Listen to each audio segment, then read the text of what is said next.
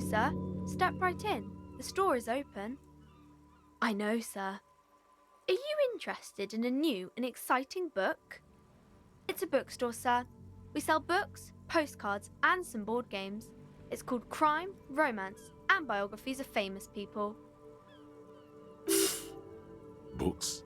Postcards? Easy. Even a kid would know all of this. Yes, that's exactly it. You got it, sir. What about board games? Okay, sir. This was all very enlightening. Can I help you with anything else? Okay, sir. I'll try to answer any questions you have. I hope they're about books. My name is Annette, sir. My mum, her name is Plaisance. She owns the store. She's inside minding the register or organising the stock. Feel free to step in and browse our wares. I'm signalling that the store is open. Otherwise, people might not know. They'd miss out on the crime, romance, and biographies of famous people. Oh, no, sir. I'm happy to help Mum by luring in customers. Besides, I have some hot juice in my vacuum bottle to keep warm. I do my studies at home at the moment. I have to help Mum keep this place running. Mum says it's necessary to do both because it builds character. Mum says a proper worker is dutiful. That's how you get ahead in life. You succeed. There is stress and unease behind these words. She's reciting etiquette. Mum says it's peachy. She was a little afraid at first. There's talk about this house being cursed. Cursed in the way that makes them say that no business has ever really thrived here, sir. That they all go... Well, they run out of money and have to stop doing business. We can go into the bookstore and ask about the case, but I don't see much more to look into here. Yes. Please do also look at our wares inside. The postcards and board games are there, sir. Nothing really, sir. Mum doesn't allow me to sneak around in the back rooms or the cellar. I don't really know what's there. It does not manifest itself in any way. It does not exist. I liked it better when we were talking about whether it's appropriate to stand out in the freezing weather. No such thing. Anything else you wanted to talk about, sir? Maybe I can tell you about some of our books instead. Crime fiction is about murders or burglaries or things like that, and the work of a policeman or a private detective who's trying to solve a crime and catch the criminals. And it's kind of like a puzzle too. You can guess who the criminal is or how the good guys are going to catch him. You don't look much like a policeman. Didn't mean to offend, sir. Sorry, sir. It's just that you don't look like Dick Mullen.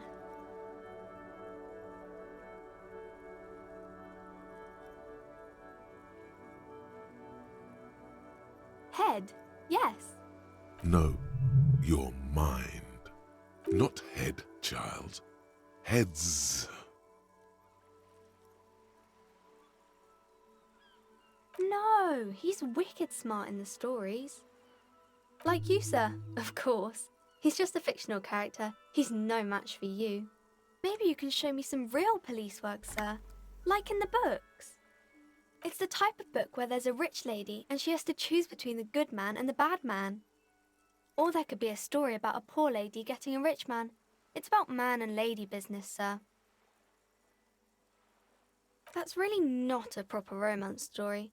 That's more like everyday life. Not in romance books, sir. These are about nice and pretty people, and everyone is happy in the end. These are not very common. You can't have a choice between bad and bad. Nobody wants to read a story like that. Well, maybe then it's fine. Maybe if the lady then decides not to pick either, because she doesn't need a bad man. Yes, that would be interesting. It happens, but usually the guy gets rich in the process, or should actually be rich himself, but has lost his family property unjustly, like during the revolution or something. Those are unhappy books, for most of the pages. People sad about what they have lost, but then it all turns out just fine in the end. I haven't read many of those. Maybe you should ask Mum. I don't think it's a romance story if the main characters break up, though. No, I don't know. Yes, she knows books, definitely. What was that? An idea for an unfinished novel stuck somewhere in your forebrain? Maybe some about other books?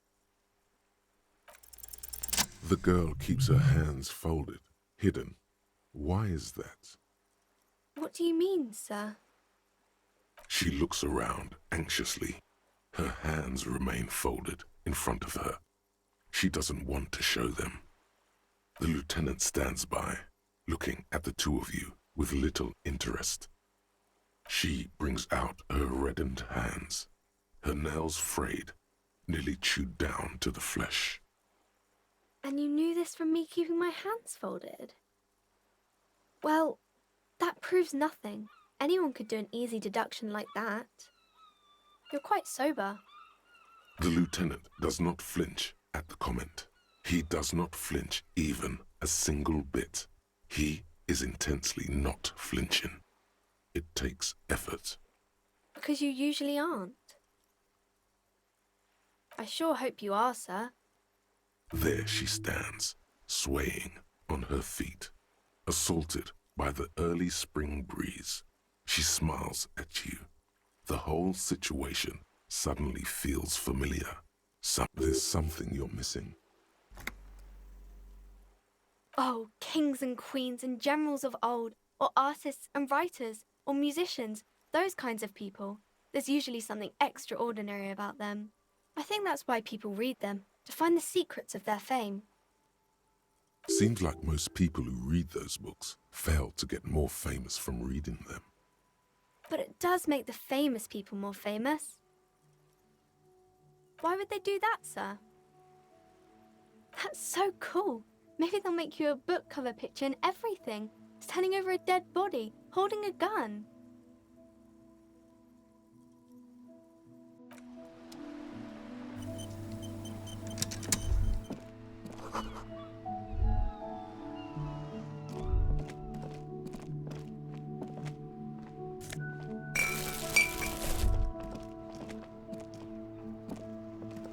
The dented yellow mailbox.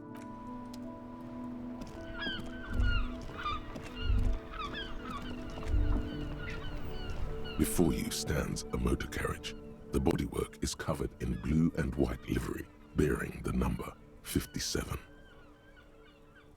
This must be the infernal machine that tore you from oblivion. The Caprice Kinema motor carriage. In the cabin, you are welcomed by a set of steering levers, a radio microphone on a hook, a pull-out toolbox under the seat, and the soft glow of the fuel preheater gauge.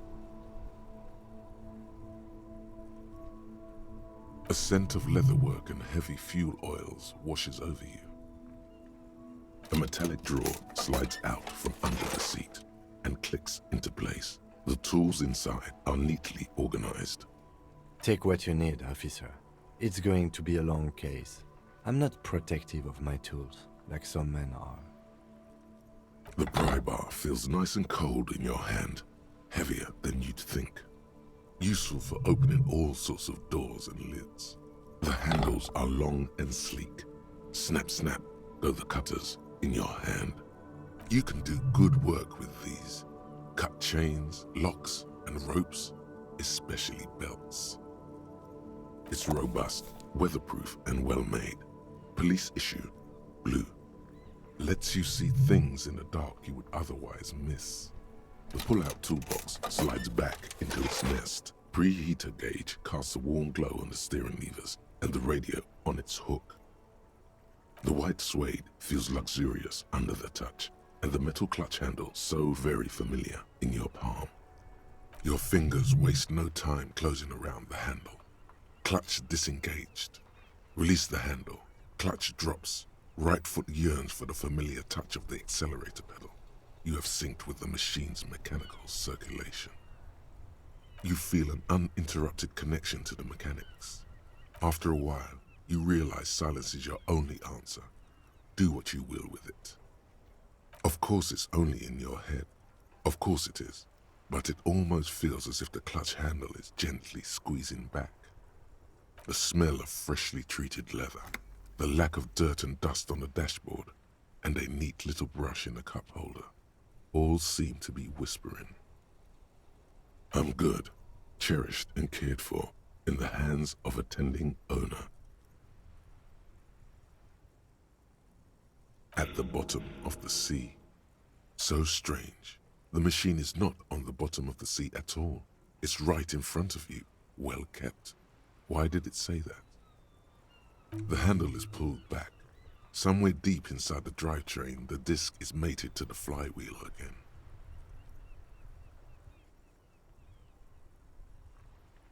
In the cabin, you see a set of steering levers, a radio on a hook, a pull-out toolbox, and the soft glow of the fuel preheater gauge. As you tap on the gauge, the indicator pin jerks as if startled. It's in the large orange sector, indicating the engine is warm. Next to the gauge is a red switch, labeled heat. There's no use pressing the heat button. It won't start without the ignition key. Translation: we're not going anywhere right now.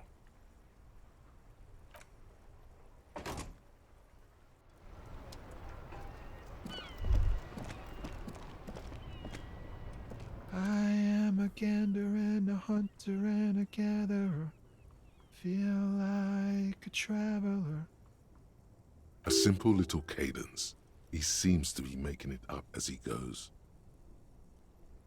You sure are, my man. From another planet.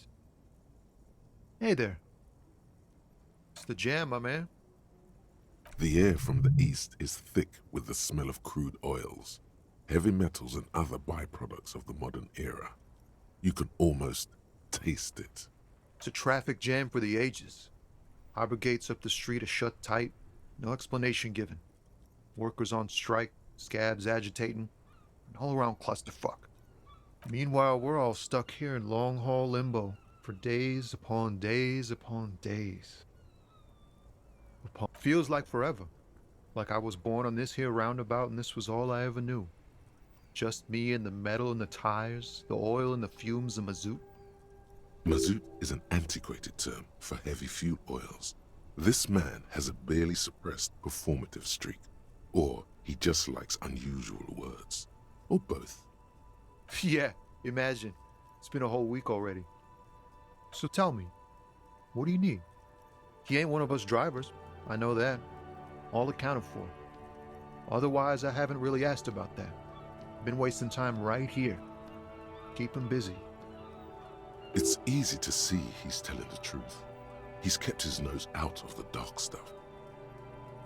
Analyzing the fundamental structural and psychological conditions of being stranded in the midst of a sea of motor lorries and their sad, despondent chauffeurs.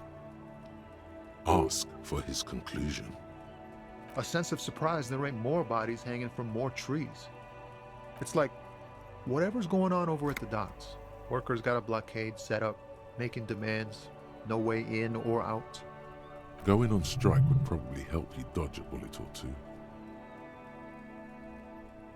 Maybe you should. Cops don't get paid much and the hours are long. Plus, you can get shot. Why not? The RCM is a self-managing organization that operates on donations. We promote our own leaders. It would be like striking against your own mother.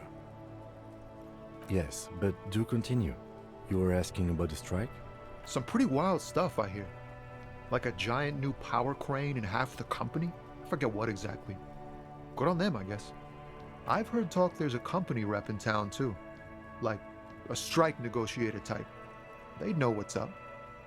Precise demands and so on. They want to keep that money flowing in, my man. Ka-ching. He doesn't blame them, but he's not on their side. That's for sure. Anything else? Yeah, this ain't really my area of expertise. I just do my job and get paid. I have things to do and places to be. All of us do. Us lorry drivers. Cam, your nurse. If you still hang around here waiting for this mess to end, most have scurried off somewhere to get drunk or high. Or laid. Not that I blame them, really. Not my thing. Chasing transient pleasures is a drag these days. I prefer the examined life now. Thinking, reflecting, observing. He tries his best to look nonchalant, but there's a rigidity in him, as if trying to conceal something warm and deep beneath a cool exterior. Oh, high-grade narcotics, illegal firearms, stuff like that. Relax. He's merely joking. Ha! No, I'm joking, my man. Found runs a nice, clean business. This haul of cargo is mostly sporting goods. You know, tracksuits and that kind of thing. They usually get shipped to Grad in the Occident, though we've been making headway in the Il Moran market lately. This rockin' beauty. Sure is, like a rash you can't get rid of. You interested in heavy-duty cargo machinery? A motor lorry, also called a camion, on Caillou and neighboring islands. This one looks roughed up enough to be some sort of found rust bucket. Maybe the A6? Good eye, my man. Yup, she's an old one, but reliable. Me and her spent a long time together. We're pals and all, but I can't just freely hand out the merchandise. The bosses won't be happy. Not unless they've illegalized sports equipment while I was on the road. The man taps his fingers rhythmically against his arm. Don't be a stranger.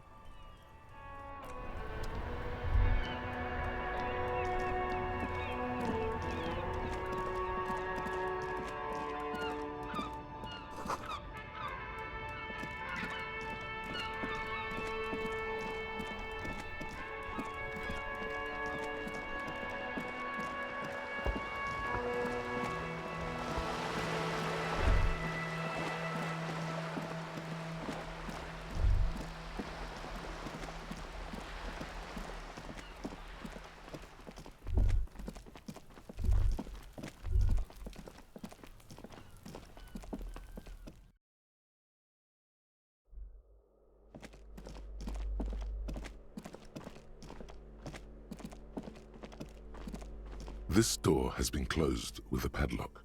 A chalk-drawn nut.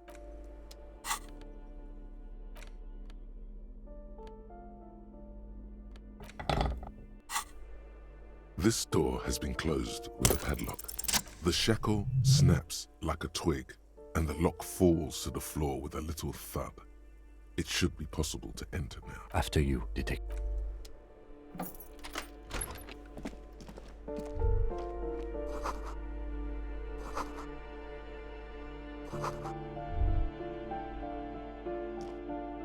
A plaster-cast bust depicts a middle-aged man with impressive sideburns. The name on the plinth reads Kraz Mazov. Kraz Mazov, nom de guerre, was an economist and a theoretical historian. He was a leading figure in the Grad side of the turn-of-the-century revolution, where he headed the 9-day government. Mazov is considered the father of scientific communism, Mazovian thought, or Mazovianism. The White Star, the photos on the wall. I think we have broken into the apartment of a young communard. How fitting.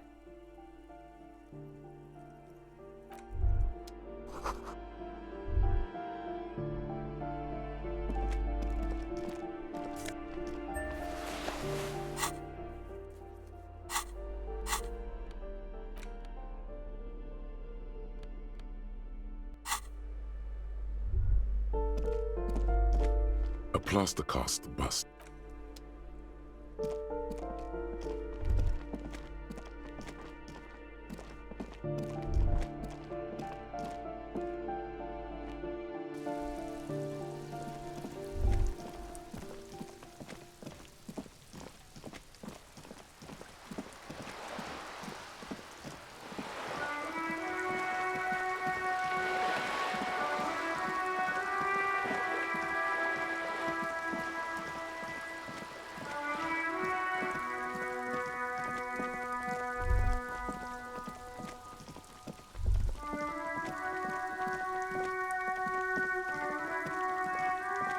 An old call box with a matrix of push-button.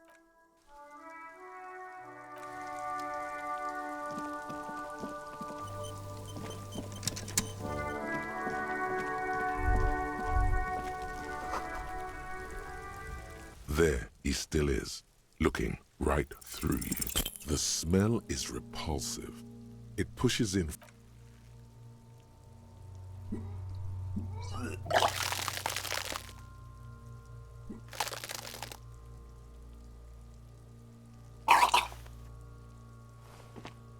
Too late.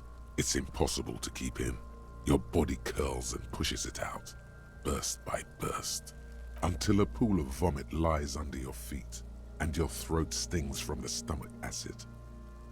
The smell of Commodore Red rises from the pool. Among it, distilled spirit and bits of shish kebab. It's okay. Happens to everyone. Keep it. The hangover is clearly making this worse for you. You could use some ammonia to clear your head, if you can handle the headache. Some officers use it to deal with cadaverine odor. I can't handle the headache. It's more likely he can handle the smell, unlike you. That young woman, the gardener, mentioned she used salts for the smell. If she doesn't have any, there might be some in the fridge store nearby. Acquiring ammonia will provide a modifier to the white check. Modifiers make checks easier and allow you to retry them.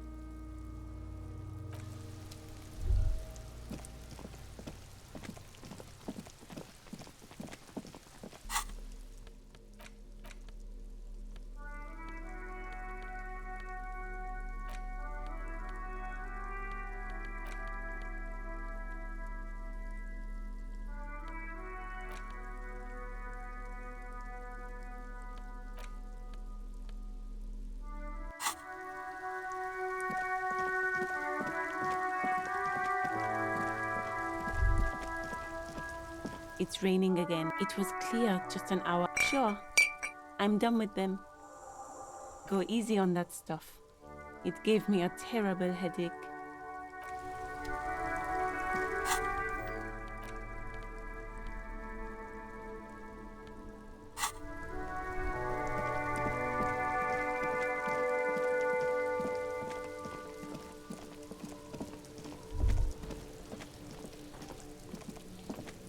There he still is, looking right through you with his white eye.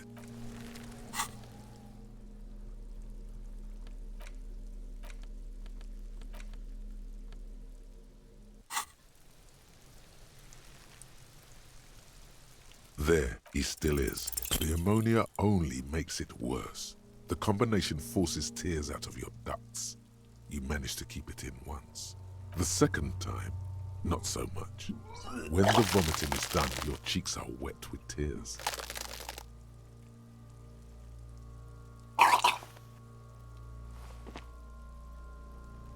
Nor does the wind right now.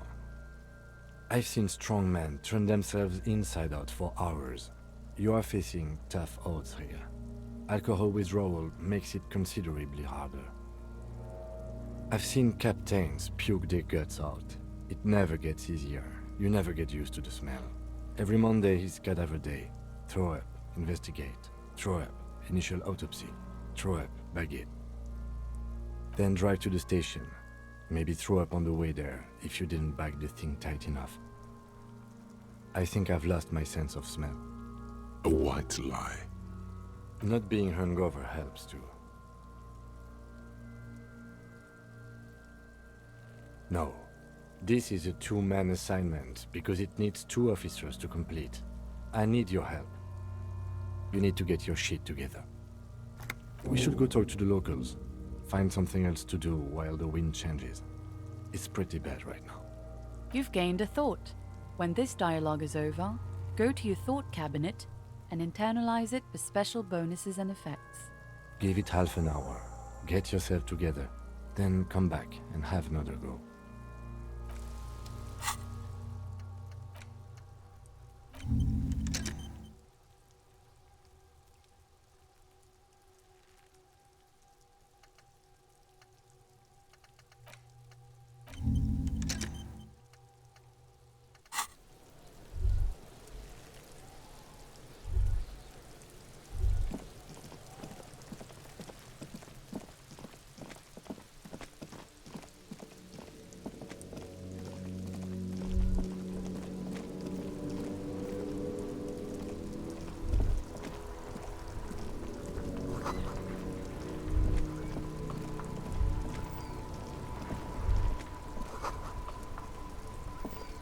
worn and beaten wooden planks of the bench do not look overly comforting.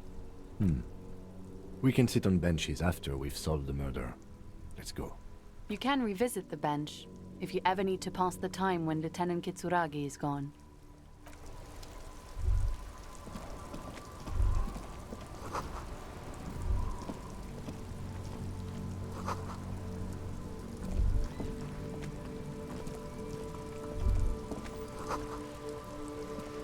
Life doesn't need to be a struggle.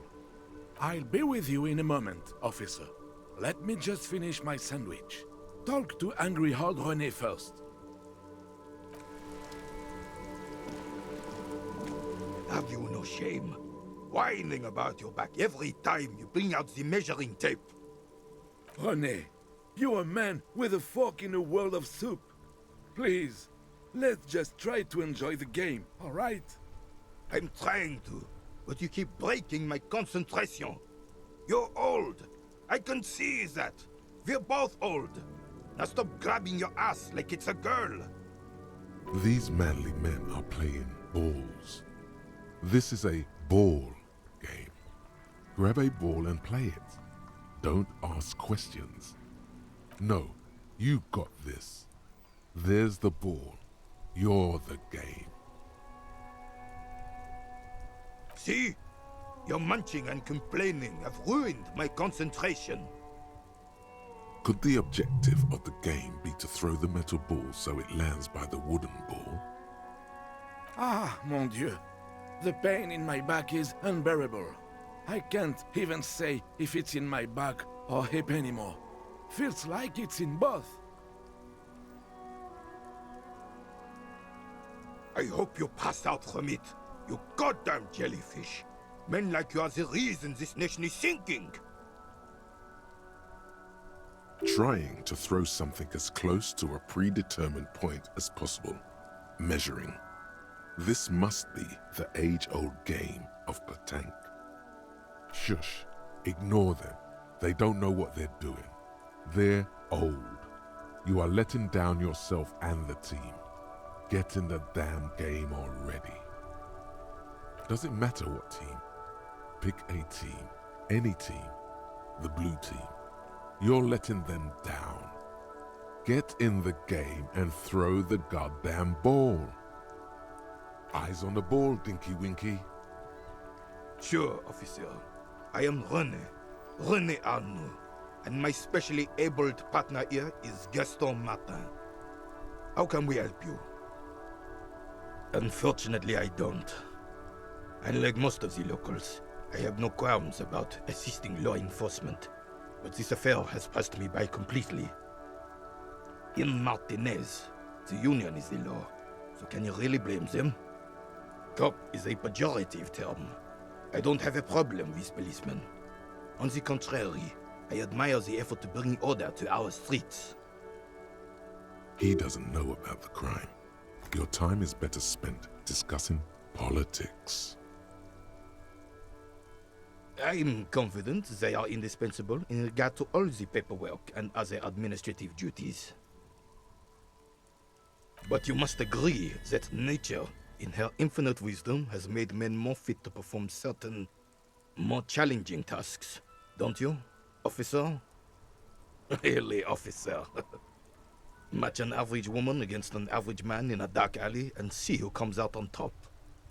Gender equality is a very noble, very modern idea, but in real life, primal roles prevail. But I do not wish to discuss this matter further. Yes, the terrain here provides an interesting variety to a familiar game. No, it was left by heavy artillery fire. Why what? Because that's what happens when communards hijack your country, execute your supreme leadership, and turn your capital into a slaughterhouse. You use heavy ordnance to clean up your home. Sadly, no. It was the foreigners who brought them to their knees. We fought valiantly. Too valiantly. So valiantly we got licked. Should have fought dirty, like they did with their suicide sex cult propaganda. and mad anarchist women strapped to shrapnel bombs. We didn't though, and we lacked caliber. God bless him, but the suzerain's cannons simply weren't big enough. It was probably a bit more complicated than that. Because this place is a damn beachhead. Had to soften the commies up first. Yes, the military coordinated amphibious landing to take back Revachol. Martinez was used as one of the 3 footholds in Revachol during Operation Deathblow in 08. The other 2 are off in Stella Maris and the Delta. This here is Blood Ground, where Coalition boots first made landfall and cleaned those rabid dogs out. Most likely, we're playing pétanque on their mangled corpses. Blood ground. You got old René going there. Like he isn't hungry enough already. Damn right, son. They laid the fire of hell on the city before they stormed it. And it worked, too. The rest of the city got cleaned up, but Martinez they keep as a monument. And now the Union Socialists are practically running the place. Well, it's your own damn fault. You, we, the Coalition, Revachol, whoever you want to blame, never finished the job. Officially, the party never surrendered. Of course they still hold influence. You don't even begin to truly understand the players on the table, let alone the specific circumstances surrounding the... What do you think? Thinking men have opinions on these things. Present one.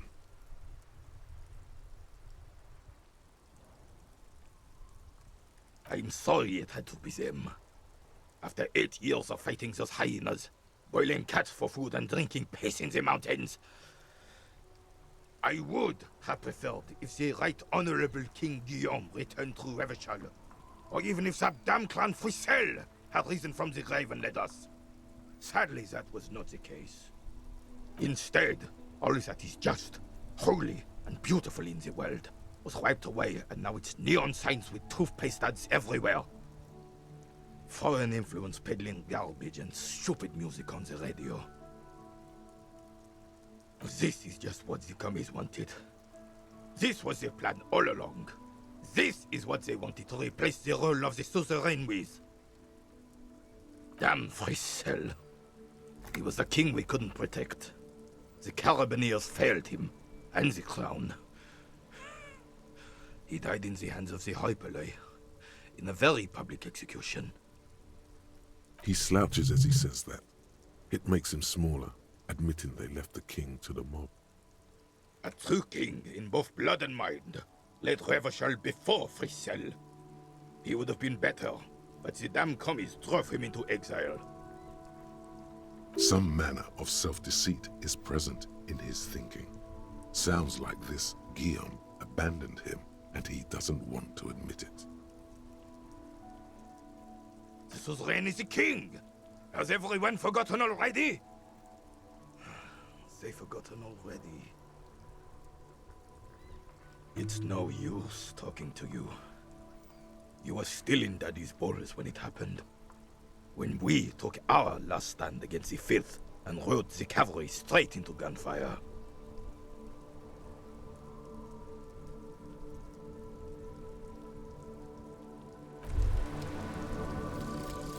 Magnesium-based life form.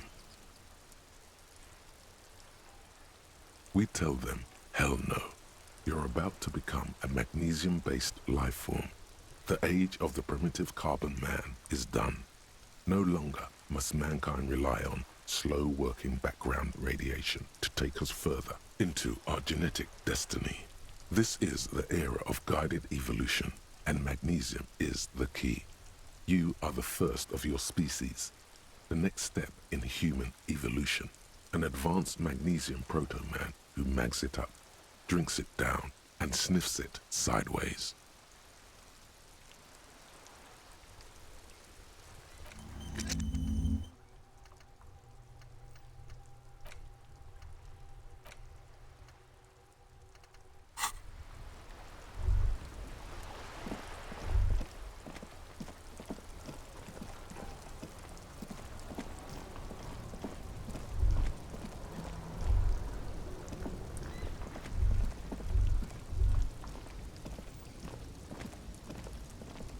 There are clothes inside. Cheap second-hand clothes, smelling of strangers' body odors. Don't be shy. These are premium class clothes. Good quality fabrics, best retro design. Save the economy with your style, officer. Save the economy? That sounds off. You find your hands deep in tattered and faded garments made from weird polyester blends that make your body itch and sweat in all the wrong places. The box smells like cat piss or like an old person with no money. Economical, but also trendy. Look first hand, buy second hand. Keep the economy moving. Something cold grazes your hand.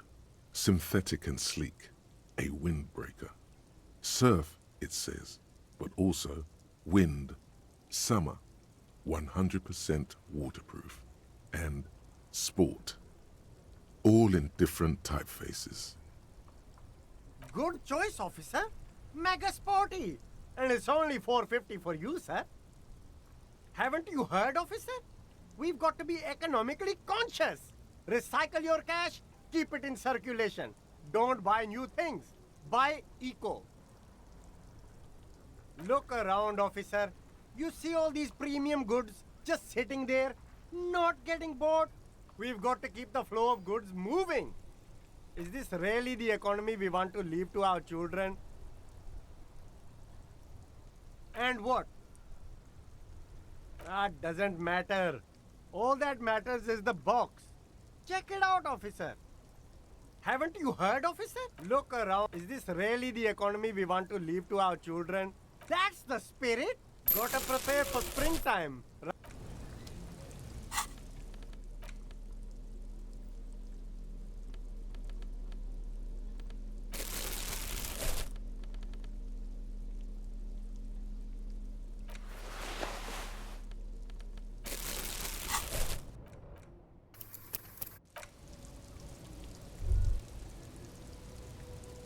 You see two lowly, defeated speakers, thralls, slaves basically, perched atop them like conquerors surveying the land.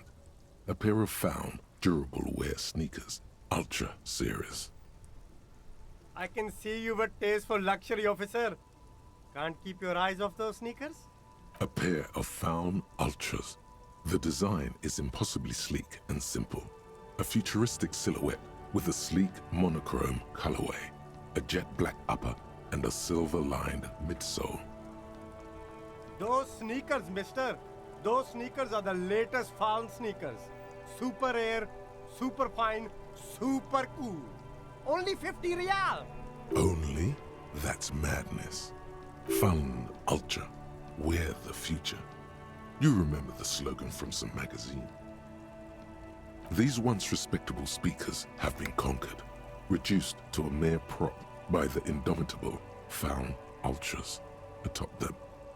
A small heat emboss on the veneer reads, "Solidarity aid from the People's Republic of Samara." The speakers themselves don't seem to display any magical qualities. No, don't look at the speakers, officer. Look at the sneakers. The sneakers are the stars here. No, don't pity them, officer. These are old Samaran garbage. Don't even look at them. Check out these super cool, fun Ultras instead.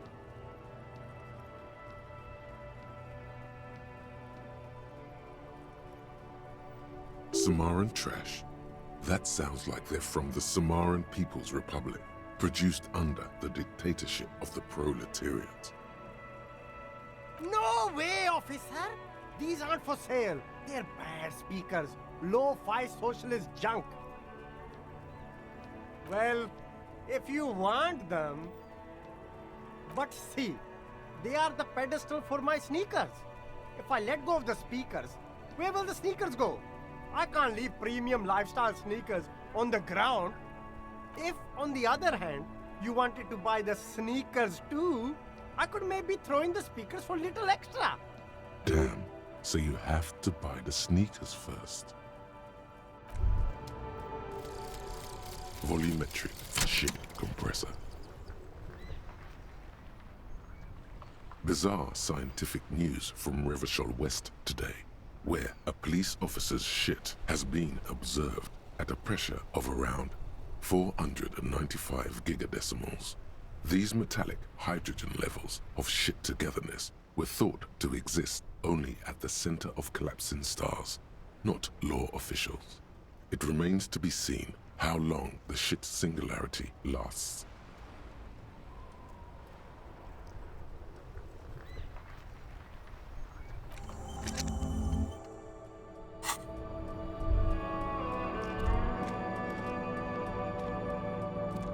There's a pile of cheap sunglasses in a small box, a variety of shapes and colors. You like sunglasses, officer? I've got the latest styles right here. These are all boring. Boring third-rate ho-hum sunglasses made of cheap Syrahese plastic, the kind of plastic that melts in the sun. Those UV stickers are almost certainly just there for the show. If anything, these lenses probably direct more UV light into your pupils. A UV magnifier. These are all first-rate sunglasses. Premium design, superb material, very cool, UV resistant. These will definitely keep your eyes safe and cool while doing your dangerous police work.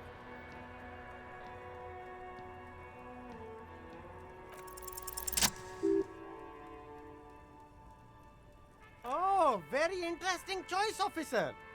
Very high culture. This is how a sea monster sees the world. You've become a sea monster, giant, hidden, and strangely tender at heart. All is blue. All right, but these actually make your vision worse. It's like literally being underwater. Wow, officer! You look so cool! And they can be yours for a mere 3 real. My regular customers have passed them all up because they've got no taste. But you found them. The lieutenant tilts his head and steps back, eyes narrowed in a thorough examination. It's a case to him. You look like a musician. Like a blind musician. But you could do worse. Take them if you want. Abort. These are hideous. What's more, they don't even fit your face. You can feel them pinching your nose and chafing against your brow. Damn, officer! You look like a mega secret spy. Very secret. They're practically made for you. I'll let you have them for 2 real and 50 cents. It's going to be very difficult for anyone to take you seriously with these things on your face. No, you are definitely not buying those. Are you sure? But they look so good on you. You should think this through, officer.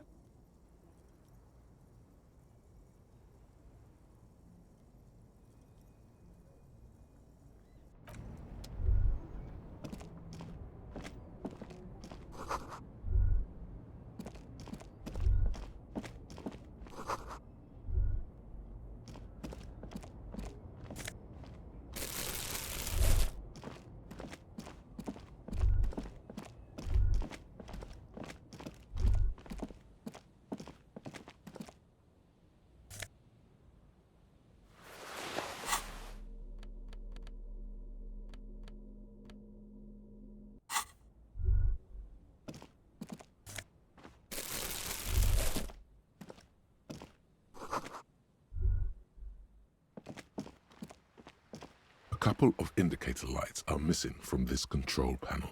Loose wires dangle from the now vacant holes. In the middle is a lever. Beneath it, a small metal plaque. This panel usually closes the waterlock, turning it into a bridge that lets you cross the canal. But there's a crashed salmon and butter sign in the way. Pulling the lever probably won't do anything. You pull the lever all the way up until the metal clicks against the contact pins. You hear a soft clunk. Then, nothing happens. Nothing happens. A cold gust of wind blowing in from the sea interrupts the silence of the situation.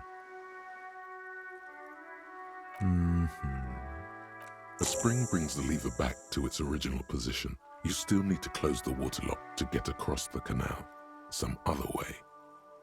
Wasn't there a sign over there saying functionality will be restored on Wednesday morning? You pulled the lever, nothing happened. A spring wasn't there a... G'day to you, officers. A burly man hangs out by the waterlock, carving up a generous serving of salami with an old hunter's knife. His eyes are fixed on a man stranded on the other side of the waterlock and on an enormous billboard that has fallen down into the canal between them. My friend Barry the Butcher is stuck on the other side of the waterlock. I'm keeping him company and eating his salami. From the corner of your eye, you see a man in a yellow shirt and grey overalls waving at you from across the canal. He seems disappointed about the wreckage on the waterlock and the salami. Very good stuff. Anything I can do for you, officer? I wasn't here to witness it, but those look like tire tracks on that sign. Weird, huh?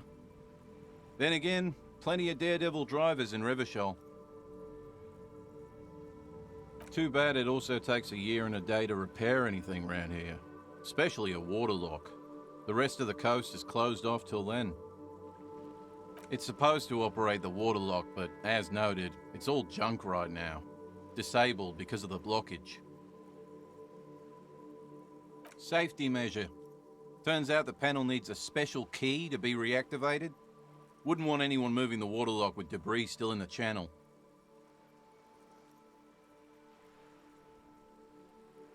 It'll be restarted on Wednesday morning. You want to do the honors when the time comes? Great! Just drop in on Wednesday if you want to see the waterlock at work.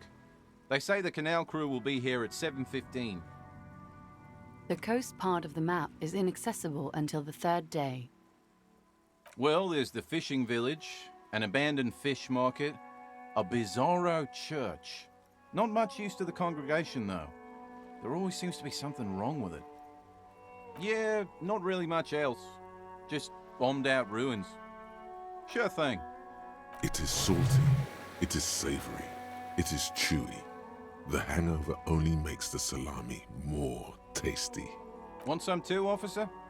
Why not?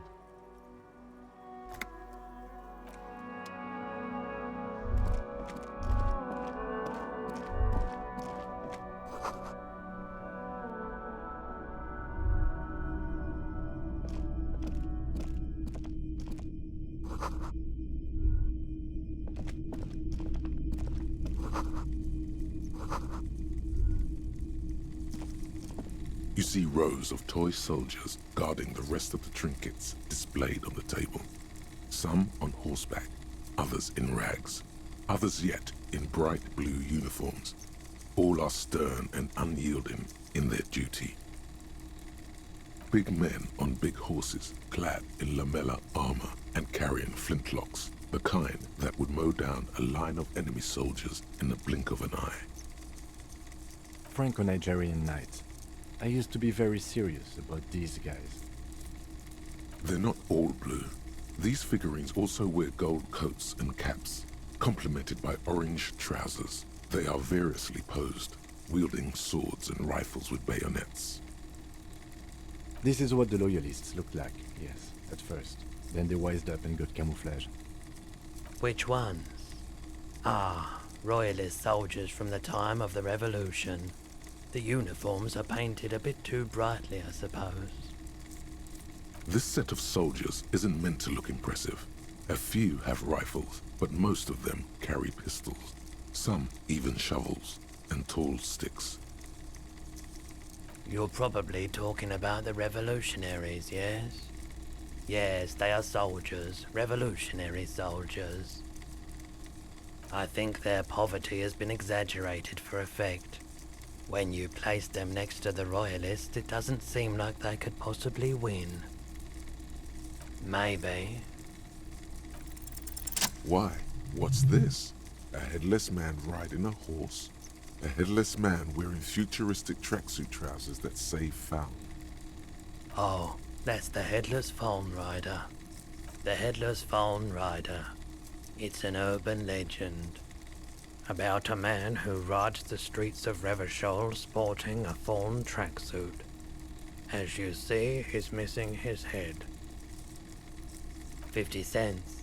Bargain price. I'll throw in the tiny cap too. I think he's looking for it, or something. That He lost his cap when he lost his head. Perhaps he's looking for the head. Did I mention that this figurine is supposed to be lucky? Always carry it with you. Hey. Psst. Psst. Hey, you. Yes, you. Word on the street is you're ready to start building communism again. Yes, you're ready to start building communism again. You've built it before. They've built it before. Hasn't really worked out yet. But neither has love. Should we just stop building love, too? So, what about all that communism you've promised to build? Word on the street is you've woken up from 1,000 years of slumber, promising to erect a version of communism many times greater than any attempted before. Is that true?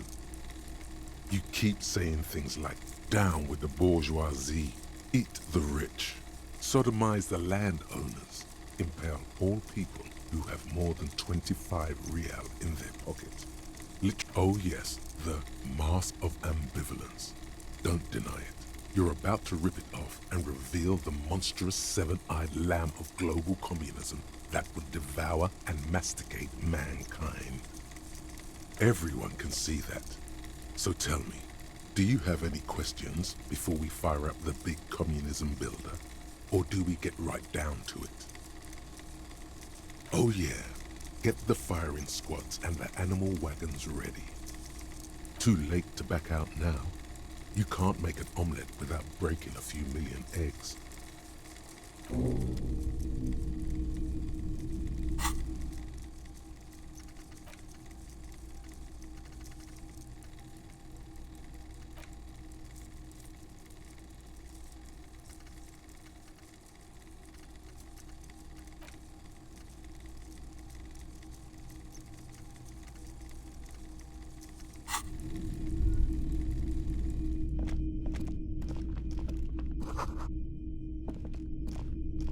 It's not often that I see officers from the RCM in my pawn shop. What can I do for you? I haven't had any problems myself, though some of my customers have complained about inconsistent law enforcement. Who are your customers usually? All kinds of people come through here. Locals, travelers, people looking for a deal, people looking for a keepsake. As you can see, I have a wide selection of goods for everyone to choose from.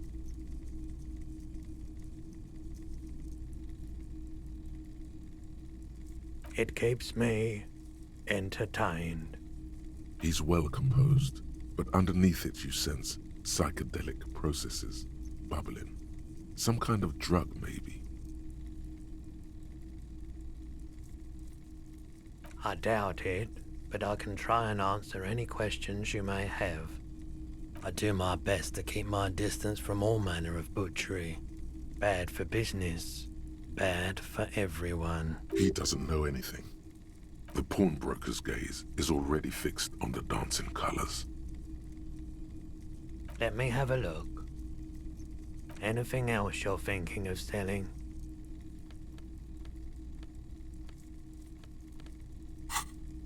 Another time, perhaps.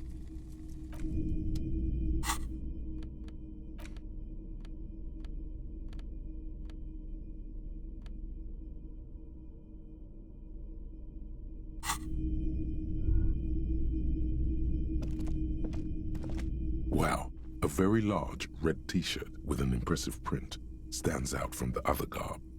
Oh yeah, the print depicts a muscled man striding toward you, a giant sword in each hand, encircled by burning embers.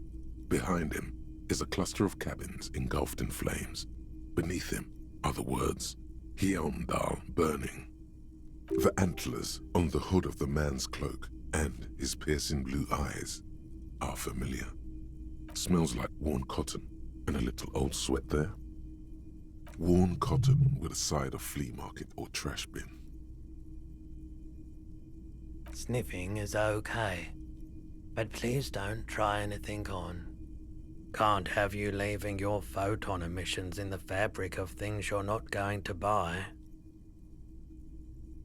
It's the man from Hendal. Walking away from his burning village, yes.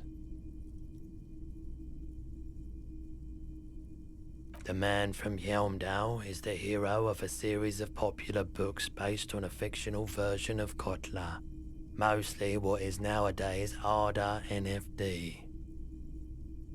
In fact, most people don't think that man from Helmdale ever really existed, but they are wrong.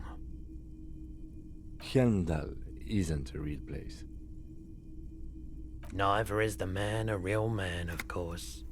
But both the man and Helmdal are an ontological necessity. But hey, it's not worth getting into an argument about. Wow, what? I mean, even if the man from Helmdal didn't exist before the adventure novels, the stories have made it so that he has. It's simple, really. Okay. You sound skeptical. It's not that complicated. All that's required is a more robust understanding of cause and effect.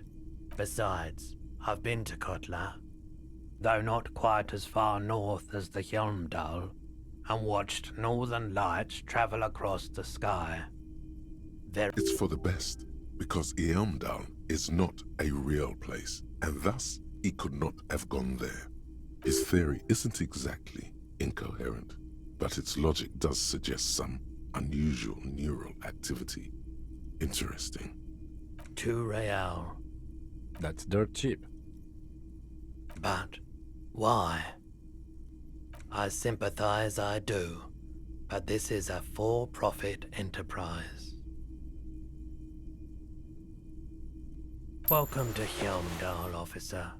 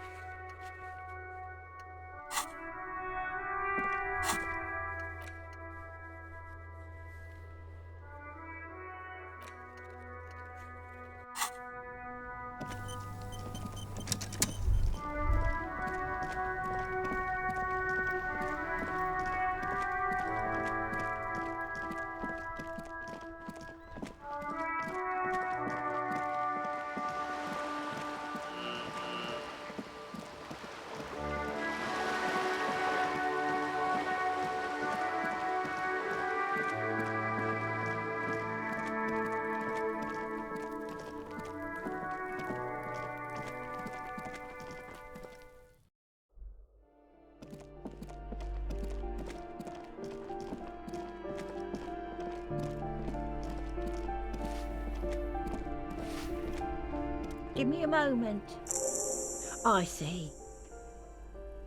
I hope some good people are finally going to move in. This place needs them.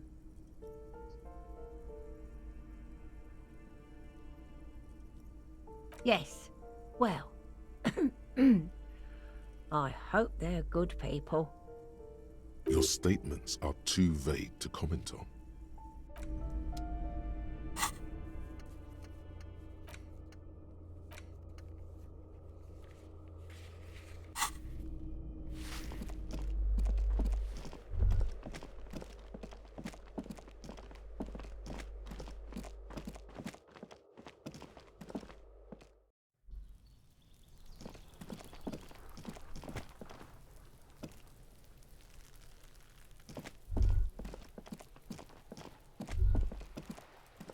Just an ordinary wall. Nothing to see here.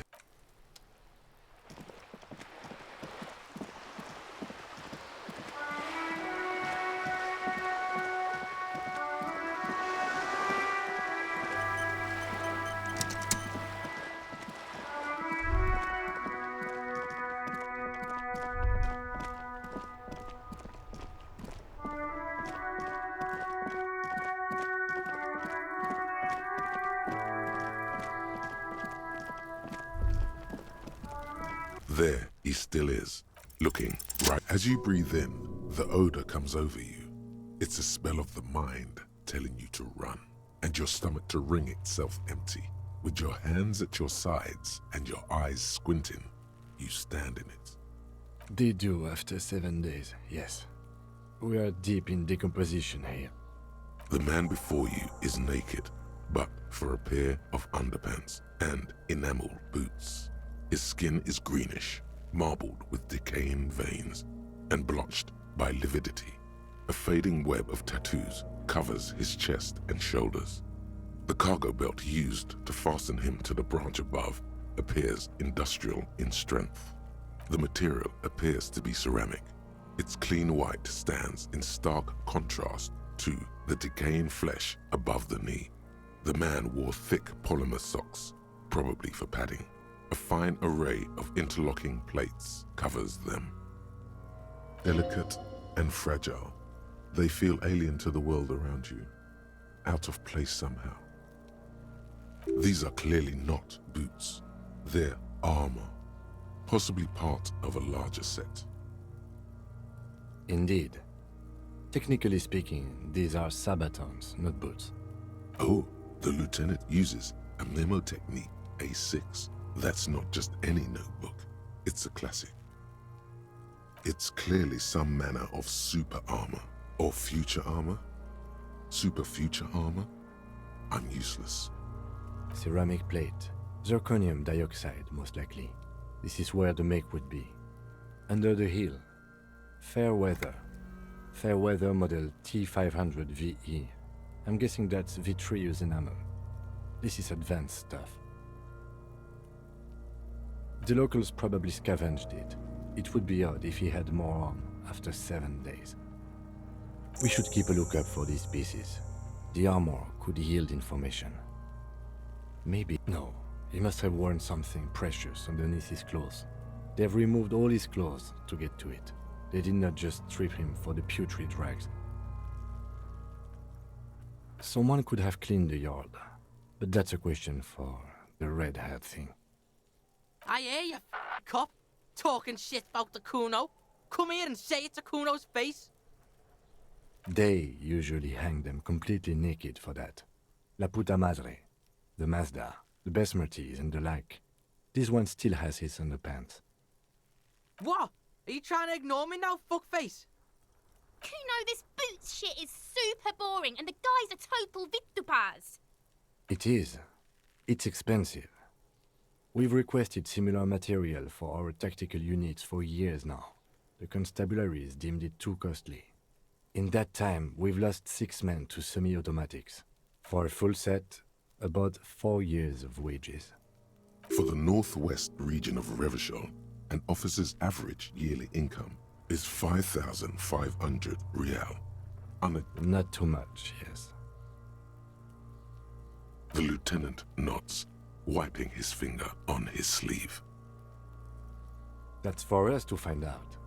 My initial report on the area suggests he was a security guard for the harbor company, but that's just hearsay. I agree. This equipment is way beyond what a guard can afford. A small bell-like sound fills the air, like tapping on the side of a porcelain cup. It's anything but. This material is a kinetic redistributor. It spreads kinetic energy horizontally, from plate to plate, dissipating it entirely. See? Faint, organic lines cover the plates where they separate into smaller ones. These plates then divide into smaller plates, until there are hundreds of them altogether. Like whirls of floorboards, the design looks organic, influenced by highly resistant wood materials, like lignum vitae and ebony perhaps. If trees were made of porcelain, this is what their cross-sections would look like. The smooth, glossy surface fractures into ever more intricate interconnections, peaking on the right sabaton, where you notice. The whorls are in the shape of a letter and number combination, E50, 100, 1000.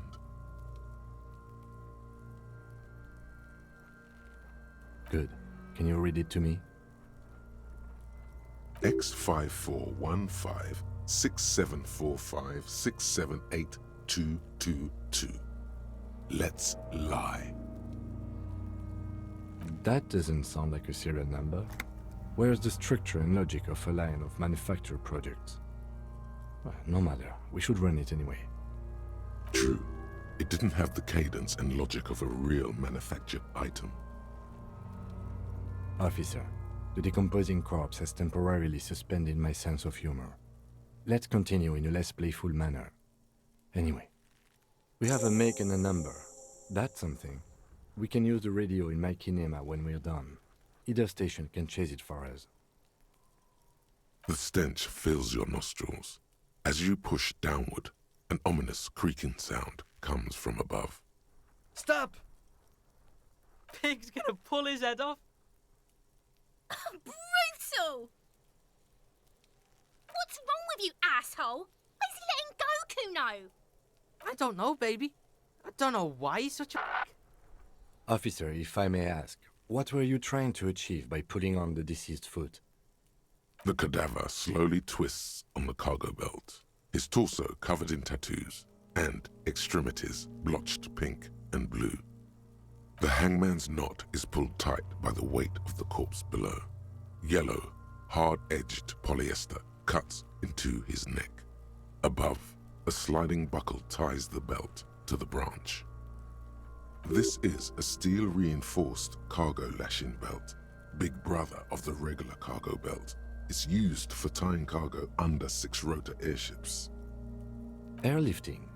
I thought it was used on lorries for strapping cargo to them. The local harbor uses 6 rotors to shuffle containers around. I get the sense they use whatever was on hand without paying much attention to not incriminating themselves. I was afraid it would be. Thin steel wiring, parallel strands. This makes getting him down more problematic than I had assumed. The brief suggested as much, politically motivated by the ongoing strike. Did you not get a briefing? Then you should ask me the first moment we get. A noose is one of those things that's easier to use one way around. That ladder can't carry a grown man. I didn't see any splintering either, did you? I think they lassoed the branch, then pulled on the belt to close the buckle. Could be. The shape of the branch supports the theory. The cadaver hangs from the cargo belt, limbs limp and torso covered in tattoos.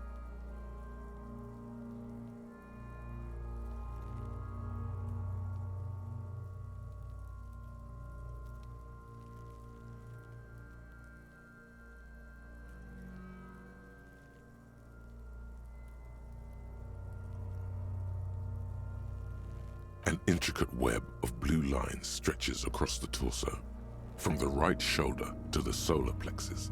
Each time they intersect, a small white star is formed in their crossing. Hundreds of fading asterisks riddle his skin. Their concentration is highest around his heart. A map of the stars. I do see some similarity to astronomical charts. Great century Messinian, maybe. But this seems more particular. Customized somehow. As if someone left out most of the night sky, filtering it through personal choice.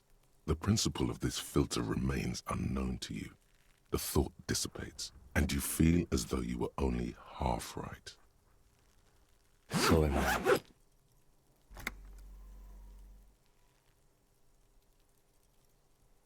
He wears a wide leather belt around his waist and a gun holster under his arm. He takes a thin piece of milled aluminium from his coat pocket and pulls it open.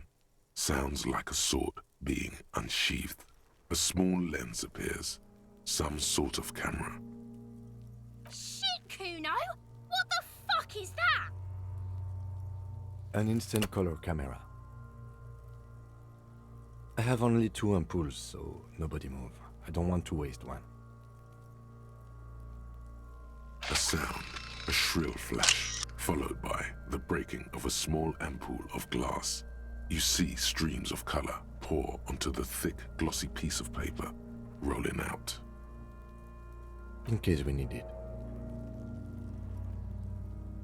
Yes, it is pretty cool, isn't it? There is only one ampoule left. Use it wisely. It contains insight to the victim's person. By his build, I'd say this was a man of physical violence. The story he wanted his body to tell was important to him. It is his letter, to us. Someone should decipher it. We'll need to show it around. Sure, just don't lose it. The glassy-eyed corpse looks by, his mouth mute and his skin as colorful as the chemical rainbow on the photo paper, teeming with opportunistic organisms. You've acquired an interactable item. Investigate this item further by going to the Interact tab in your inventory. His eyes are milky white and blind to the world, protruding comically from their sockets. There is no one home, just subaquatic terrors there. Dark brown hair grows on his head. His face is ready to explode from the organic processes inside. The death's head grin has passed. What remains is an unrecognizable mess. The corpse is dead silent. You have no idea why you just said that. Who is he? He is male, 40 to 50, with an athletic build. The corpse looks right through you as you distance yourself from its stench, eyes like a shark. As you narrow your eyes, the monster before you blurs into a violent mess of green and pink. This is a trick. You've done it before. Pink is where the blood settled in the first hours post-mortem. You can use it to see if the corpse has been tampered with. Does his position at the time of death match the discoloration? Only the lower extremities are pink with a dash of blue. His fatted hands, thighs, and his neck, just above the noose. The rest of the corpse appears dark green in the cold spring air. I see it. His neck too. The lividity goes right up his chin. We have good, well-pronounced discoloration here. The monster comes back into focus, an explosion of color, coursing with dark marbled veins. His stomach appears pregnant with something. Black liquid streams down his thigh and onto his boot. So, what do you think? Agreed, especially on the neck. The belt acted like a tourniquet, keeping the blood in his head. The hypostasis supports a hanging. There's always a chance. We should check for ligament marks on his neck to see if they're in tune with the belt. We'll have to get him down first. A pool of blood and feces has eaten into the frozen mud below the man's feet. Purge liquid is dripping into it, drop by drop. The victim appears to have contained no more than half a kilogram of digestion at the time of death. The fuck are you saying? Talking about shit. Did we? I don't feel lucky. I do. Most of them are post-mortem. Maybe even all of them. The delinquents have made our jobs harder with their little sport. Stop talking in riddles, coin slot. It means you fucked him up good, Kuno. Fucked him up brutal like. But there is no breath to catch.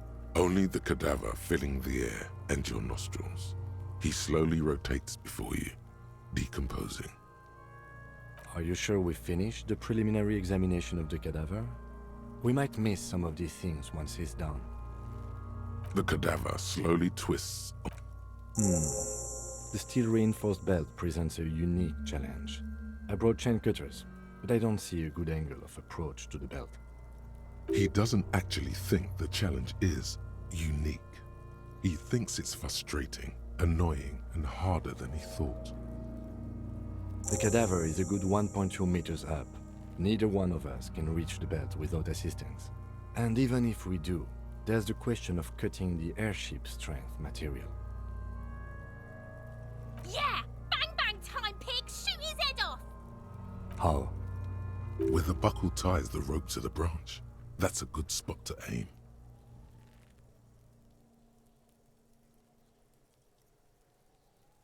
Where? Ah, yes, I see. If the shot hits that, there might be a chance to release the belt. Yeah, now we're talking. Entertain the Kuno with some shit. They'll miss! The pigs will miss Kuno. I'll blow his head off. Take it! Take the shot! Yeah, take the shot. Kuno wants some of that shit. Silence. With his elbow sharp, the lieutenant unzips his jacket and produces a lightweight firearm.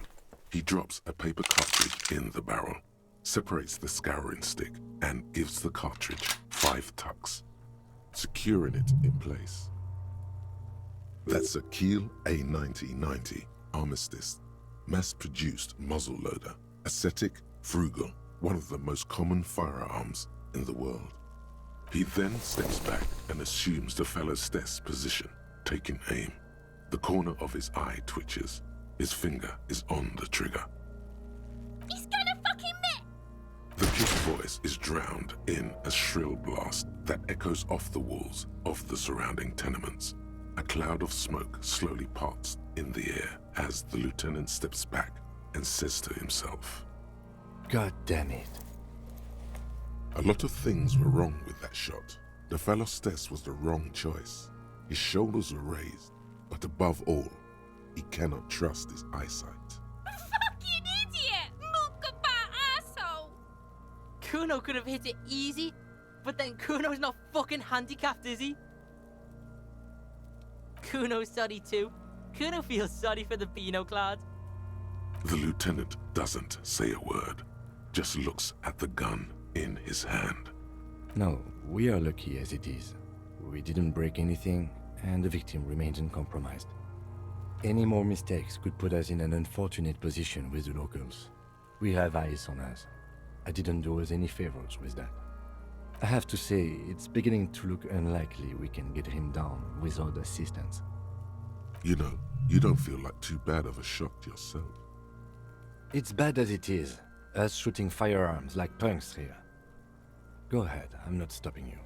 Just don't hit the victim. They only have one gun! Oops. This is the sorriest pair of pigs Kuno's ever seen.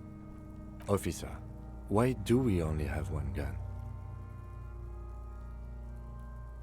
That is even more unfortunate than the badge. You need to contact your station about it as soon as possible. Try not to lose this one, please. Yeah, take it, you fucking banani poika! Take it and shoot yourself in the mouth! The cold piece of bakelite and gunmetal is surprisingly light. Your fingers fit right through the guard, instinctively resting on the trigger. You've held this, an A9 Armistice, before. At some point, it probably used to be your choice of firearm. It still feels comfortable. Like... The fuck are you waiting for, Kuno? Tell him to shoot himself in the mouth! The buckle comes into focus in your sights.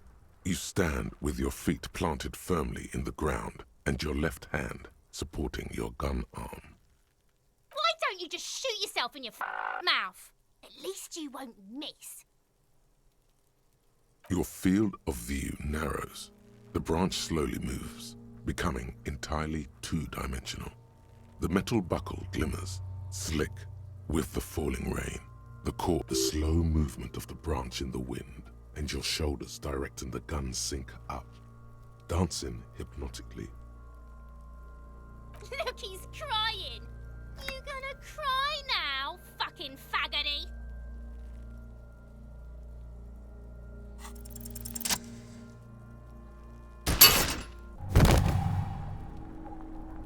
The buckle explodes into tiny pieces, coming loose with a whir. With your hand numb from the recoil, you look at the body slump down. For a moment, the man appears to kneel in front of you, looking straight at you, helpless, trapped within itself. Communism. It takes a millisecond for the association to flash within your cortex. You have no idea where it's coming from. Only then, the rigor in his muscles gives up, and he smashes sideways into the spring mud, letting out a horrid stench. Ace is high. The Ace is High, a custom invented by the aerostatic brigades during the revolution, is used to celebrate success in Revachol, especially in sports. The gesture is spread across the world, despite the defeat of the revolutionaries themselves. You could add an Ace's Low to it, if you like, by turning your back after the high and waiting for another.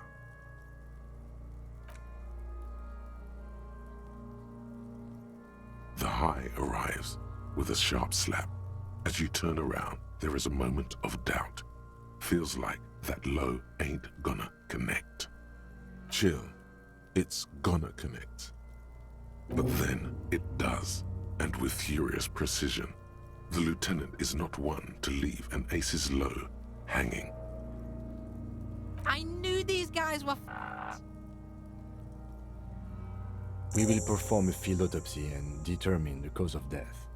But before... Excuse me. Slumped on the ground like that has not improved the way the corpse smells. The fall seems to have released something deep inside it. It looks like I feel like taking a break from the stench. I'm sorry to interrupt the jubilations here. Just a little breather before we do the autopsy. In the meantime, we should try to interview Everard Clare, the leader of the Union. Harbor property was clearly used in the hanging. The harbor just east of here. Getting in might prove a challenge, though. I would also suggest we interview Joyce, the Wild Pines representative. But we've already done that, so good for us. One down, one to go. Yes. And those were the interviewees. Let's go. The rotting man lies on his side with his eyes looking straight through you. The belt is still around his neck. His body is supine and open to intrusion. The lieutenant adjusts his glasses and takes a deep breath. Come on, officer. You know what a field autopsy is. You've done 100 of them. What you do know is, at 18.9 kilometers, the dormant shield volcano, Corpus Mundi, is the world's highest summit, and the failure of the 38 single, Et puis descend, to crack the top 20 was the death knell of disco. But what a field autopsy is, you have no idea.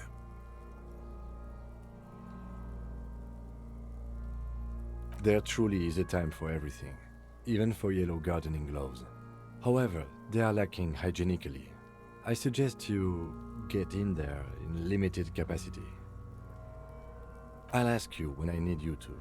For the most part, maybe I should handle the contact and you take notes?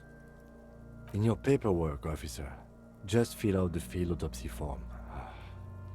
Now they only have one paperwork too. Officer, what haven't you lost? Yes, barely. I can give you my paperwork. There's an autopsy form there. Several, actually, but only if it helps move things along. Right. The autopsy form is near the end. The dead man stares in silence as you crack open the ledger. The bright red paper is covered in boxes and lists, describing the condition of his skin and organs in 3 parts. Above those, an 11-field info form needs filling out first. It begins with, "That's you." The corpse is indifferent to your scribblings, just lies there, The next box says KK57. That next. NA. Next. NA. Roughly 50. try 40. The damage is so extensive, it's better to err on the young side. He nods. Mondial. Fair to olive-skinned, from the Isola of Mwindi. This is as vague as it gets. You might as well say whitish. The pudgy mess of curdled meat looks neither mondial nor anything other. Fucky! Male. Pigs can have sex! Nor does he look male, with his pregnant belly and indistinguishable face. We're still going with March 4th. What else? 9. Body identified by is non-applicable. 10. Case number is the same as the coroner's case. KK57 0503 0815 listens motionless, with the cargo belt still around his neck. Only one box remains. None, at least not after the initial examination. They'd have to have incapacitated and carried him over. This man was more than a match for untrained dogwalkers. Your central nervous system recognizes this gesture. It's the stations of the breath. Ecclesiastic, religious in nature, a holdout from pre-DeLorean burial rites. It takes him 2 seconds to perform. Then... We should start the post-mortem. The corpse cannot feel Kim's hand on his chest. It no longer meaningfully interacts with its surroundings. A thicket of boxes and lists on red copier paper tries to answer why. Clothes. The deceased wears armored boots and white briefs. The make of the briefs is Babrodin, I think. Let's see. See, it's happening. Babrodin, yes. Inexpensive. Size M. Color white. The disappointment is palpable. The red-haired thing was expecting something more lurid. The boots are ceramic, vitreous enamel. They are fused to his skin from blood flowing downward post-mortem. Removal of the boots is left for processing. The boot has a serial number. It's E50.100.100. The lines between the plates are in the shape of the alphanumerical. The number is purposefully concealed by the design. Tattoos. The upper torso is covered in a single, continuous tattoo, resembling a map of the night sky. It reaches from the right shoulder to the heart. The ink is blue and white. The assistant has a color photograph of the markings, to be added to the case files as document A1. The photo is taken on the scene, using a Trigat Mini. The deceased has a belt for airlifting cargo around his neck, tied with a hangman's knot. Color yellow. Length 3 meters. There is a buckle on the other end. Well-nourished, athletically built, measuring 1.8 meters. Generally consistent with age 42. Preservation is good. Ambient temperature below freezing. Body hair is light brown. Distribution is consistent with the age. The deceased had male pattern baldness. Hair is combed back, short. The hair under your latex fingers feels cold to touch, wet. Lividity is consistent with hanging. The head is congested. Contusions are present on the head, chest, and thighs, consistent with stones thrown post-mortem. Low velocity. Fucking low velocity? You think Kuno doesn't know what you're talking about? Velocity was fucking max. Talking shit about Kuno's velocity. In addition, there are bite marks on the face, scalp, and chest, consistent with predation. Ligature mark. The steel wiring. There's too much of it. We need to remove the belt so we can get to the ligature mark. You got just the right tool for that. The chain cutters. Always good to think ahead. Now, We need to cut the belt to see the ligature mark below. Carefully, with as much precision as you can. See? My pig is gonna fuck his head off. No, he ain't. Your pig's a boring fuck.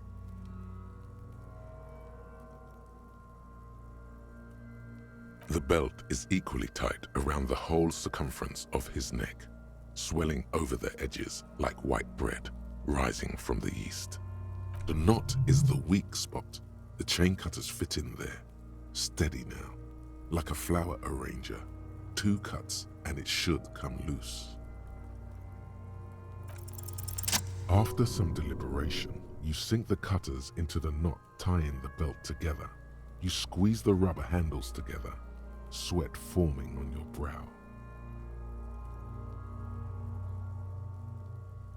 Snap! The knot is slashed. Another cut and the belt falls apart like a flower bouquet, revealing the dead man's neck and the dark red ligature mark around it.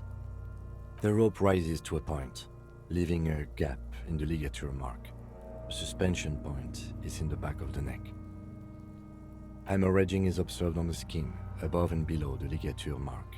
The mark is well pronounced, consistent with a drop from 1 or 1.5 meters.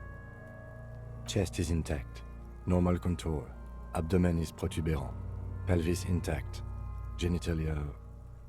No! It's gonna happen, see? I fucking knew it! Genitalia is male and unremarkable. No evidence of injury. The dead man's penis is average-sized, congested from the downward collection of blood. The testicles are uneven in length, hanging underneath. The genitalia is greenish. Marbling is present around the crotch. Back is symmetrical and intact. Upper and lower extremities are intact, but asymmetrical. There are combat injuries on the right hand, thigh, and hip.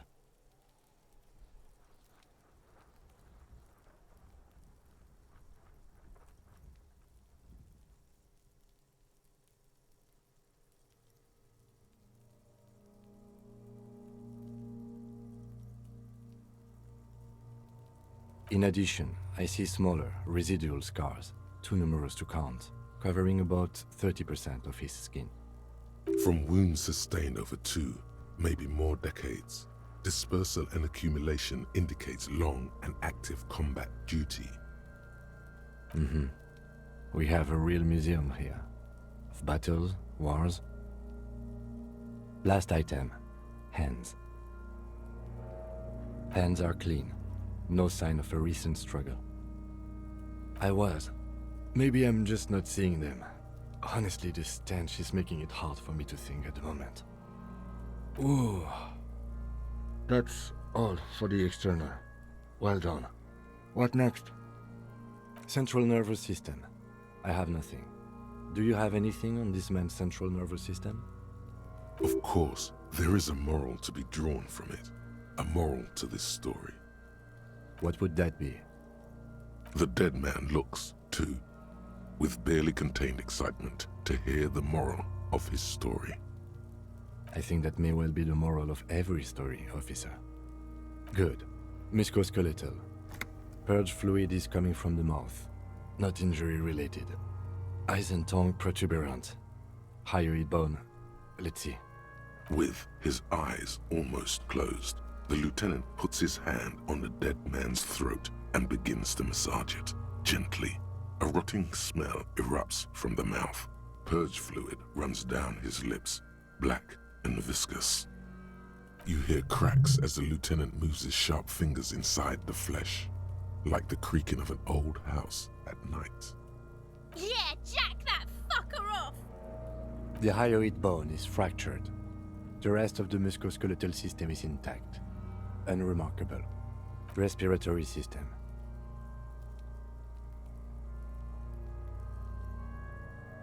Oral cavity shows no lesions. The victim has received dental implants, possibly after a combat wound. Mouth swollen. Hemorrhaging present in mucosa of the lips and mouth. No scream, no sigh of relief rises from the darkness inside. It's humid there. Sickly sweet air, unlike anything living. You feel like you're about to throw up again, straight in that mouth of his. Hepatobiliary, NA. Ah, are you a hepatobiliary expert? Hepato means liver, and biliary, the gallbladder and bile ducts. Nothing in your alcohol-soaked memory directs to having forensic expertise on either one. Neither am I. Same for toxicology and serology, NA. Unless you have untapped reservoirs of knowledge there? Reservoirs? No, but do they take obscure trivia and odd tidbits? Like a toxicology screening? At this stage, I doubt processing will find anything, even if he was brimming with cocaine. But still, you should add a request. Cardiovascular. The body exhibits heavy lividity. Blood has gathered in the hands, feet, and neck. Hypostasis is visually consistent with the hanging. Gastrointestinal. This will do. Digested semi-solid food in stomach. Voila. What's next on the list? Let's see. We have bite marks, contusions on the head and chest, and a ligature mark encircling the neck. You'll need 3 fields. Leave a 4th one too. Be thorough if you want maximum results. Nothing, just in case. Head, chest, and scalp bite mark injuries. Predation by birds has caused damage to the body. Odontologist does not need to be consulted. And your opinion, officer? Agreed. Next injury? So, the scalp bleeds from a post-mortem head injury, a stone. The injury does not have the rim of an early inflammatory response. The perpetrator on the scene has confessed to causing it post-mortem. At maximum velocity, fucko! Has confessed to causing it at maximum velocity. Coagulated blood sticks to his scalp and chest, where the countless stones have hit the dead man. Beneath, the description of injury. 2 boxes. Right. Next, a dark red abraded ligature mark encircling the neck, with a gap on the nape measuring, let's say, 7 centimeters. The hyoid bone is fractured, the cervical column intact. I see hemorrhaging on the skin, above and below the ligature mark. Depth of the mark, 1 centimeter. No signs of clawing on the neck. Below the note, 2 customary boxes wait to be ticked. The man's head jerks to the side. The ring around his neck is visible. Think for a moment. There's time. Don't rush.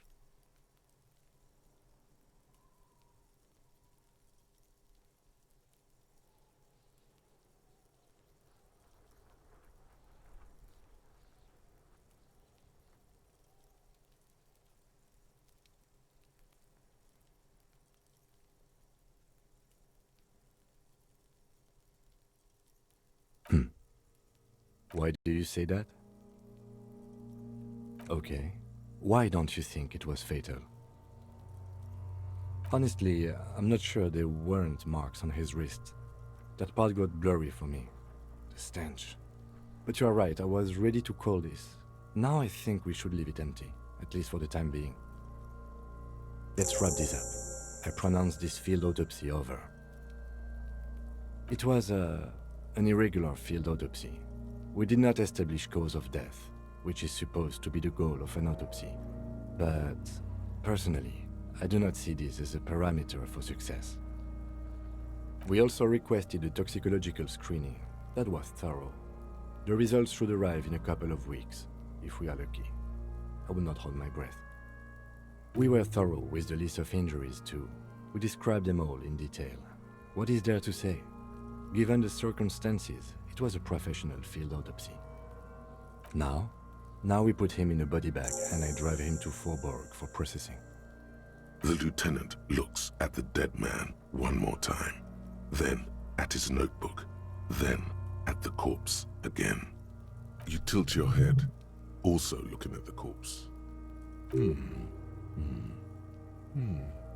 I'm sure we didn't get everything. There's always something.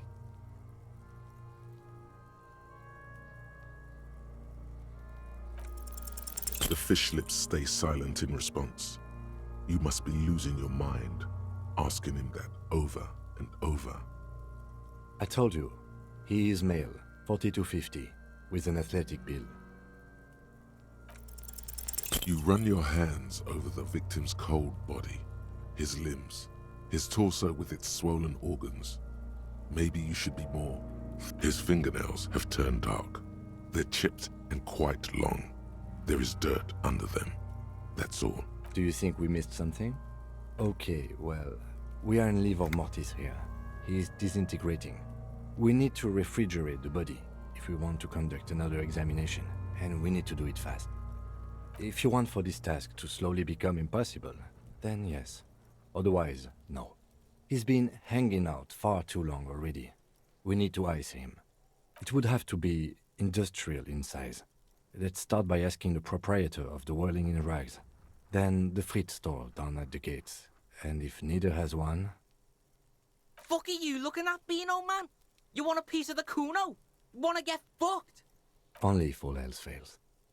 Or remember the buttons on that intercom over there, on the side of the building next to the Whirling?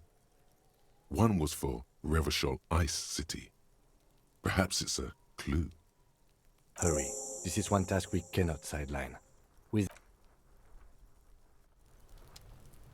The man is the lieutenant adjusts his glasses and takes a deep breath.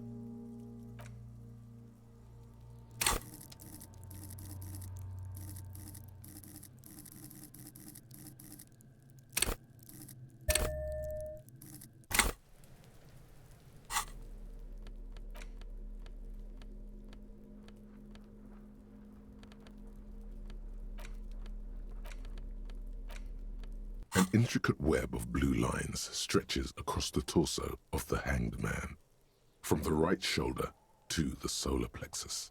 Each time the lines intersect, a small white star is formed in their crossing. Hundreds of fading asterisks riddle his skin. Their concentration is highest around his heart. It still kind of looks like a map of the stars in the night sky, but something's not right. Gone. For you to discover. You've gotten as far as you will without assistance. Someone who knows about history could tell you. The man is the lieutenant adjusts his glasses and takes a deep breath.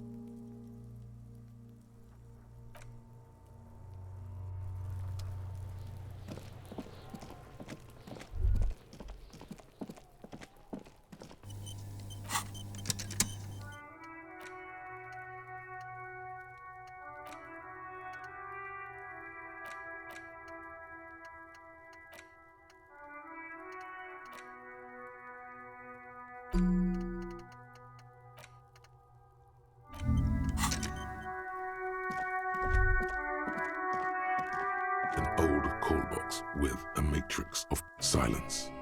No one answers the doorbell.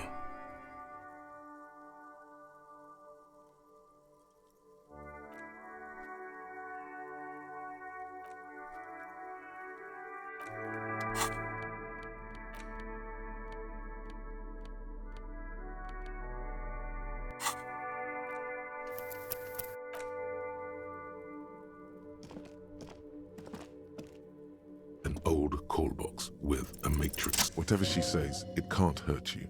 You're a different person now. Stronger, healthier, and... alright, maybe not healthier, but it's a bonus that you've drunk so hard you can't remember any of your past relationships. Oblivion's the ace in your corner. There's a light buzz as you press the doorbell, waiting for her to answer the call. It's cold outside, and you can hear the wind blowing into the speaker. There's the static again, whispering like a seashell pressed against the air. Yes, hello. This is Tricentennial Electric. Have you come to place an order? My God. Here come the bad vibes again. Relax. Distance yourself from it. It's you. My God. I didn't think I would hear your voice again. Wait. Is she... Michelle, just please. Why did you even call? I don't understand. You've been gone for months. I thought you didn't care. Is this some kind of joke? The voice from the intercom doesn't answer, but you can hear her breathing. Wind blows into your microphone again, crackling and echoing in the box. Ever since I came to work here, it's been different. As if my mind's been wiped clean. It's so nice. It's so nice to be able to finally forget about you. And then it hits you. She tries again not to cry, and still doesn't succeed completely. Her quiet sobs sound old and distant, as if her voice is being played off a wax cylinder. Her sound melts into the static from a long-distance phone call. From time to time, you can hear people talking in the distance, but can't make out any words. This is where you hung up the call the last time, but the recording is still going. A phone rings in the office with an old-fashioned chime, and someone walks by in a pair of heels. The static is like a warm blanket wrapped around the sounds. No one replies, but the static grows stronger like rainfall. Then a female voice speaks out, completely different from the one before. Glorious and total somehow, crawling inside your head. Her words are too cold to comprehend. She smells of sodium lights and rain streaks on car windows. Eyes like pilot lights watch your shape in dark hallways, guttering. So, it was a recording trapped in the circuitry from some ancient tenant. This sometimes happens. Shall we conclude here? We have other mysteries to solve. I don't have time to explain it to you right now, maybe sometime later. Don't take this the wrong way, but during our short stint working together, something weird is almost always happening to you. That is true.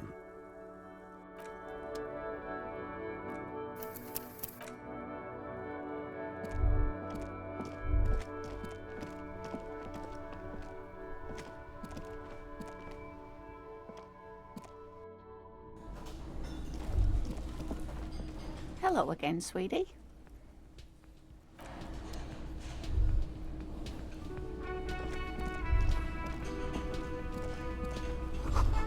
That sugary black rum stain on the counter makes you teary-eyed with joy.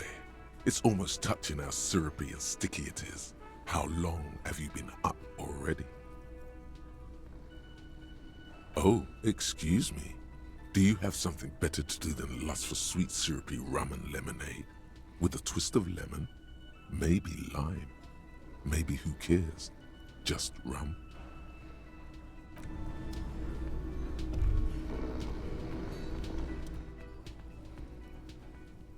A colorful piece of plastic is dangling from his carabiner. Makes your fingers itch. On the counter, rolled out of his open hand, you see a blister pack of headache medicine. It's a dock worker's ID, doubling as a shift card and a job permit. A young, able-bodied man stares back at you from the photo. Santiago S. John. Your fingers find their way into the shackle, flicking open its spring-loaded gate. The metal loop holds the plastic ID and a leather-bound pocketbook. The man emits a loud snore. Is he about to wake up? Doesn't look like it, but you never know. Better be quick. You find a black paper note with a woman's profile on it. Seems like this woman lived centuries ago. The note says 5 Real. It feels nice and greasy. No, he's looking the other way, perhaps purposefully. You slip the plastic ID card out of the loop and pocket it. The man continues to snore. Just for the record, you look nothing like the man on the document. The sleeping dock worker has little to say about your actions. He remains silent.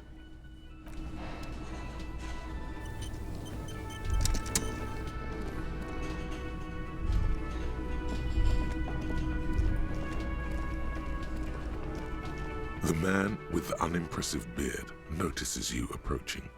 He drops the ledger he was holding and turns to the lieutenant.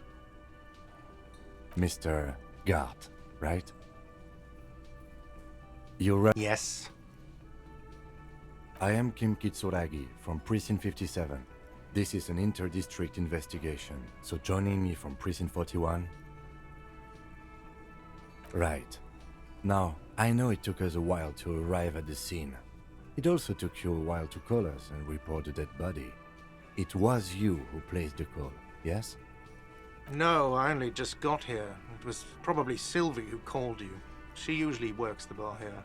I'm only temporarily taking over her duties. Do you have her number? As a matter of fact, I do. This sounds like something you can use to call this Sylvie later. You said you just got here. From where? Are you a local? What, of Martinez? No, I live in Jamrock. I only sometimes come here to keep an eye on the place. This is just one of the many, many cafeterias I manage. But you still know your way around, yes? In case we need directions. Yes, I know where some things are, but as I said, I don't live here. I just used to work here. And I'm not going to start working here again, if that's what you think. I didn't imply that. Detective. He probably means this is where you step in and ask your questions. His face expresses profound doubt in your having this. What? Not now. She went away because none of your business. Have they not been telling you you're a cop? Okay, you got me. She went away because of the dead body out back. And because I asked for her number. That's why Sylvie went away. Thank you. I asked an employee out. She didn't want to come, but felt obliged to. It was a bad idea. Now, what is so goddamn fascinating about that for you? It's got nothing to do with the lynching. Good for you. Was there something else? I don't know who killed him. I'm not the police. That's your job. What are you, crazy? Of course I didn't kill him. Let's go. Not so fast. You owe me 130 real.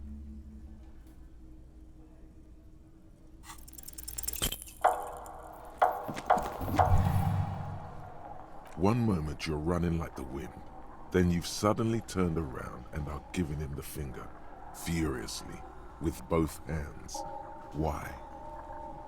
That's true, yes, and it's worrying. But let's not fixate on it. Look at that stupid bartender instead. He has no idea what's going on. You and your fuck you fingers floating in the air. Barkeep's got his mouth agape like an idiot. You showed him. Watch out!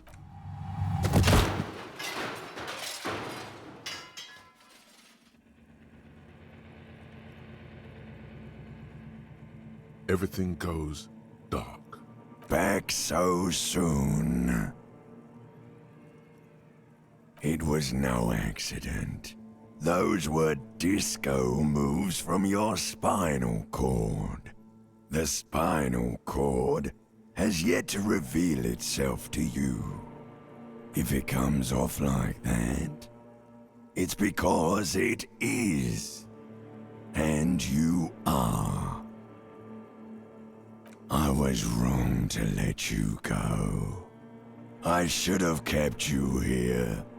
Is it bright where you are? Is it terrifying? Have you felt The love. That is too bad. We all need a little love. Are you okay? No, you have sustained a trauma to your lower neck. In addition, you have strained your left trapezius muscle. Pain surges down your back when you move. The chair took the brunt of it. Don't worry. Are you sure, ma'am? Yes. Check on him. Sir, I didn't mean for this to happen. I'm sorry. This has always been a cop-friendly place. The drinks are on the house, okay? There were a lot of drinks on the tab. I still have to charge you for 3 nights and the broken window, though. That's 100 square. He's shaken. Barter now and he'll cave in. Okay, fine. I'll take it off your bill. Sleep in a post-apocalyptic hellhole if you want to. Just know I won't give you another room. Don't thank me yet. You still owe me 60 real for 3 nights stay. If you don't have it by tonight, I just can't let you up there. And for God's sake, watch out for yourself.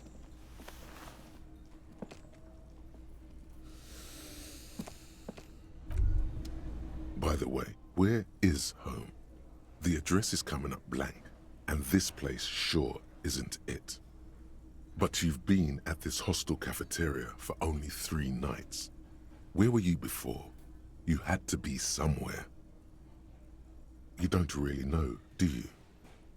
A vague, blackened image doesn't sound like somewhere you can stay if you run out of money. You can try. Run some addresses in your head when you get the time. Maybe a street or an apartment will appear.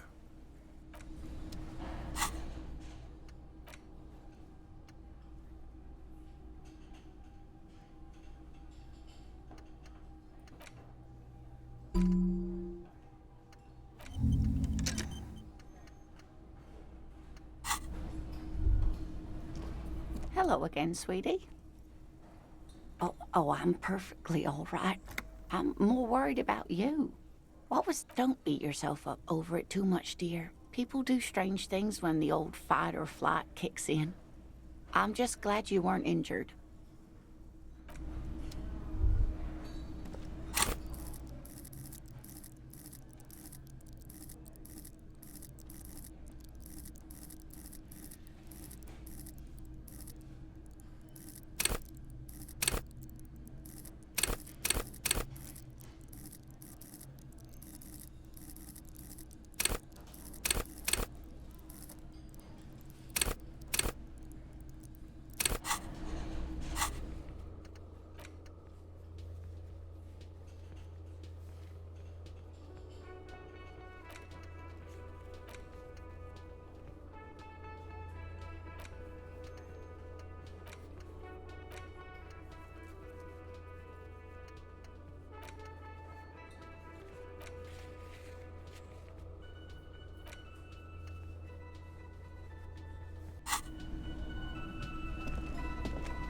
Yes? What do you want to know? What's there to say? It's the cop kind. Our precincts can't decide if Martinez is part of Jamrock or the Industrial Harbor. Yours or mine, as if we somehow own parts of the city. Typical street gang mentality. So we've let the Union make a mockery of law enforcement here, and now it's come to its natural conclusion. Well, sort of. It's less a matter of who gets to police Martinez than who has to. It's an orphan district, in other words.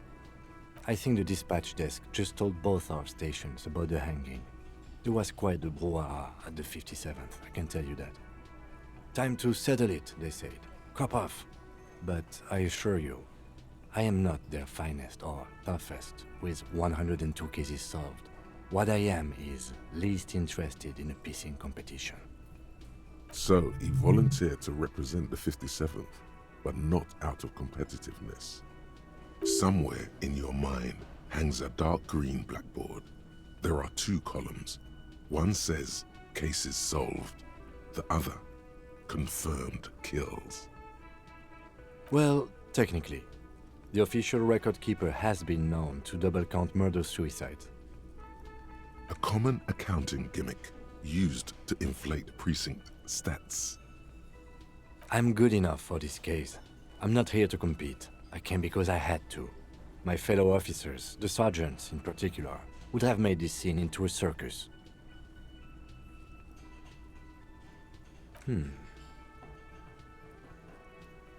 Okay. Style me. It's impossible to tell whether he's serious or joking. In the new, 20 years ago. It's what a modern cop looked like then. Was there anything else you wanted to ask about the competition? If not, we should move. The rows are endless. Jean Vicmer, Judith Minot, a special consultant. What was his name? Then the rows degrade into green nothingness. Yes, I'm an unrepentant spoilsport. Martinez? Nothing. It's just a puddle at the end of some drain pipe. No one cares about this place. They care about sports. Most of our colleagues don't even know how to get here. North of the interchange doesn't exist. Yes, it's a wholly pointless matter. Forget I ever mentioned it. Because you're the best qualified? No, that doesn't seem right. If you're so well qualified, why can't you remember why you were sent? Anyway, don't...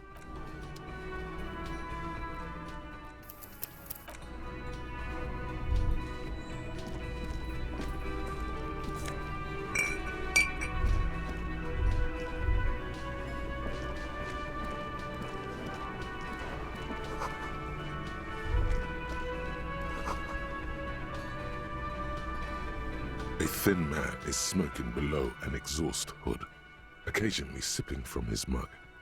This must be the Whirling's cook. As you step in, he nods toward the table and says something in a completely foreign language. The only words you can make out are Goranci and Kubek. Okay, it's definitely not his name. Whatever you do, please don't call him Goranci Kubek. Please. It's not funny. The man puts his cup down and replies something, his left hand drawing arcs in the air. The man keeps shaking his head. His eyes seem sad. Then he starts swiping crumbs off the countertop. I don't think he understands, officer. We need to find some other way to make ourselves clear. He's from Grad, a Koiko. With the mention of the word Koiko, the cook starts talking excessively, his hands up in the air. He's from Grad. People from Grad don't mind if they're called by their national derogatives. It's okay to call him a Koiko. Oh, no. Body no fit, fridge. Fridge more. No. I know. Okay, we have our answer. It won't fit. We need a bigger fridge. He smiles and bangs his ladle against each of his pots. It's almost like music, especially with the sounds of assorted dishes boiling and simmering on the stove. You see a heavy steel door with a prominent dimple lock. It's painted blue. The cobalt blue surface feels rough to touch. The stainless steel door is flush with its frame on every side. Old cobalt paint, rough on the fingers. 40, 50 years since this was painted, maybe. It leads to a side building, adjacent to this one. The old building next to this, half ruined. Whatever is behind it must be older. You do? It's a door in the back of the kitchen. Why do you care where it leads? The winch, outside, in the backyard. Remember? No? Your fingers do. Well, if there was a winch, I suppose we could look into it. As a side investigation. If you say so, Gart is the person to ask about this. The cafeteria manager. The door does not.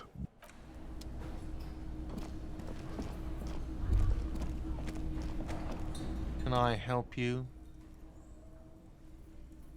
What thing? Oh, yes, that door, sure. There's nothing mysterious about it. It's just a door. No, I don't have a key. I don't know how to get there. And I don't care either. It's not like I've been wondering about it for 10 years. It's just the frit warehouse, probably. Or some boring storage space with a bunch of old junk and dust. Junk and dust. He's attempting to maintain an air of indifference. It's absolutely not convincing. He looks at the dust. Oh, yes, that, no, or some... He's attempting... Fine, okay, a little. But my job doesn't leave me time for wondering about one locked door in one of the cafeterias I manage. So, I haven't opened it. I have cleaned the whole place 100 times over, though, after the animals. And I haven't found a key, so good luck with that. Yes, not the whole damn union, thank God. Just the nastiest and loudest faction. They come here in the evenings. Dumb, unruly types. Think they're big shit. But they're good customers. They place big orders and always pay on time. We should find out who this Lord faction is, occupying the booth. Loudness means talkative, and we need info. We don't. We have to wait. They'll show up sooner or later. Men get hungry, even men on strike. You glance at the clock on the wall behind the manager. Huh. Good question. They're probably getting drunk or protesting something somewhere. Or laying low after the, lynching. They probably fucking killed that guy or something, and that's why. I have a feeling we'll make their acquaintance sooner or later.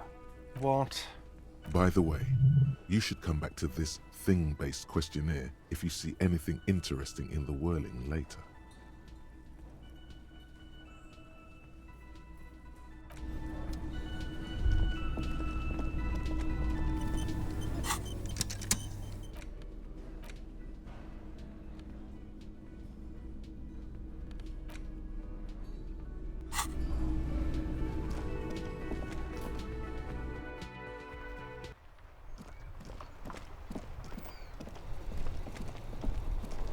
Inside, you see a set of steering levers, the frequency tablet, the soft...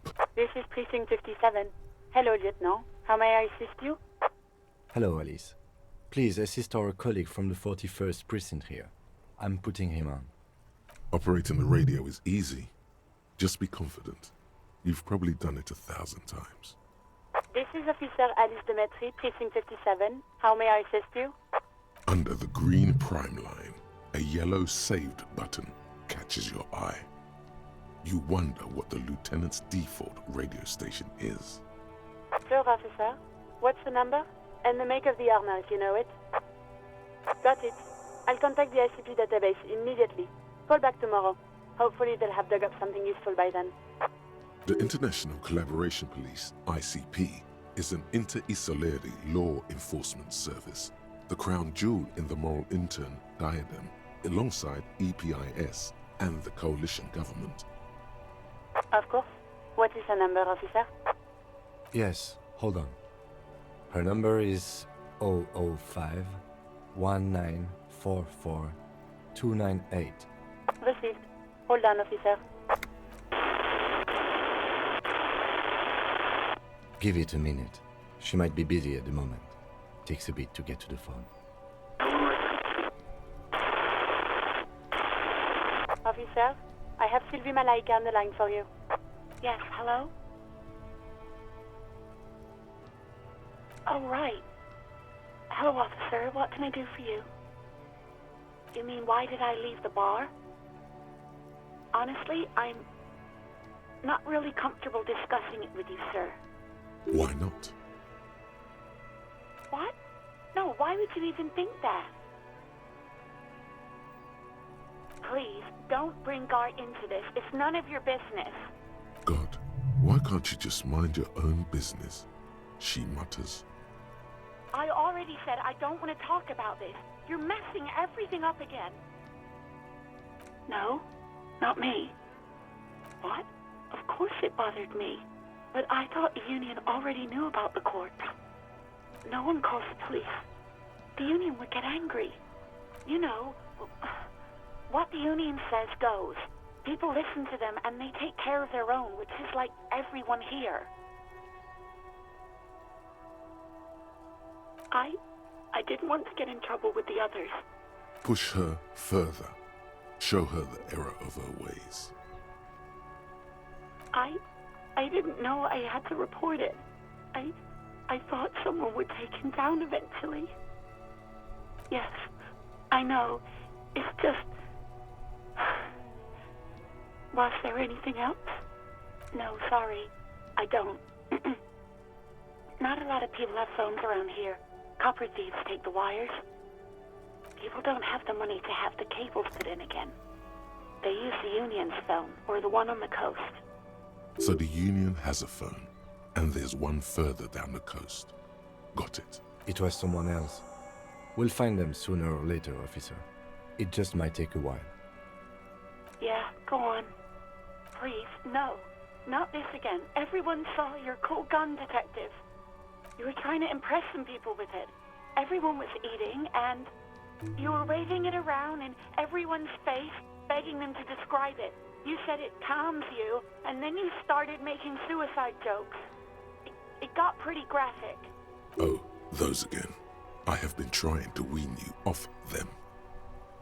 You know, when you put your gun, your actual gun, on your temple and pretend to shoot your brains out, off of that, people don't like that. I remember this. You were screaming things like, "My brains are all over the wall, painting them red. I won't be seeing it, 'cause these are my brains. I can't see without my brains."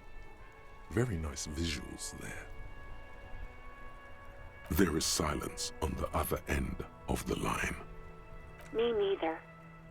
No idea. All I know is next you were waving around money instead, saying things like, "Big bucks cannot lie," and "Guns can't buy money, but money can always buy guns." It almost looked like you pawned it. But believe me, I did not ask.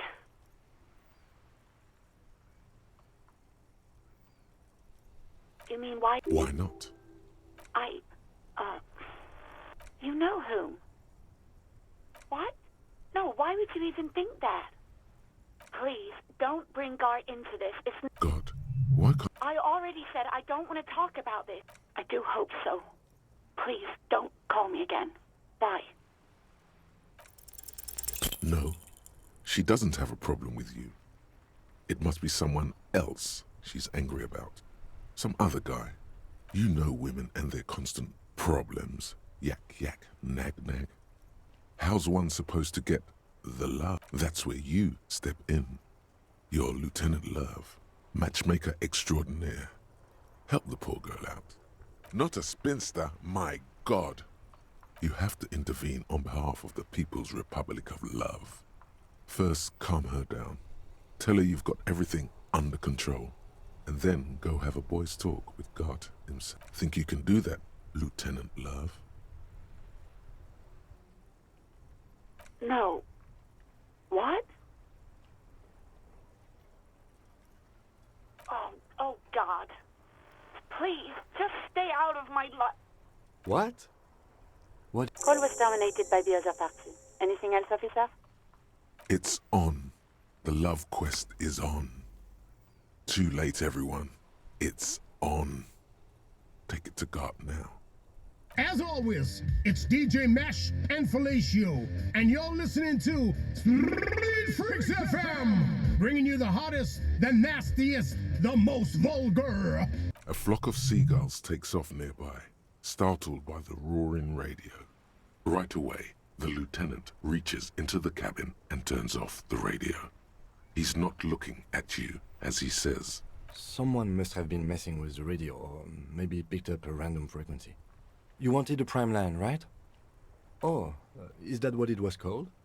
Go for it. Turn the radio back on while it's still on the Speed Freaks FM. Souped up motor carriage for one bad mama's boy. For the heavier foot and the freaky end. God damn it! Look, it helps me to stay alert on long nights, okay? It's a method. I'm not some kind of speed freak or... You would be too if you had this motor carriage. But seriously, let's quit joking around, alright? We have a case to investigate. This is Precinct 57. Can I connect you to someone? 57th, over and out. In the cabin, you see a set of stairs. Yes?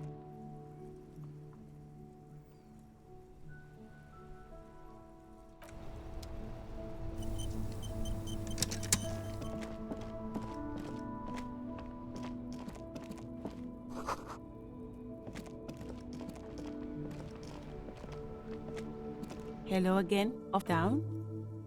Do you mean the body is finally gone? Absolutely gone. Oh, right.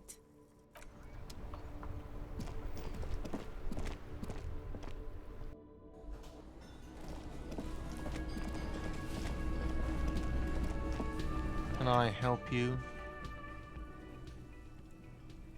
God. Oh, but he should be. Lay it on him. Of course you do. This was your plan all along. This is how you fix it for them.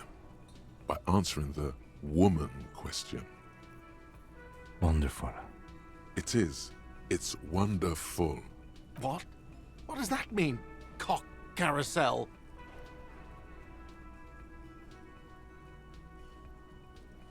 Does it mean you talked to her? What else did she say about me? What else do you need? He looks at you, spinning your arms, then leans on the corner and sighs. His head drops between the shoulders, heavy and defeated. She broke the bird, you know. The great skewer. I found it on the ground with the broken wing. On the morning she left. I should have known. It was her way of telling me to piss off. I should stuff it up my arse. Or you broke the bird. It can also be that. I think Sylvie even. Yes, the bird is connected to this. It's a symbol of hope, and she broke it. Huh. Cock carousel. I think I understand now. That's what they ride until, like, 39. They ride the cock carousel until the clock runs out. Here, have the rest. Now, let me have a drink and think about this shit for a moment. On my own. And there we have it. Isn't that beautiful? Another situation fixed by Dr. Love.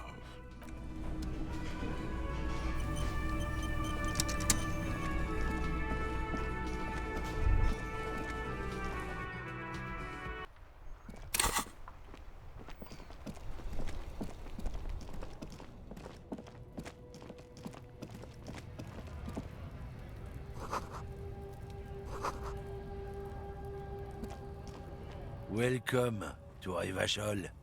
This man looks like trouble. You might not want to get into this right now. Plenty of time later. Don't you welcome to Revachol me. My grandfather came here from a 3,000-year-old racist isolationist culture, while your ancestors came to this island a mere 300 years ago. Every school of thought and government has failed in the city, but I love it nonetheless. It belongs to me as much as it belongs to you. It's men like you who keep Revachol divided, making it that much harder for everyone to climb out of this post-war limbo. What he means is, fixation on the Revacholian nation makes it harder for Revachol to actually attain self-determination. Oh, come on, man. I just said welcome to Rivachol. It's a lorry driver thing. I know exactly what you meant. You think my kind doesn't belong here, that I should watch myself and behave. But you see, I'm an officer of the RCM. It's actually my job to make sure you behave. I would advise you to remember that. Silence. The air between them becomes tense. Oh, the stench is getting unbearable. Is there a reason you're bothering me? He smells of heavy motor oils, and his breath of high tar content cigarettes, probably Astra White. Oh, not much anymore. I'm here to pick up some cargo, but the dock workers are on strike, so it's a sit and wait on your ass situation. The strike? Oh, they've been at it for a while.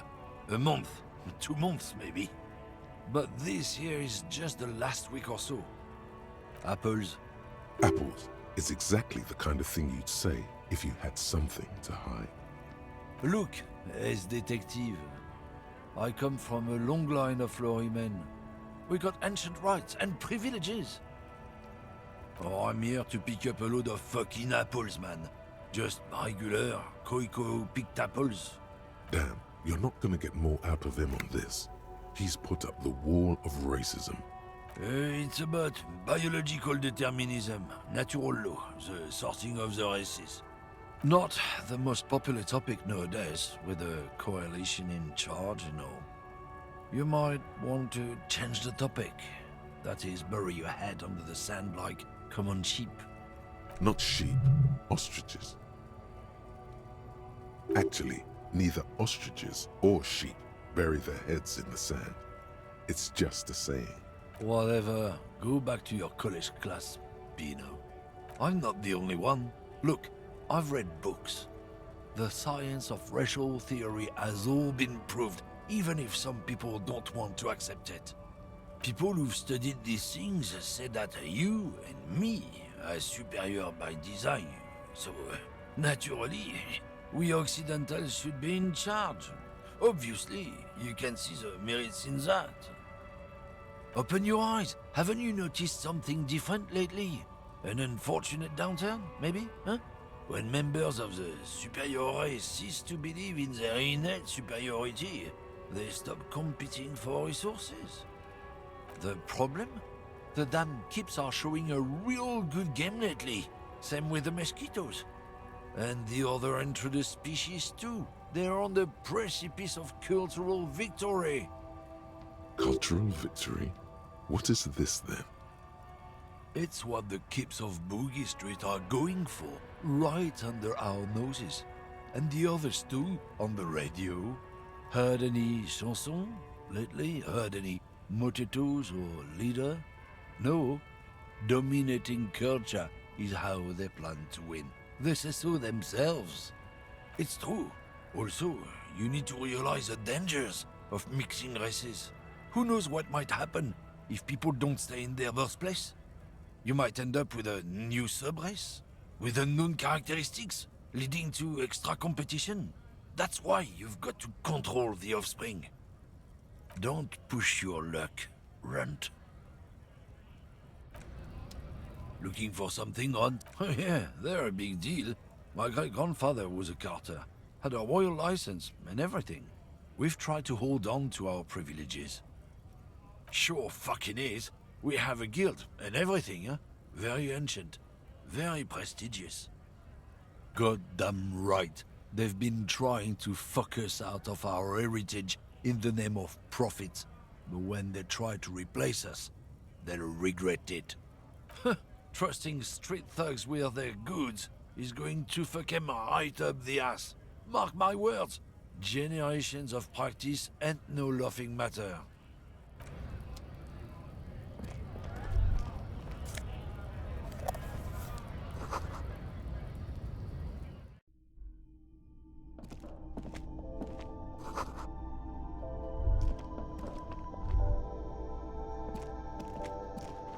The tear machine stands in the corner. A sign says, 1 bottle equals 10 cents. Your bottles clunk into the machine, and the money... Welcome to Frit. Feel free to look around or something. Everything. What's that magazine she's reading? I don't know. Frit? I think they think that the extra T makes it funkier. It doesn't. The story goes that normal Fritta, with 2 T's, a men's workwear shop in Vredefort, was already taken. So when Fritta Retail Inc. grew into a multinational corporation, they had to add an extra letter to avoid trademark infringement. You mean this? This is Pop Stars. It's got, like, famous people in it. It's not for sale. Looks like it also has something called Police de la Mode, featured on page 34. This speaks to you. It's where they rate different outfits famous people wear. It's kind of funny. They're kind of mean. It's about who's the most stylish. No. We are not the fashion police. We're the real police. Okay. I'm not really supposed to be chatting to anyone, but a warehouse? I don't know. Maybe. I don't really care what Frit does. She scrunches up her face into an expression of consummate adolescent skepticism. Fine. Frit doesn't have a warehouse. Just a little back room here. Okay? Right behind you. Yeah. You're joking, right? Yeah, super funny. I don't really know anything. I mean, I know it's there, but I haven't seen it, so... Not really. No. I didn't know him at all. I don't know, really... long. I don't... No need to worry. It's just standard procedure for us to ask around. If you hear anything, let us know, okay?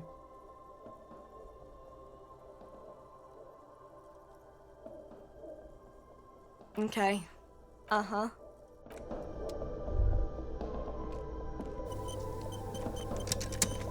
A small cabinet on the wall is filled with various medicine bottles, nasal sprays, and blister packs.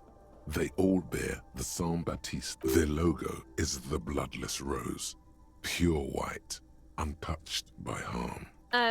Just ask me if you need anything from Saint Baptiste. We don't stock prescription meds, but we do have Nosafed, Duramine, Magnesium, and Hypnogamma. I don't know. Let's see. Nosafed is a nasal spray. Duramine is a really good painkiller. Magnesium is a dietary supplement. Hypnogamma is... I don't really know what Hypnogamma is. I guess it makes you feel less shit. It's recommended to use after lots of partying, studying, or exercising. No, sorry. I'm not like a doctor or anything. Nosafed heals +1 health. Duramine heals +3 health. Magnesium heals +1 morale. Hypnogamma heals +3 morale. Saint Baptiste, you know, the pharmaceutical... Saint Baptiste Pharmaceuticals. The one that sells meds out of Saint Baptiste. That one. She is right. Saint Baptiste, the company, derives its name from Saint Baptiste, the city. Itself so named because that's what it is. A rare case where that really is the full etymological history. The tear machine stands in the corner. A sign said, No. You need...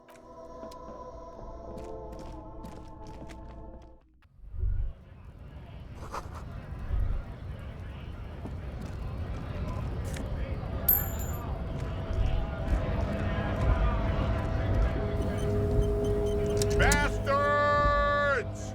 We have a right to work! Yes, people get that you are the law. You really don't have to keep saying it. Hold up and stay frosty, everyone. Cops are here. You here to fuck with us? Beat the honest worker down. We're here to fight for a cause. Stripes usually have problems with people who have causes. Good. We're fighting for a cause here. Right to work! Right to work! Besides, we're not that different. It helps if people see us talking, cops and strikebreakers together. Shows authorities are on our side. Builds confidence.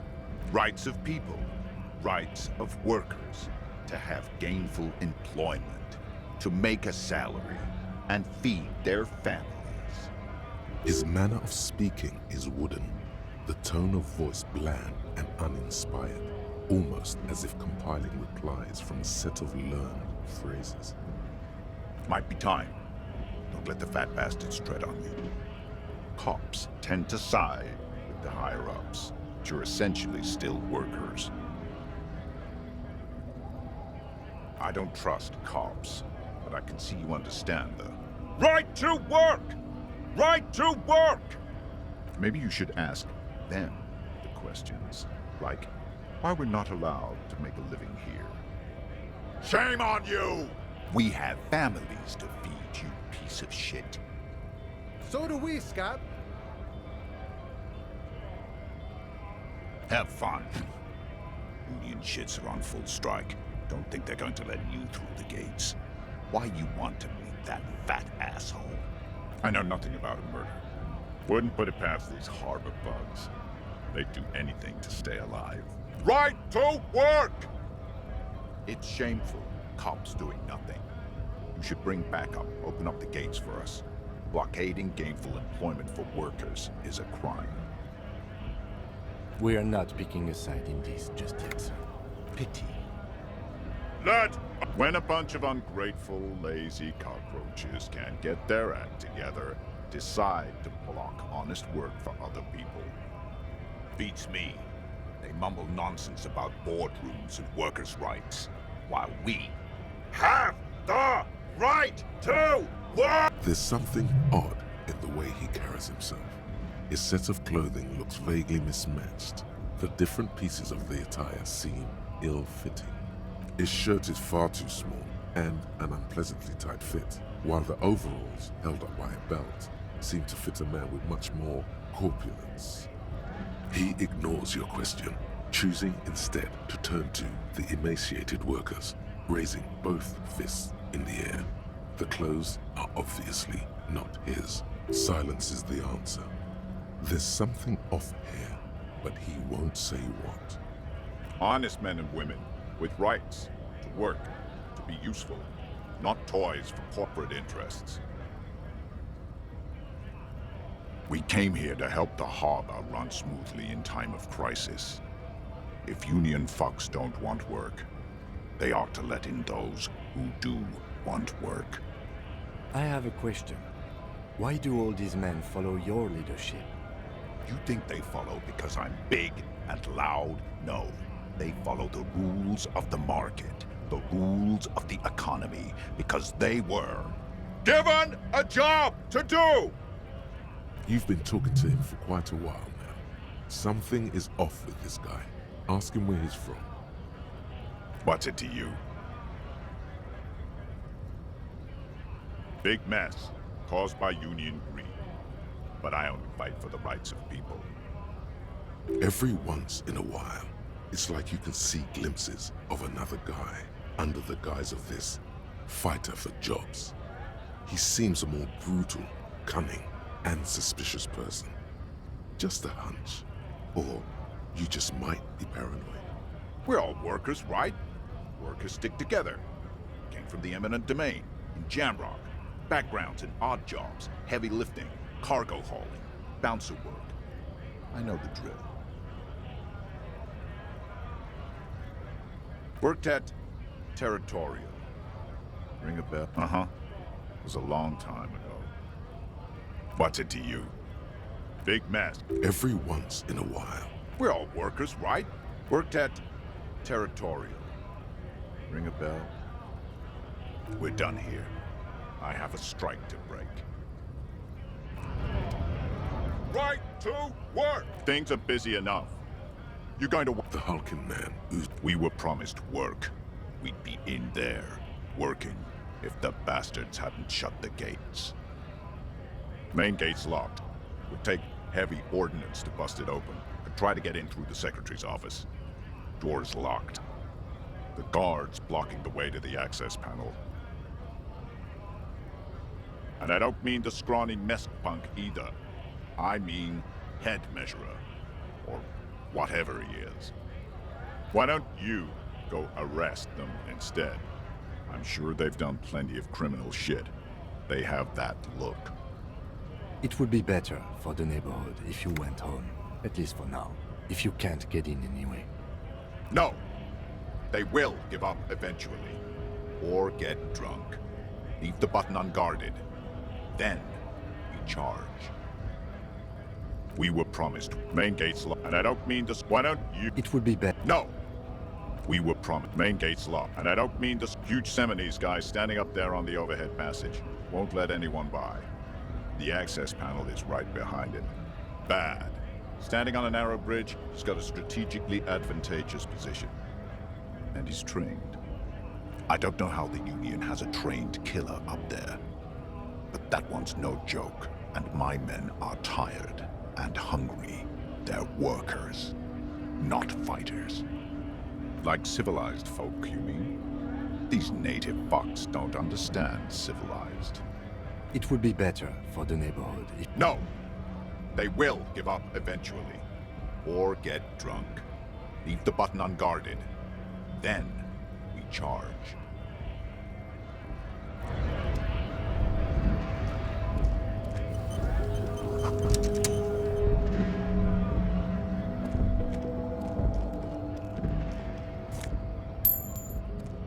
A lorry stuck in the traffic jam. This big, heavy Grad-made machine is well kept for such an old machine. The windows are clear. They've been recently washed. You can see a lorryman's cabin with personal belongings, stickers, insignia. Fumes of heavy fuel oil waft over you, making your eyes sting. The odor mixes with cigarette residue. The driver has adorned his space with a substantial collection of peculiar paraphernalia. Proclamations about honor, strength, and purity are glued to various panels. A large metal pendant hangs from the rear view mirror. The pendant features a sun crowned with wavy rays. It is the seal of Royalist-era Revachol. The back end of the cabin has a small perch to sleep, large ashtrays. There are several suns and wheels sewn into the curtains. A book with ragged edges catches your notice. The front cover features a large, muscular man. The title reads, Man from Eamdal in the Lost City of the Pygmies. Racist nationalist paraphernalia. Not unusual in this part of town. This is our guy. Likely, yes. This guy's proud of who he is. Drapes it all over his machine. There he is, in front of Rita, smoking nervously, hoping it's over.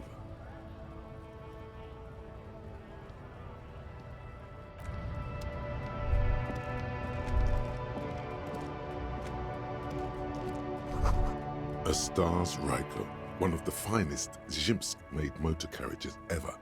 An oldie, but a goldie. Not many people outside of Grad, and Revachol West too, it appears. A Stash Ryko KK2. That's a classic model. Never thought I'd see another one repainted after what happened last time.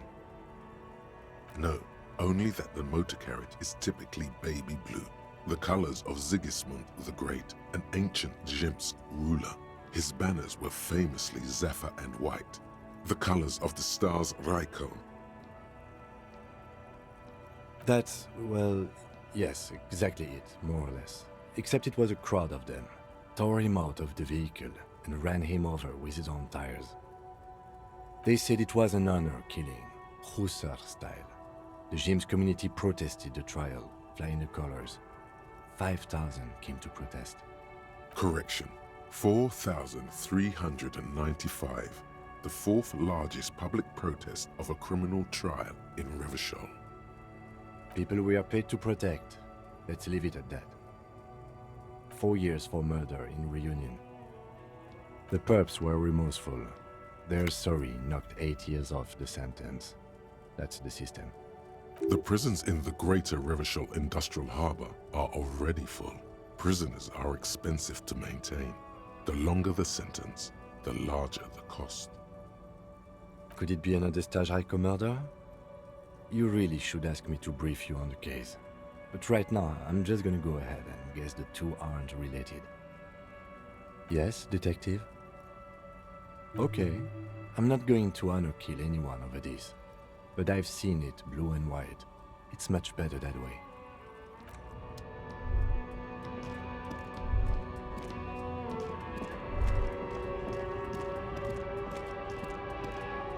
An old monument stands in the middle of the traffic island, pointing toward the sea.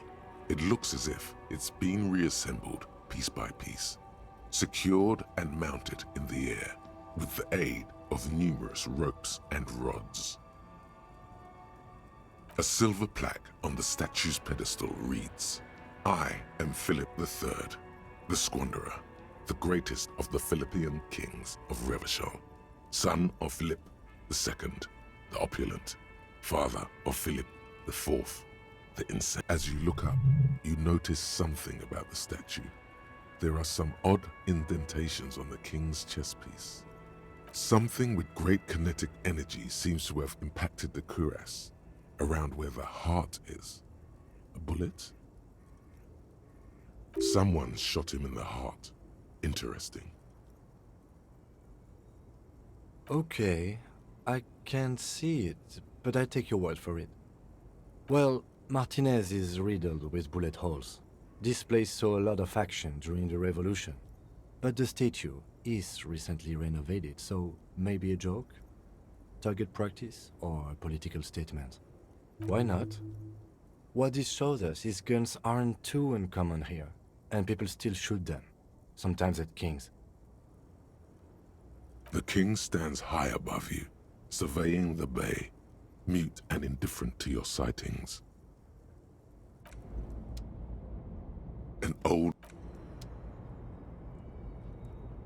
An old monument stands, even by the standards of the Philippian kings. Well, he blew through the whole national treasury, starting the decline of one of the penultimate century's greatest superpowers, the suzerain of Revachol. His own maladministration foreshadowed the fall of the monarchy. During the anti-centennial revolution, an end to his family line and the monarchy on the Insulindian Isola. Stories have it that he had his bedroom converted into a treasure chamber, where he stored unfathomable wealth. Krugerrands, bars of gold, ornate weaponry, armor, and various chalices. He called it the Sol Auron. It was obscene. There were whispers he slept on a huge pile of gold-dipped feathers, like some obese dragon, instead of a bed, like a normal person. But wait, you haven't even heard about his fabled cocaine addiction. You see, old Philippe wasn't just good at squandering the national treasury on gold and ceremonial weaponry, he was also a prodigious snorter of nose candy. That's what the revolutionaries said 150 years later, right before they emptied out the royal mausoleum and dumped His Majesty's mortal remains in the Insulindian Bay. His Majesty's courtiers said it helped him connect with the higher realms. Beneath the cold waters of the Insulindian Bay, thrown there by the revolutionaries after they cleaned out the royal mausoleum. The original was blown apart by communards, then further damaged during the landing of the coalition's airships during the turn-of-the-century revolution, when Martinez was leveled. Most historians think the coalition's hasty landing may have ultimately saved the statue. If the communards had more time, they would have reduced it up to even finer pieces. Some years ago, a group of liberal, artistically inclined individuals, designers mostly, thought it would be ironic to restore the statue of the most wasteful ruler of Revachol in the poorest part of the city. The statue is supposed to capture the moment it was blown apart, like an instant frozen in time, a rare butterfly trapped in amber, floating on a sea of shit. People in Martinez tend to disagree, as do many prominent art critics and thought leaders with more nuanced social awareness than the young ironists. Philip III, the Squanderer, however, with his bronze face up in the air, doesn't seem concerned about what the hoi polloi think of him in death. Not that he ever did in life either. The 15th Indo tribe. Because there was. The 15th Indo tribe was comprised of 8 kids from Forberg and North Jamrock, running from wild dogs in the valley, hiding scents under rocks, and stealing clothes off clotheslines, and sometimes even the copper wiring of phone lines. You may have been one of them. This must be a childhood memory. The 15th Indo tribe was your Indo tribe, set to rule in Celinda. The rest of the kids are dead now. Car accidents and drug overdoses. Only you remain. Aces low.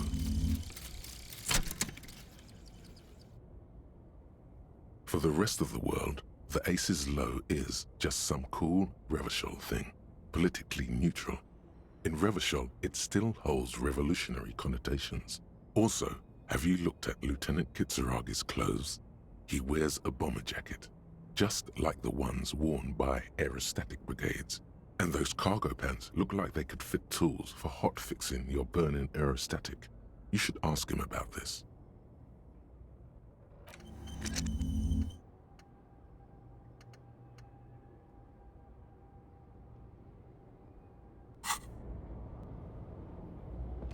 Yes?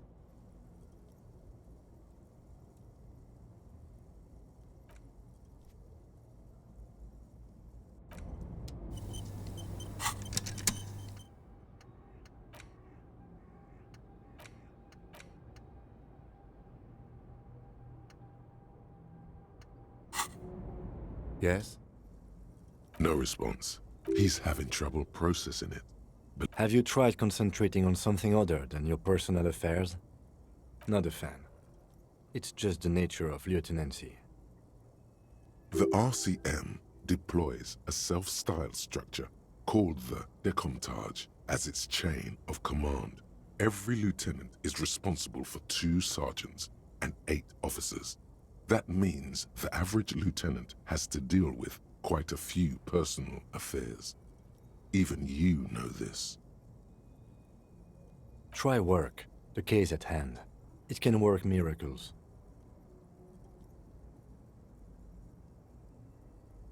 Fine.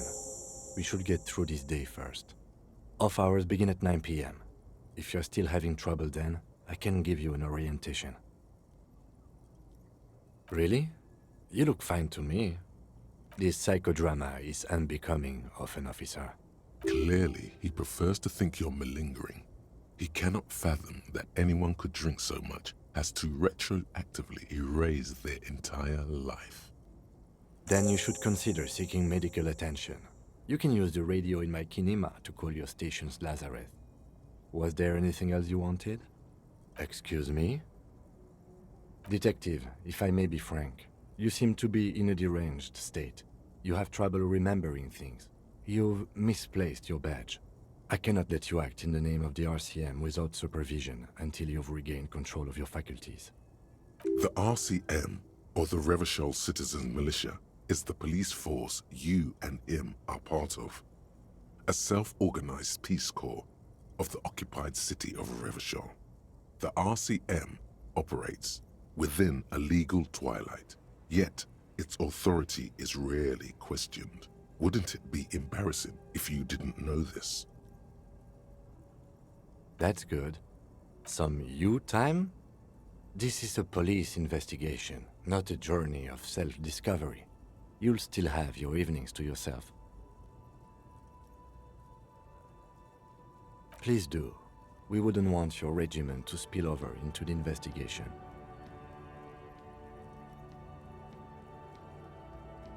The lieutenant is pretty sure self-care is just a euphemism for nihilistic binge drinking.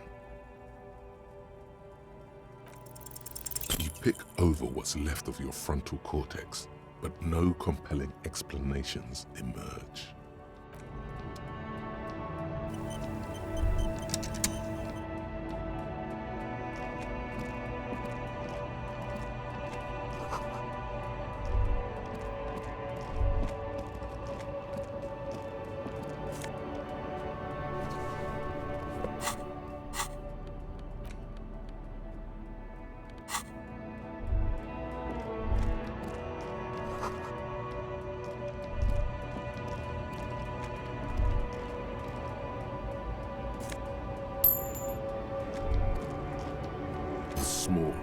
spectacled woman does not greet you. She nods along to something on her radio. A photograph is clutched in her hands, and there is a warm smile on her face. The photo, an ambrotype from the turn of the century, as golden as her smile. No response wherever this woman is. Your words fail to reach her. Wait. She's just a distracted old woman. Better to leave her alone. Why? I just told you why. The woman still.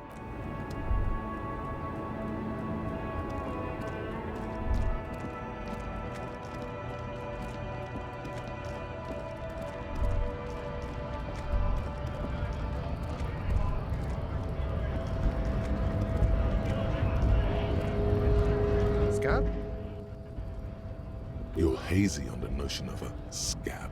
Smells like politics, though.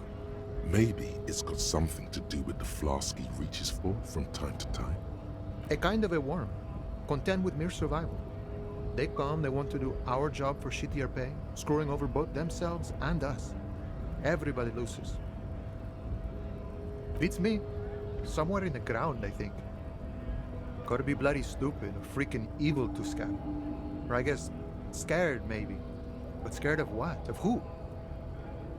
Personally, I'd rather beg than scab. If the gentleman shouting on the street came begging, maybe they'd have gotten something. We've explained the matters, but they don't listen. This lot would be reasonable and go home if the big guy wasn't riling them up all the time. Big guy. He means the leader of the scabs. I was just messing with you. No one's ever seen a cop scab. Imagine, you cops going on a strike, but then another cop comes in and says, "Let us cop for less money." Psst. Show him your stolen card. Now has arrived the perfect moment. Speaking of, what brings the RCM here? To the Wild North? Come to see the strife? Oh, good, good. What matters do you want to discuss with Everard? Suspicious activity. How very troublesome. Yet take a look around. Strikers, protests, scabs. Isn't it also very suspicious? I don't operate in that capacity. I'm not a granter of passage. The passage grants itself. If it's so simple, why did the scab leader warn you of the guards blocking the way? Aye. Walk right past Measurehead and go in. Yeah, the 2.5 meter tall Semini supremacist there. Walk right past him, then press the button to unlock the door, then go past him again, and you enter the arbor through the office. Está. Don't worry, I'm sure it's not completely impossible. For example, you could best Measurehead in a physical confrontation, or you could convert to a Semini supremacist worldview. Or, maybe it actually is completely impossible. Jean-Luc himself would say the philosophy has proven overly heroic for the scabs to convert to. Not enough intuition. Not yet, no. He's incredibly strong. Sure. You know, serious business. I'm sure the big boss will be glad to tell you. You'll have to ask him first. He's a chatty guy. Wants to talk about the strike too. Just can't break the command structure and tell you now.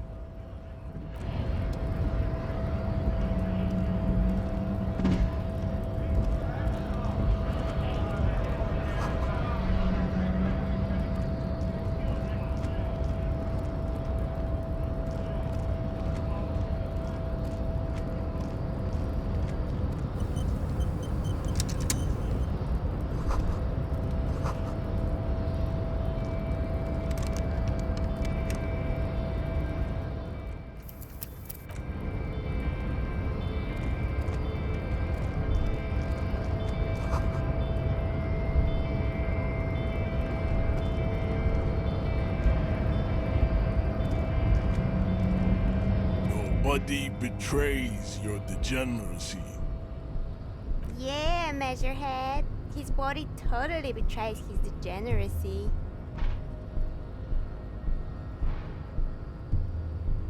You have succumbed to Al-Ghul. You reek of it. An invisible sword of Al-Ghul emerges from your throat. You cannot see it, but others can. It is making the woman in my company sick. Yes, Al-Ghul. He means alcohol. Correct, my small skull servant. Al-Ghul is an ancient Ilmaran poison, a parasitic fungus that has colonized your race. It is a trick the desert pygmies played on you for humiliating them and stripping them of their land. Intentionally fermented drinks have existed for 10,000 years. This is a fabrication the alchemists of Yizot and Bashir and the Rolam Al-Ghul have fed your people. Go on believing in it, race loser. Why don't you have another drink? Your features are not yet congenitally deformed enough. Oh yeah, Measurehead.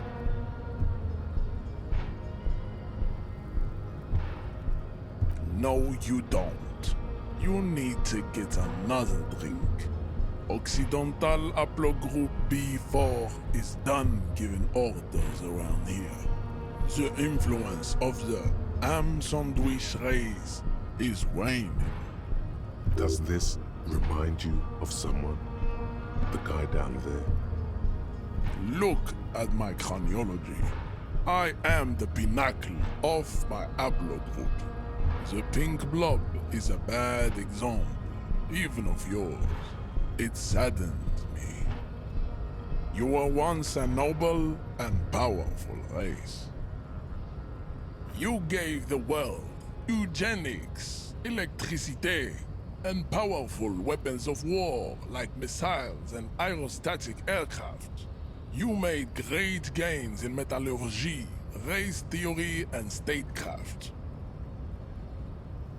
You dominated lesser cultures, like the deformed Hemians and the inexplicably potato-obsessed Khoikos. But now your ascent to the genetic summit has halted.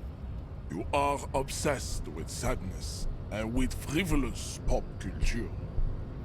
You will be superseded. Isn't that right, babe? It is, baby, yeah. There is a button right behind him, just out of reach. It must be the one that opens the door to the harbor. Enough with this begging. You should leave the stage of history with dignity by inviting the other races to a great world war. Bring your troops to the Seminine Islands and to Boogie Street and we will pulverize you. When you are gone, we will build a museum for you. The walls will be lined with bottles of Al-Ghul, your beloved beverage. Inside, we will store the odes to homosexuality you call art, and your microcephalic skulls. There may be a peaceful solution to this. You could internalize Measurehead's race theory. He would take you as one of his own. Well, not as such. What you do with the mastery of advanced race theory is up to you. You could reject the findings, sure, or accept them and become an advanced racist. Don't be vulgar. White or not has got little to do with this. The race enigma runs much deeper than that. Mr. Clare is a man of vision and means. He has the will to confront international capital, which is something your race naivistic communists never did. Also, to serve is noble. It takes discipline.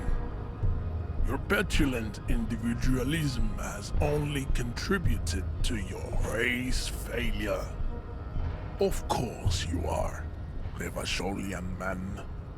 The failure of communism to challenge the world order is the core of your race fate. All around you, the fruits of its defeat.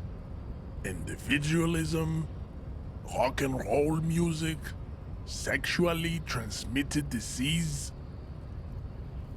Above all, rampant multinational finance still reigning large.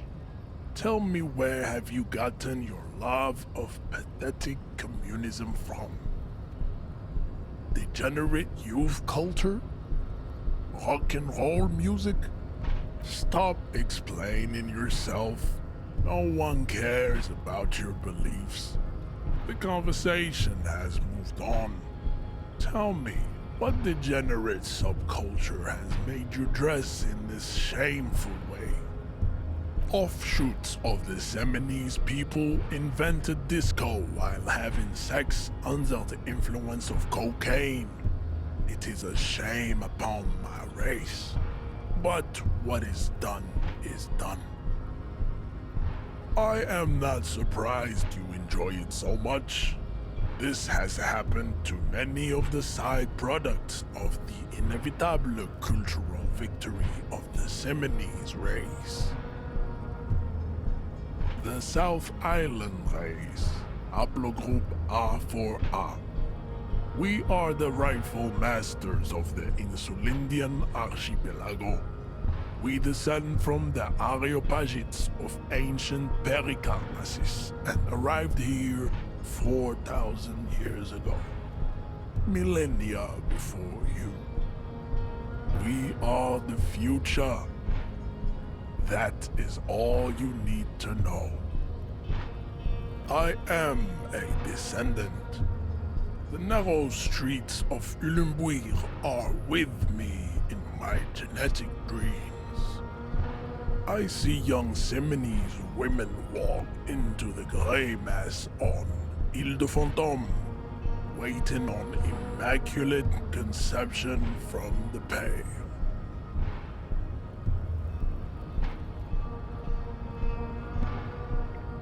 No, I have heard about it on the radio.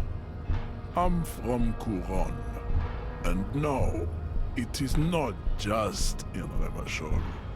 The city is central to the Seminoles strategy. Spreading through its trade networks, our culture will dominate the world. You have heard enough about our phylogenetic secrets for today. You have extinction to come to terms with, and... I think this racist is better than the last, but the next racist will be the really good one. That will be the...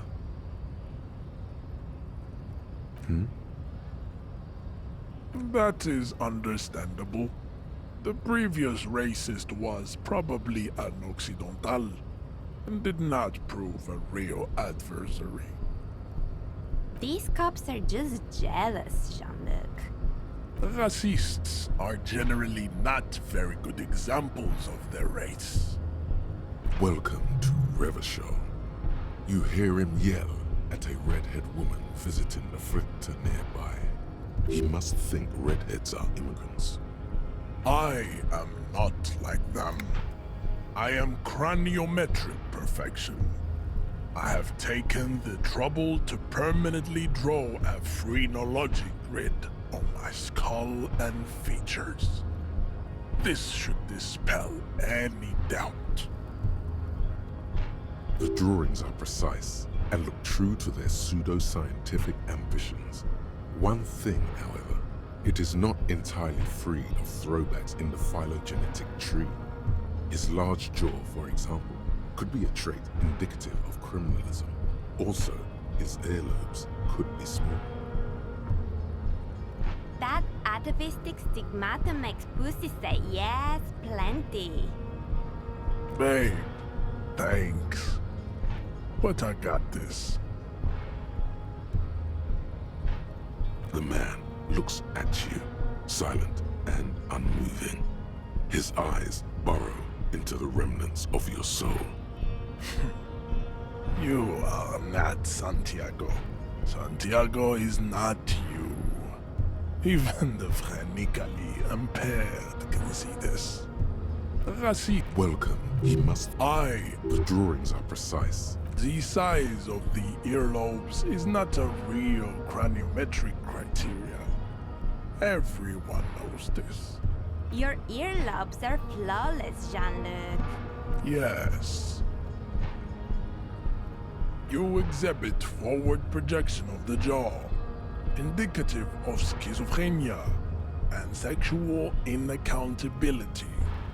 From a purely aesthetic standpoint, the dimple in your jaw makes you look like a baby. This is not craniometry, just an observation. It is impossible to see any more of your bone structure. It is covered in the ravages of Al-Ghul. From what remain of your features, I can see fleshy lips, baldness of the head, and long arms relative to lower limbs. This leads me to conclude you are not a police officer. You are a common criminal, an offspring of murderers and sailors from Sur-la-Clé and Vesper, and possibly even the degenerate sheep herders of Ubi. Your racial heritage is uninteresting. It is the same as all Revacholians.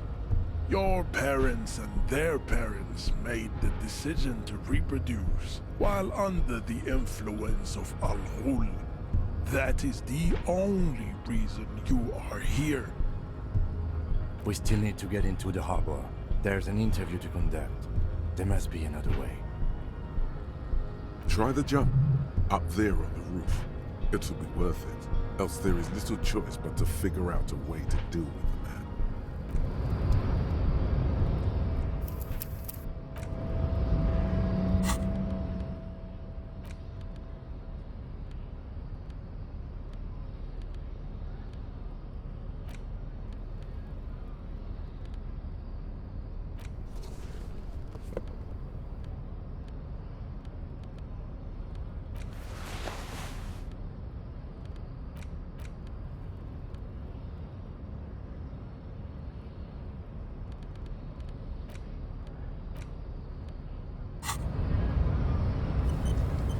Your race descent has only worsened since I last saw you.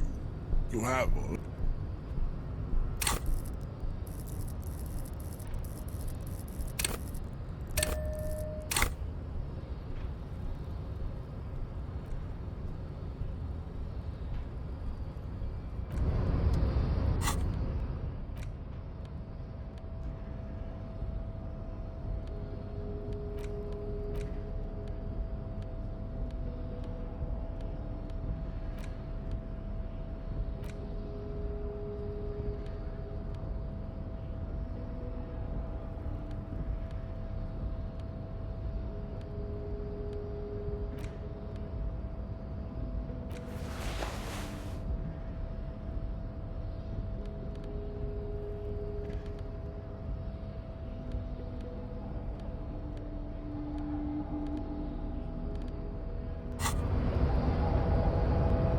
race descent has only worsened since I last saw you. You have really let yourself go. How did this happen? Your little fist is in his giant hand, and he's squeezing it. It hurts. You must be out of your mind, degenerate drunk. Your fist cracks in his hand like a ripe apple. Pain shoots up into your brain as he's twisting it more and more. The words to the song have changed. Say, I am a violent drunk. Your hand twists in his grip and the pain blinds you. Still you press the words out of your swollen mouth. Good. Now leave before you humiliate your homoerotic organization any further.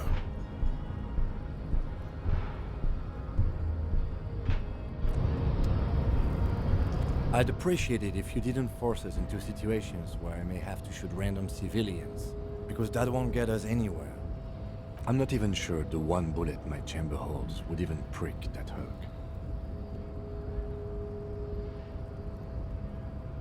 We are not here on some political quest. We are here to solve a crime. Don't make the situation any more volatile than it already is. We are not here on some political quest, and you're just going to let him manipulate you like that? The lieutenant groans, but doesn't say anything. That's right. You should do it again. It's the last thing he'll be expecting. It's clear you like the hard stuff, Bruta.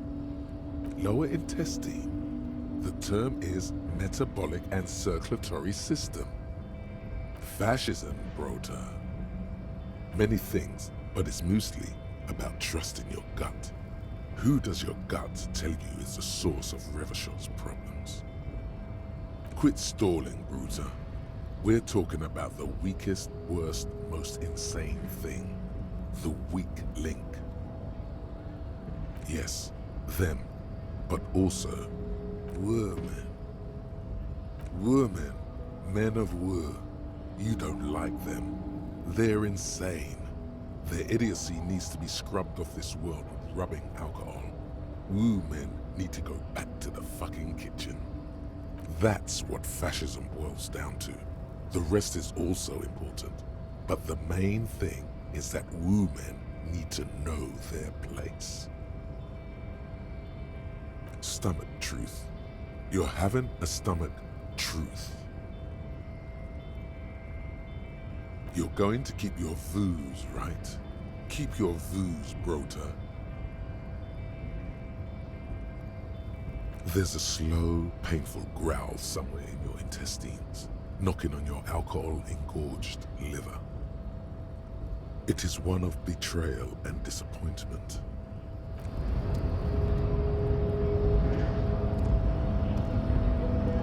Your race descent has only worsened since Al-Rassi. Welcome, he must. The drawings are precise. And your silence don't be for Mr. Claire is also to serve is noble. Jam. Individual. Rock and roll is moribund. I am not surprised you enjoy it so much. What you need is to come to terms with extinction and never getting into this hole. As you turn, a bright light catches your eye, making it so cool. From a distant sunset, a stage light, flash photography, nowhere in particular. It's just what superstar law officers do. They squint. What are you? Deaf? They're perfect, like rock star politician and drug addict teacher. Embrace the superstardom you've worked so hard to establish. Yeah, you have. You're a big dick cop. Dick Mullen. Salam Rocky Baye. Badass on the edge disco cop. Time to recede into a ludicrous fantasy world. Here we go. Camera. Lights.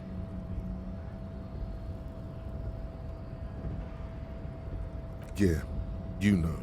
Beneath it is just heartbreak, a pulmonary tract infection, atherosclerotic disease. This is where you say action and reconceptualize all that. Reinvent it as the world's first celebrity police officer.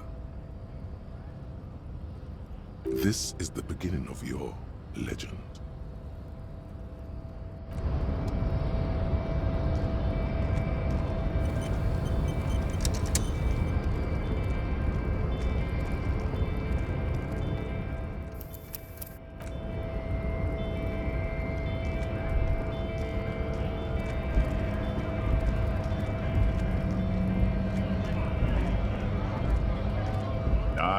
Not bad advice, actually.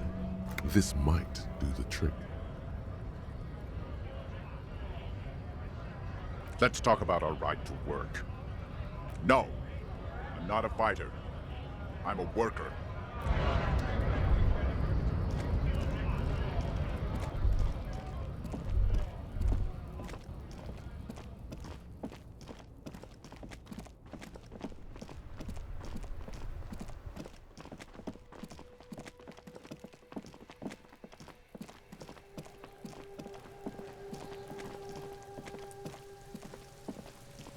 Fuck does Kuno care?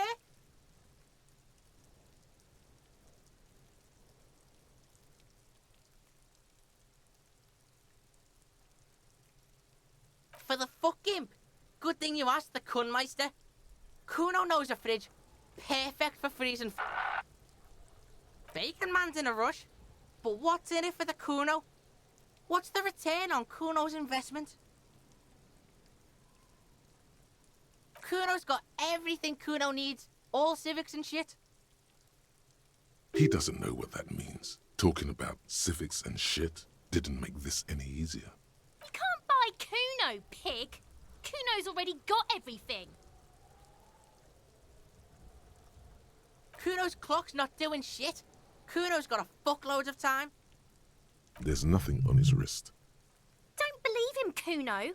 He just wants to use your fridge. Kuno's a poor kid from a poor neighborhood. Say your job is on the line. He'll sympathize. No, it's not weakness. It's sincere. Do not confuse sincerity with weakness. Say it. Trust me. The fuck are you doing right now? The fuck is this shit? Don't pay attention to him. Just keep telling your sad story. It's not that dramatic. We can just send the body to processing. Kuno's never seen anything so lame. Listen, pig, if you were Kuno, the fuck would you care?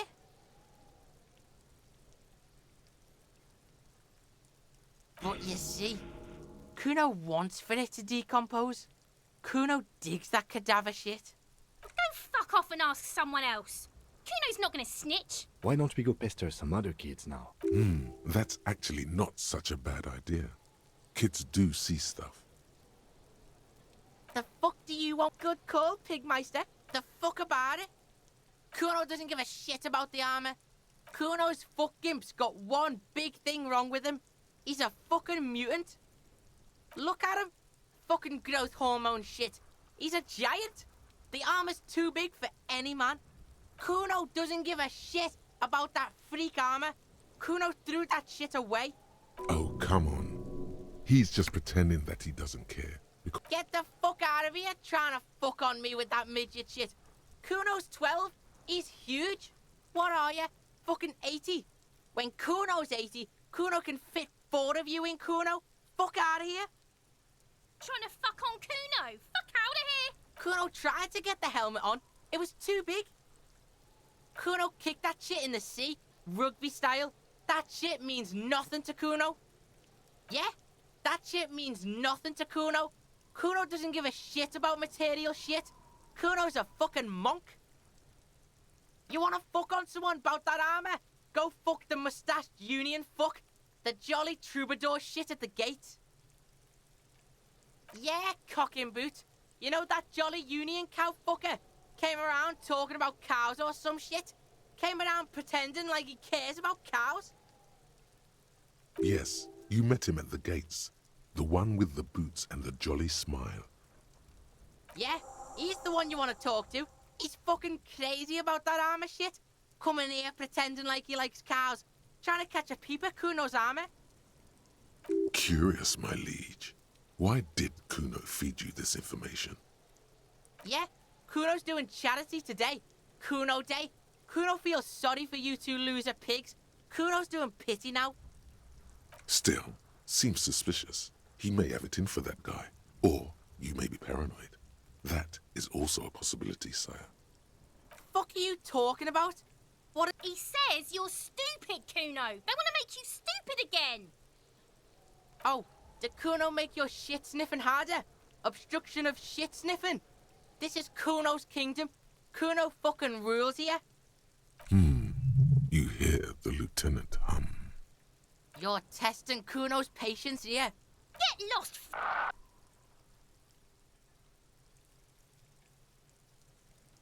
Kuno doesn't fucking care.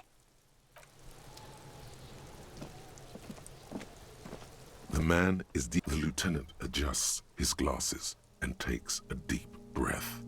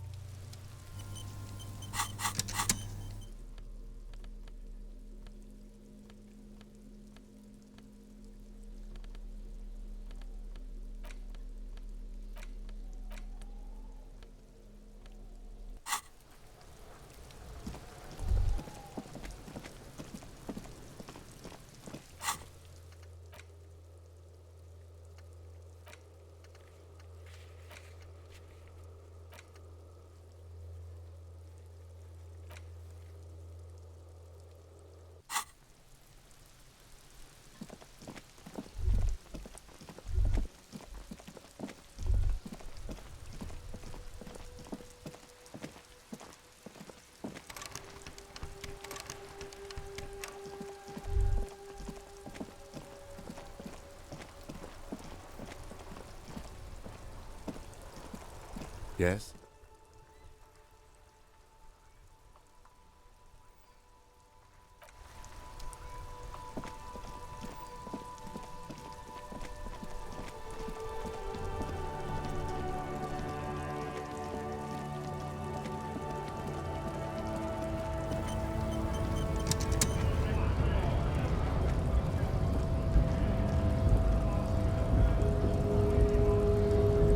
I guess getting past the man ain't that bad. The little boy had it good on his promise. To get me into trouble. To sick the pigs on me. Pardon the choice of words. Not mine. What happened?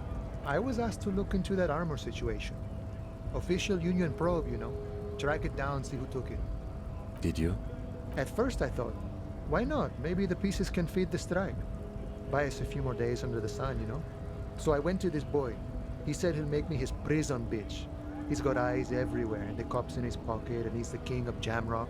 Serves me right for doing menial footwork. I dropped that probe right then and there, and it still got me into trouble. One bad move is all it takes. It's a minor nuisance. It's all good. He thinks, not yet. Better to get this business out of the way. Sweeter then. I learned that people don't want to talk to a drunk Union man about some armor. What else? Not much. Technical stuff mostly. That was the interesting part.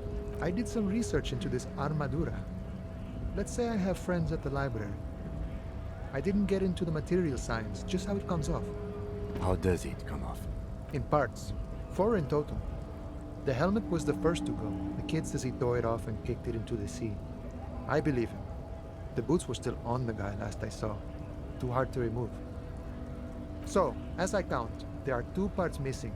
The gauntlets and the cuirass. This is where I left off. Too much hassle. More like a job for some militia. Oh, they're just gone. They don't exist anymore, if they ever did at all. Forget about them. I did. All of it? There are junior officers out there, eager to prove themselves. I would leave some for them, and I would leave the boots to processing, but okay. Let's find all of it. It's implied he finds it unlikely that you will succeed in this. A Mesquite epic day, all across Martinez. I hope it will be a real bonanza for you. No problem. If you see that kid, thank him from Call Me Mañana. Thank him for showing me the way. Sorry, busy surveying the situation. I'm sure you'll figure something out. You guys have all sorts of gadgets these days. Wiretapping, telescopic batons, futuristic circuit bending to infiltrate harbor machinery. Maybe you could even knock that Kowalson crane over using some remote controls. Or calling in tactical air support. You guys have air support, right? I get it. Hush hush about the secret technology. All right, I may have some advice for you on how to deal with Jean-Luc there, out of solidarity to the RCM. It's low in technology, however. First, don't fight him, obviously.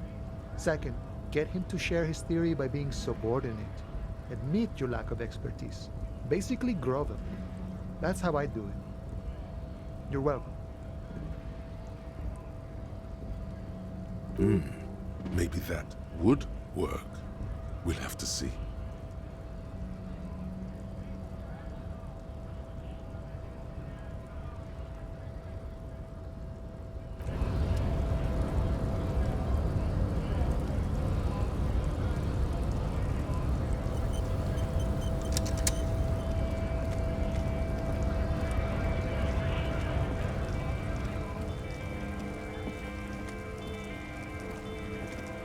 Looking for something on?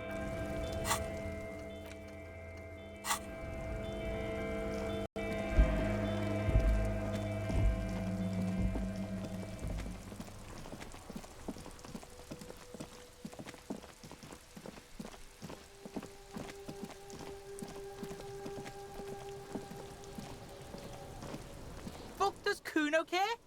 So?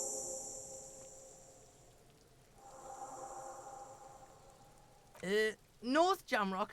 Kuno meant everything north of 881. The rooster fucked Kuno's words up. Kuno doesn't do south. Doesn't fuck with the madre. Kuno sent your fat ass running around like jello. Look, pig. Kuno sent you to rough some people up. Kuno played you. That happened. Now you and Kuno should move on. What is this? Trying to be cool with your new asshole? Kuno was just being nice to you. You got fucked bad. Now limp the fuck out of here. After this shit, you better have something real interesting to say if you want to stay in Kuno's face. Yeah, real interesting.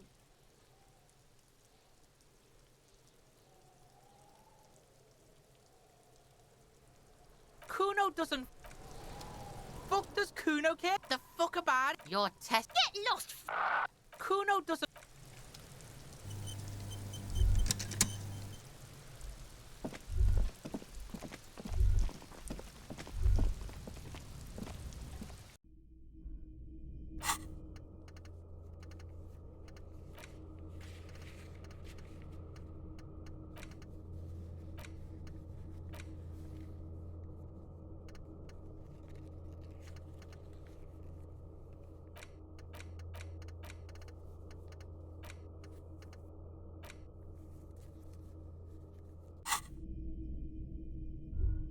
Yes? What do you want to know? Ah, yes. 3 days ago, the RCM Emergencies Desk received a report about a security guard who was found hanged in Martinez. An anonymous caller said there was a dead body behind the Whirling in Rags hostel cafeteria.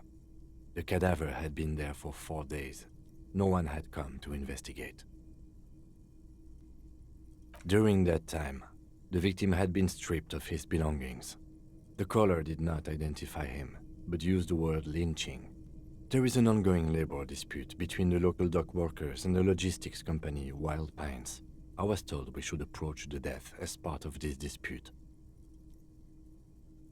A security guard or worker of some sort hired by Wild Pines. This was just hearsay from Martinez, of course. We need to find out the truth. They didn't identify themselves in any way. The tone was muffled using a device of some sort. The desk could identify neither the caller's age nor sex.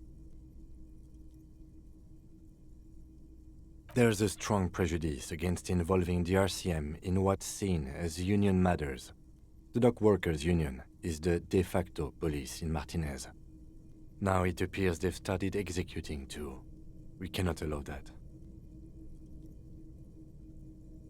Just to be clear, we are police officers. It's our job to find the killer.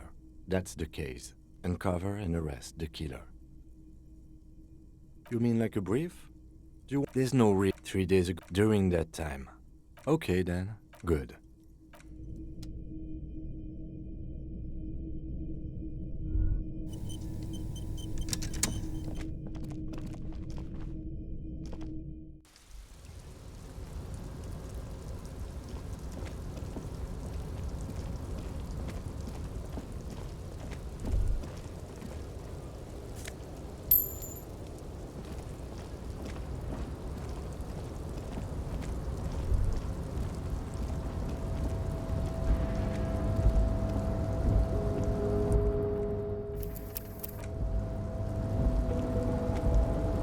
tarpaulin cloak with possible RCM markings is still caught on the railing.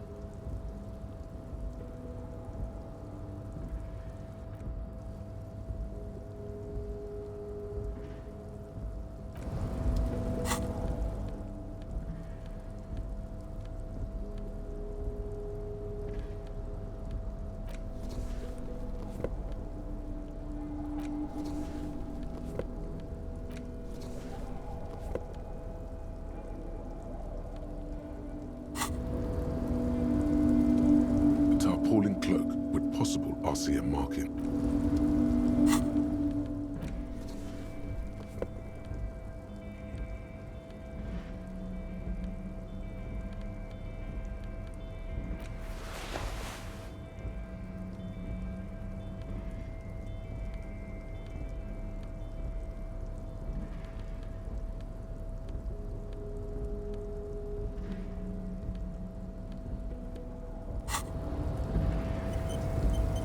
Tarpaulin cloak with possible RCM markings is still caught on the railing. As you leap in the air, a chilly breeze engulfs you, sharpening your senses. Ankles tingling from the tension, blood roaring in your ears. You are ready for your rendezvous with the concrete pavement below. As the concrete floor welcomes you, you realize it's been a while since you felt so alive, alert, capable. Must be the adrenaline. I knew you could do it. My climbing down might not have been as disco as your jump, but at least we can explore the harbor now. With your feet firmly planted on the concrete, the noise of the harbor rushes back in.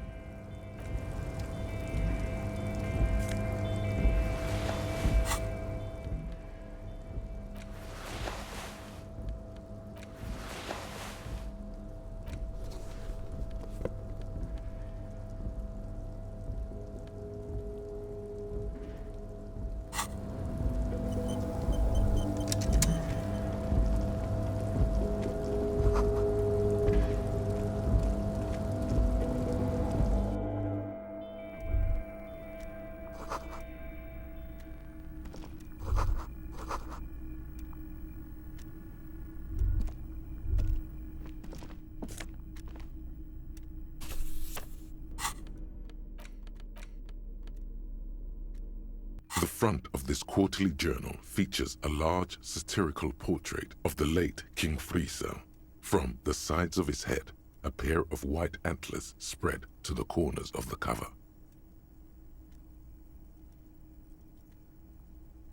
Because Friesel was incompetent, foolish, and cruel. In short, the embodiment of everything the communards wished to overthrow. It's satire, you see. To your disappointment, there aren't any full-color pictures to direct your attention. Just column after column of closely set text, interrupted occasionally by little doodles in black and white. After rifling the pages with your thumb several times, you return to the table of contents. The magazine is divided into several sections: international developments, Kunst und Kultur, and local concerns. Just inside the cover, there's also an editor's note. Comrade, as you know, this journal takes its name from Mazov's immortal expression, du cristal à la fumée.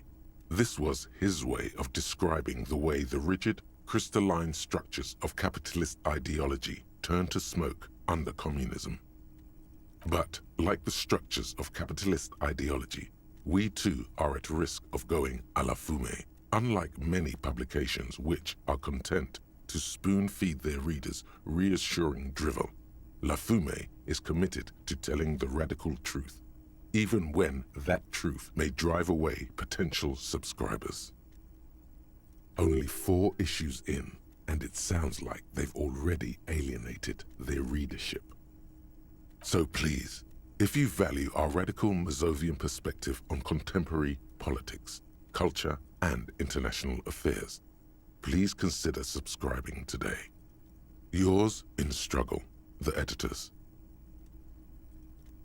What do you expect? It was laying around the office of the Debarders Union. They're probably bankrolling the thing. You flip back to the front of the magazine. The table of contents unfolds before you.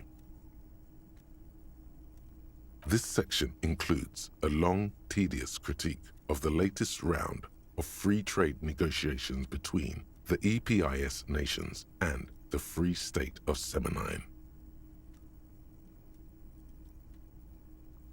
You also skip over an article about heavy fuel oil smuggling along the Mesk-Messina border, something about bear wrestling in Samara, book riots in Yugograd. Whoa, whoa, whoa. Bear wrestling. Flip back to that. It seems to be part of a new public fitness initiative in the People's Republic of Samara, SRV, devised and promoted by none other than President Kanajinsky himself. According to this extremely credulous account, Uncle Sport, as he's affectionately known to his people, has recently decreed bear wrestling the national sport of the SRV. Based on the description in this article, he appears to be an extremely competent and democratically elected president. Sapormat Sport Kanajinsky is well into his third decade as president of the SRV. Outside Samara, he's known for three things: brutal repression of internal dissent, monumental corruption, and a near pathological obsession with physical fitness. Don't forget the moustache. Right, like all Samaran men above the age of 40, President Kanajinsky wears a truly spectacular walrus moustache. It's quite straightforward. A standard match features one man, or in some cases woman, against one bear. 2 competitors, 1 ring, 5 rounds, or until incapacitation. According to the SRV's Ministry of Information, the program has been a tremendous success. Public support stands at 87%, and youth obesity and alcoholism rates are down 12% and 7% respectively. This is the SRV we're talking about. If you think those are the real numbers, there's probably a guy who wants to sell you a bridge in La Cherte. What are you, a statistician? Did the moral intern send you on a fact-finding mission? This is the SRV party line, comrade. The Samaran People's Republic? No, I should expect not. Why do you ask? They're quite the spectacle, as I understand. I've heard they make the people in the front rows wear plastic sheets. On account of the blood, you see. You flip back to the front of the magazine. The table of contents unfolds before you. It takes a moment, but gradually it dawns on you that Kunst und Kultur must mean arts and culture. Why they decided to title this one section in Volda is beyond you. As you leaf through this section, you come across several reviews of recent radio plays, as well as a brief artist spotlight featuring a local artist identified only as CS. The main feature, though, is a long essay titled Tip Top Tournée, a critical Mazovian perspective. The Tip Top Tournée is an inter-Isolari racing series, mostly known for its high speeds, ludicrous sponsorship deals, and high death toll. In Revachol, it's held quadrennially on the prestigious Zero Carousel racing circuit. This so-called artist spotlight is really just a brief Q&A, made all the briefer by the subject's evident hostility to her interviewer. You think you're settling in for a relaxing recap of the most recent season, maybe sprinkled with some nice anecdotes about a few of the more colorful drivers. Instead, you find yourself skimming a 10,000-word feature about all the politically problematic aspects of Tip Top Tournée. Where to even start? For one, there's the crass commercialism of its sponsorships, and then there's the practically criminal emphasis on deadly motor crashes. So, all of it, basically. And that precisely is what's problematic about it.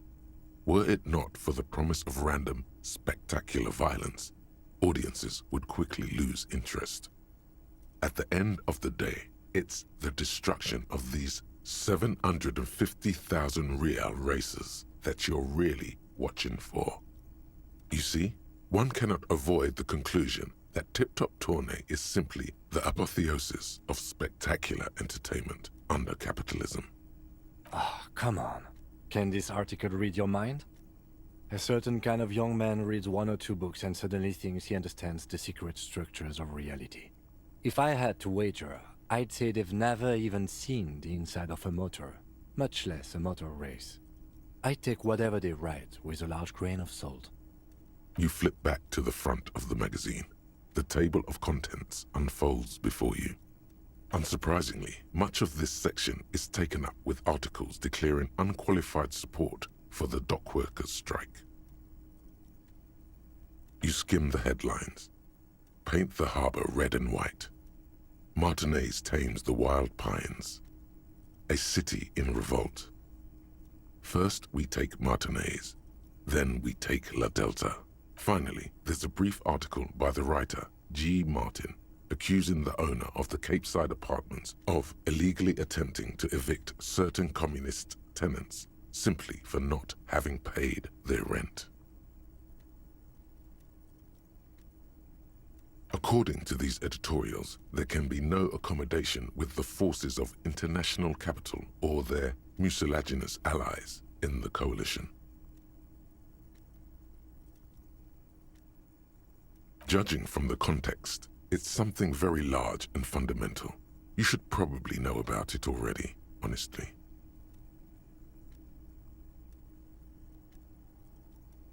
You flip back to the front of the magazine.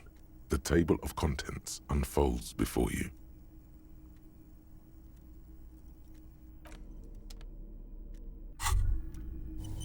What's this? We're getting reports of normal, reasonable, temperate political opinions somewhere in Martinez. It's also about that, but it's also more. Perhaps it's the hangover.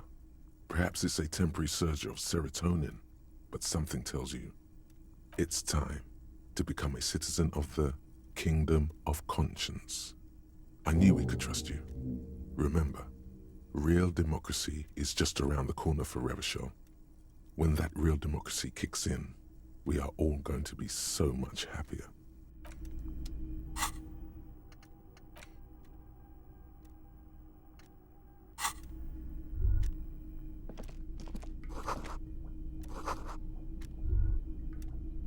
On second glance, someone has forgotten to properly close one of the drawers. It's unfortunate for the Union to just leave their paperwork lying around like this. The drawer opens smoothly. Inside is a well-organized selection of brown folders. Hundreds of documents containing logistical data. 2 kinds of transactions stand out. Materials coming into Revachol from the outside world, from Mui, and the same materials being handed over to companies inside Revachol. Couron, Coal City, La Delta, and Jamrock. It's hard to make sense of this thicket of company names, dates, quantities, and percentages. You try to focus, but the lines are getting blurry. Hundreds of documents containing logistical data. 2 kinds of transactions stand out. Materials coming into Revachol from the outside world, from Muindi, Grad, and even Ilmara. And the same materials being handed over to company. You already went through all of these. Look how blurry all the lines on these papers are. How unwieldy your own willpower is to yourself. You're like an absurdist Samaran monk, focusing through not focusing. Hermeneutics was almost within your grasp, but now only vague letters float before your eyes. Less meaningful, but aesthetically more pleasing. You're a police officer, not a spiritual healer. You can focus the normal way by turning your attention to something and not letting go.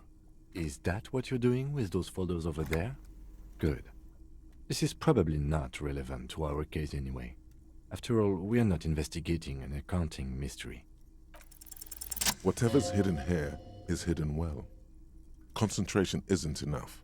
Only a trained accountant with a background in logistics would be able to really make sense of it. However, there is a little handwritten note stuck on the side of the drawer. It appears to be a to-do list written in large, uneven capital letters. Remember, Leo, Everard's shoes, special whirling borscht, water Everard's plants, sweep office floor, more banners. All items on the list have been crossed out and the note itself is crumpled. Everard Clare, probably, the head of the Debarders Union. One of his aides must have left it. Nothing incriminating here. The special borscht seems a bit odd in the list. What is so special about this borscht? Code for drugs? Booze? Blood? Remember, Leo, all items on the list. The drawer slides shut smoothly.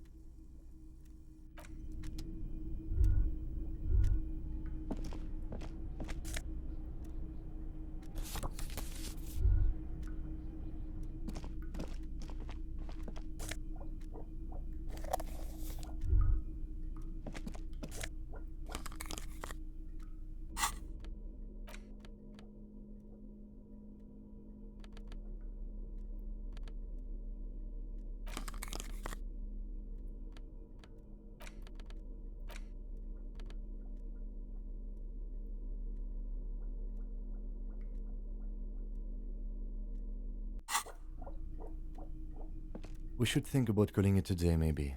The nights are still miserably cold this time of year. You should take care of that, then. Let's talk to him anyway. An officer of the RCM shouldn't be sleeping in the street. We'll figure something out.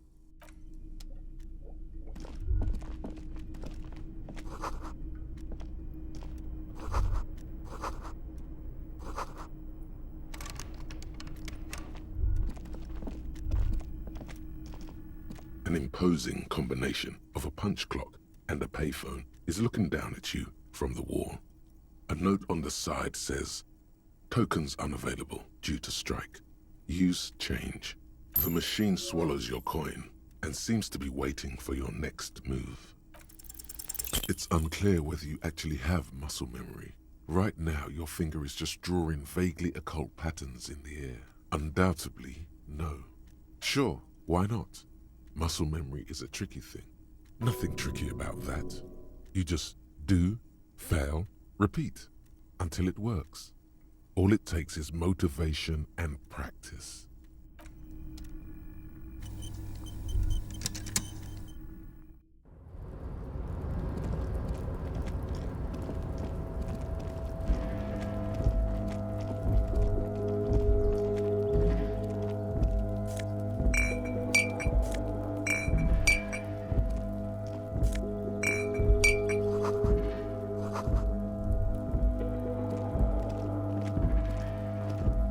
This is the night watchman's booth.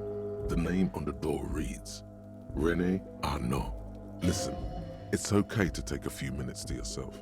Sit down and have a breather. You need to rest.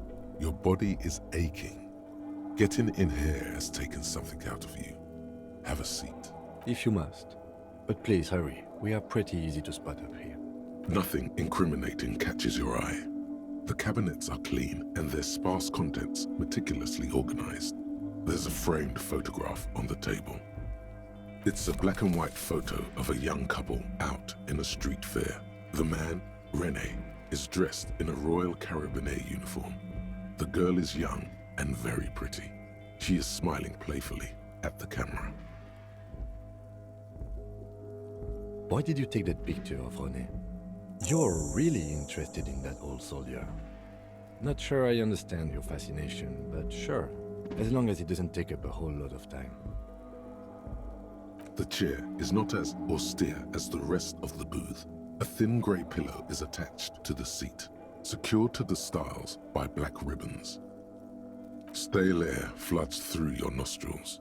Not a single mote of dust floats inside your lungs, though. The inside of the booth is immaculate. The drawers are empty, save for old timesheets and receipts. One small box, however, does hold some cheap painkillers. They are slightly out of date. Oh boy, where to start? Elevated risk of dementia, mini strokes, prophet's disease, sudden death, hair death, erectile malfunction, critical flatulence, watery blood, black mucus, uncontrollable weeping, increased sensitivity to La Opera, inoperable joint disorder, total spinal collapse. Don't think about that. Quick, think about something else. The enormity of the case before you dwarfs the list of side effects. You can't even see the side effects. You take the painkillers. They are yours now. You stand and exit the booth.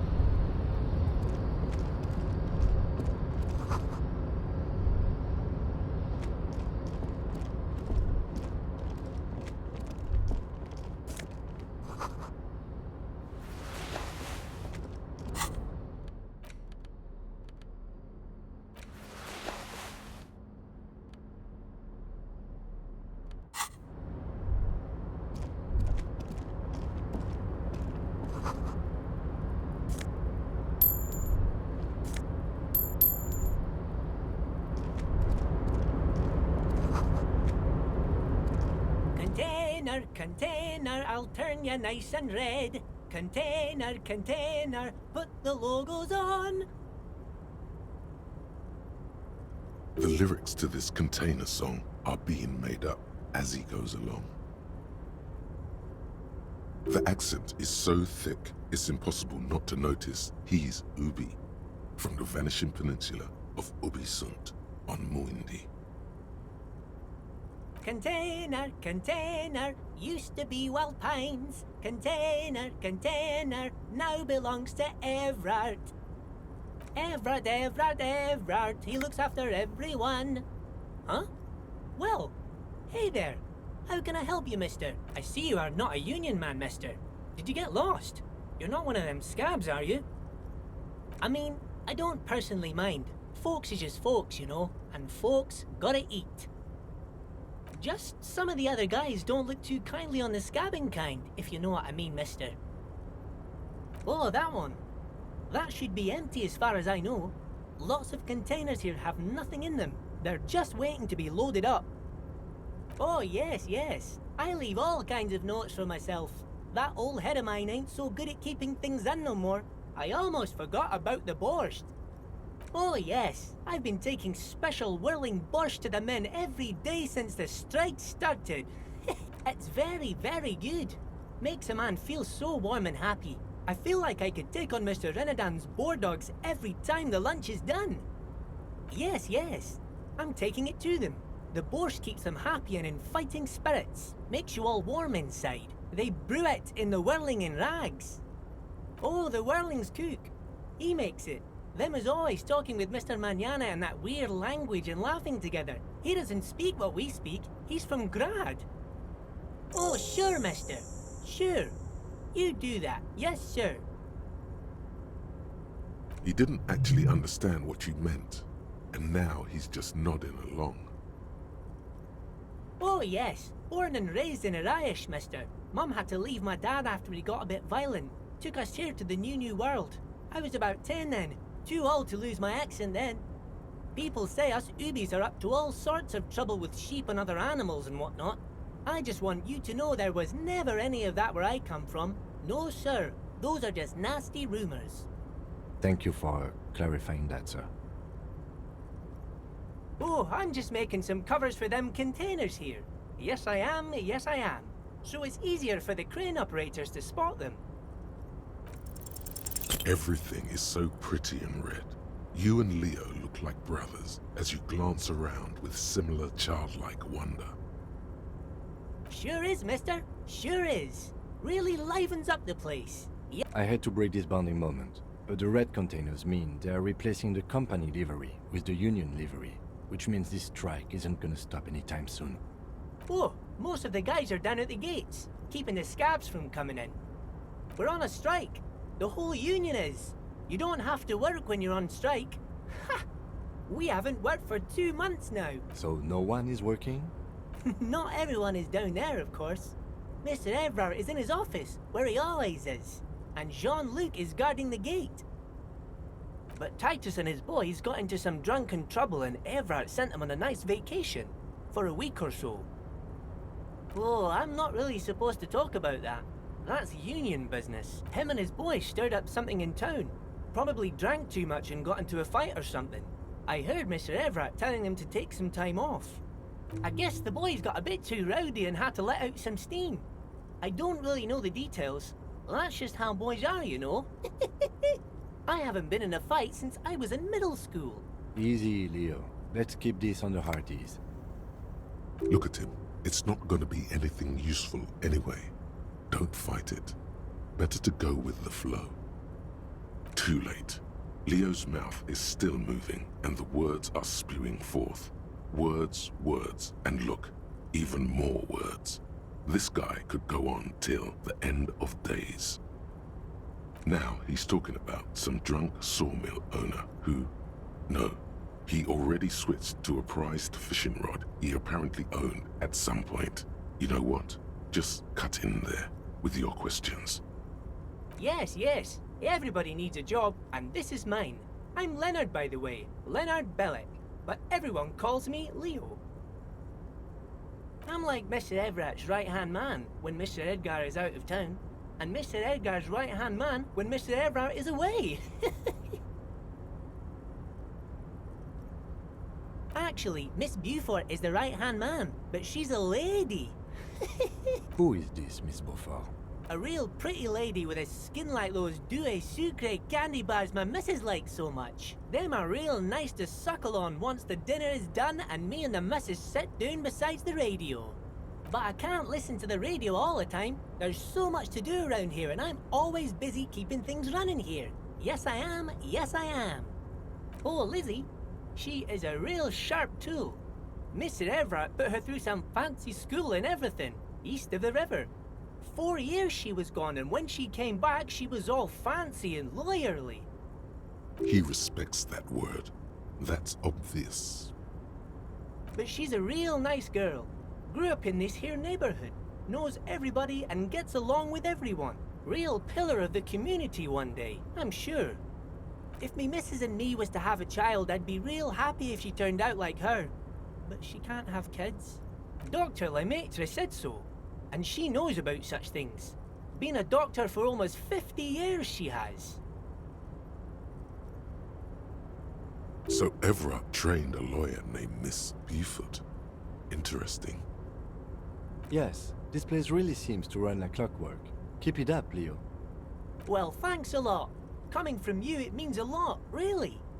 Sometimes I feel some of the guys don't really get how much I bust my ass for them here. But you guys are alright. Oh, you want Mr. Everett then? He's an awfully nice fellow, he is. Him and his brother are both nice fellows. They've lived their entire lives in this here neighborhood. Guys like Mr. Everett and Mr. Edgar, his brother, are real good guys. Made Martinez what it is today. Mr. Everett and Mr. Edgar and I went to the same school we did when we were boys. Oh, Mr. Everett is usually in his office, of course. But he already left for the day. He always leaves around 10 p.m. Bye-bye now. Why does art inspire you so much? Excellent question. Art is a diverse range of visual, literary, auditory, and performative creativity. It's an expression of imagination and technical. In short, art is the highest form of human communication, representation, narrative, emotion, and agency intertwined. Have you looked in the mirror lately? You have the exact features of a savage art critic, with that beard and those clothes, disheveled and prophetic. Perhaps you should try to critique architecture too. Of course not. It's autism, box drawing, masturbation with a ruler and a sextant or whatever they use. You should demean and criticize the genteel institution of architecture while extolling the virtues of the pure arts. Only the most experimental kind. Yes, you seek substance. No vapid representations and reproductions of social mores as made manifest in stuffy biennials. We're talking real, living art here. Become exactly. It's not only your duty to only catch the criminals off the street, you must also apprehend criminals of the printing press and the gallery, the trite and derivative artists and writers of the world. Go ahead and provide savage criticisms, art cop. The world is yours to rip to pieces and reassemble.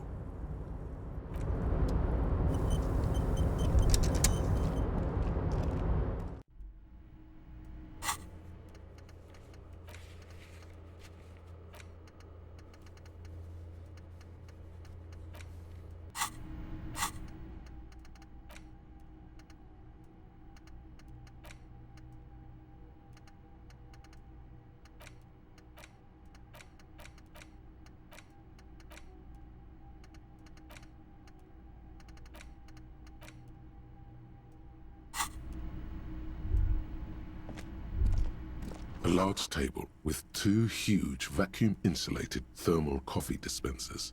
Someone has forgotten a small plastic card next to the stacks of cups. You snatch up the red plastic card. It features a black contour of a crane lifting a container. The name, Etienne Hogarth, is written in the middle. Below it, in smaller text, member of the board. It comes with a magnetic strip meant to open electronic doors.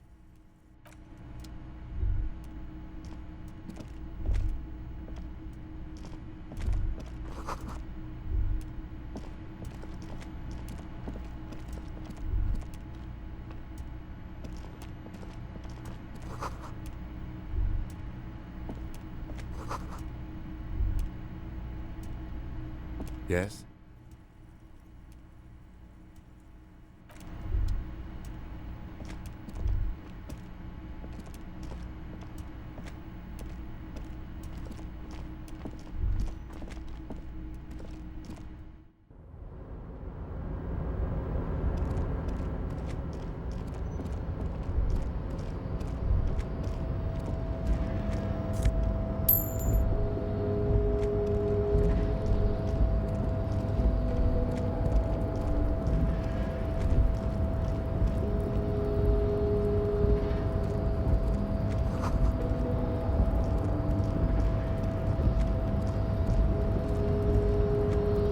Control panel with several knobs. Two buttons marked Marche and Arrête are faded with use. It seems to control the large crane above. A container is attached to its hook block. Marche on, Arrête off. With a loud grind, the crane shifts overhead, moving a massive metal container through the air.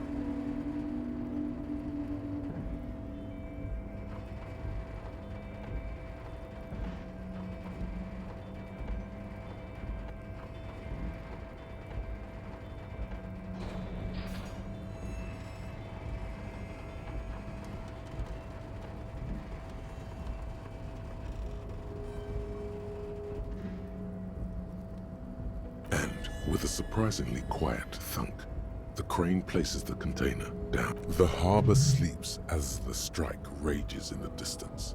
The crane can rest again, now that its purpose has been fulfilled. Moving this container, of course. For this purpose it was built. For this purpose it has acted. And now it will rest.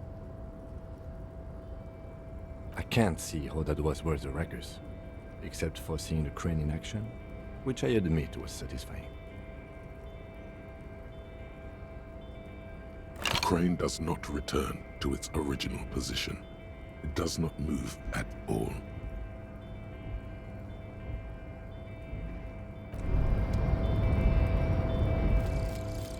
Lonesome, long way home.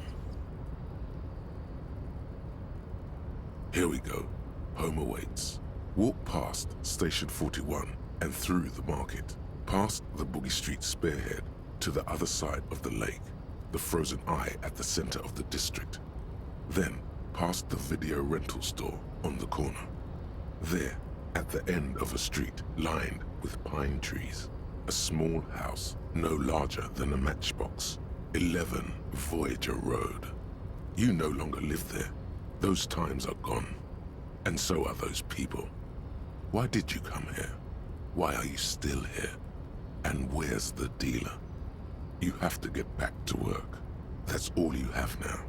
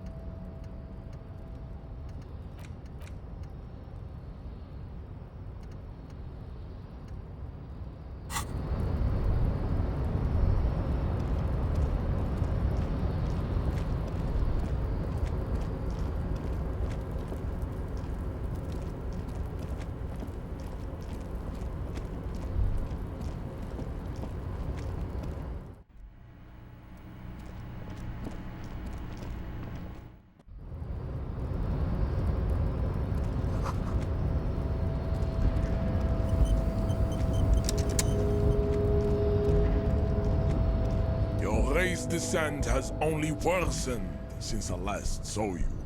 You have really let yourself.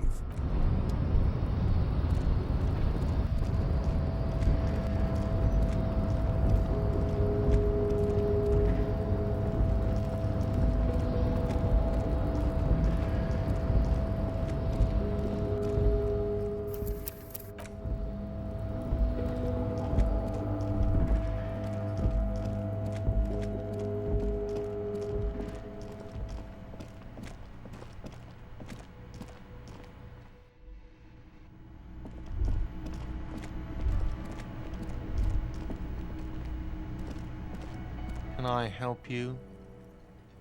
Yes. For the dead body.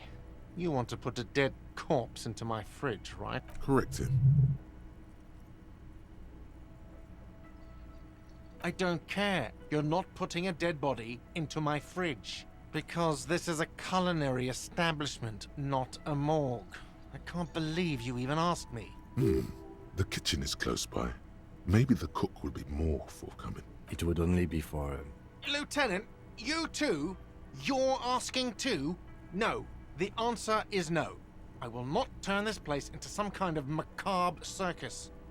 Seems we are just going to have to keep looking around. Yes, have you got it? For the room, 60 real.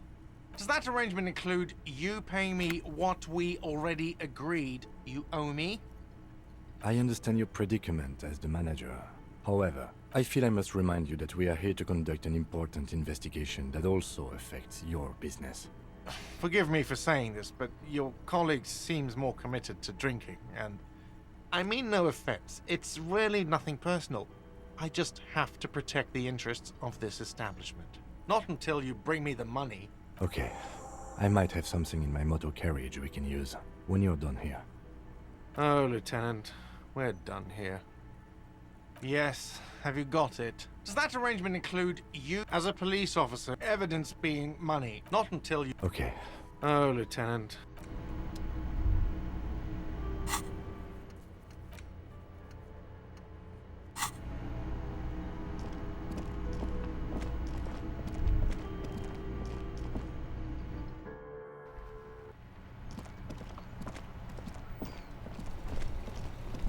Inside, you see a set of steering levers. I have something here we could... Transport enclosure.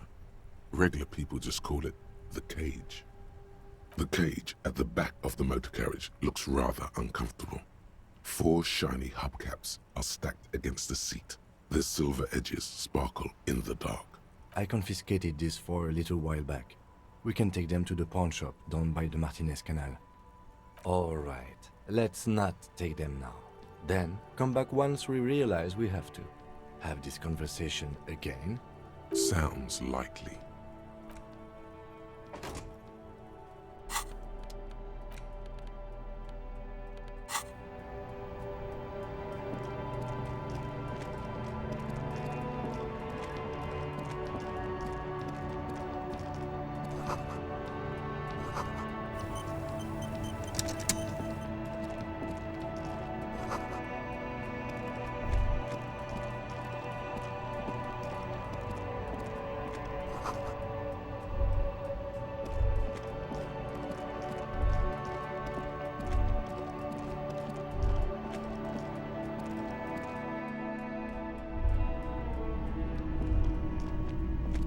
Greetings on this fine night, is it?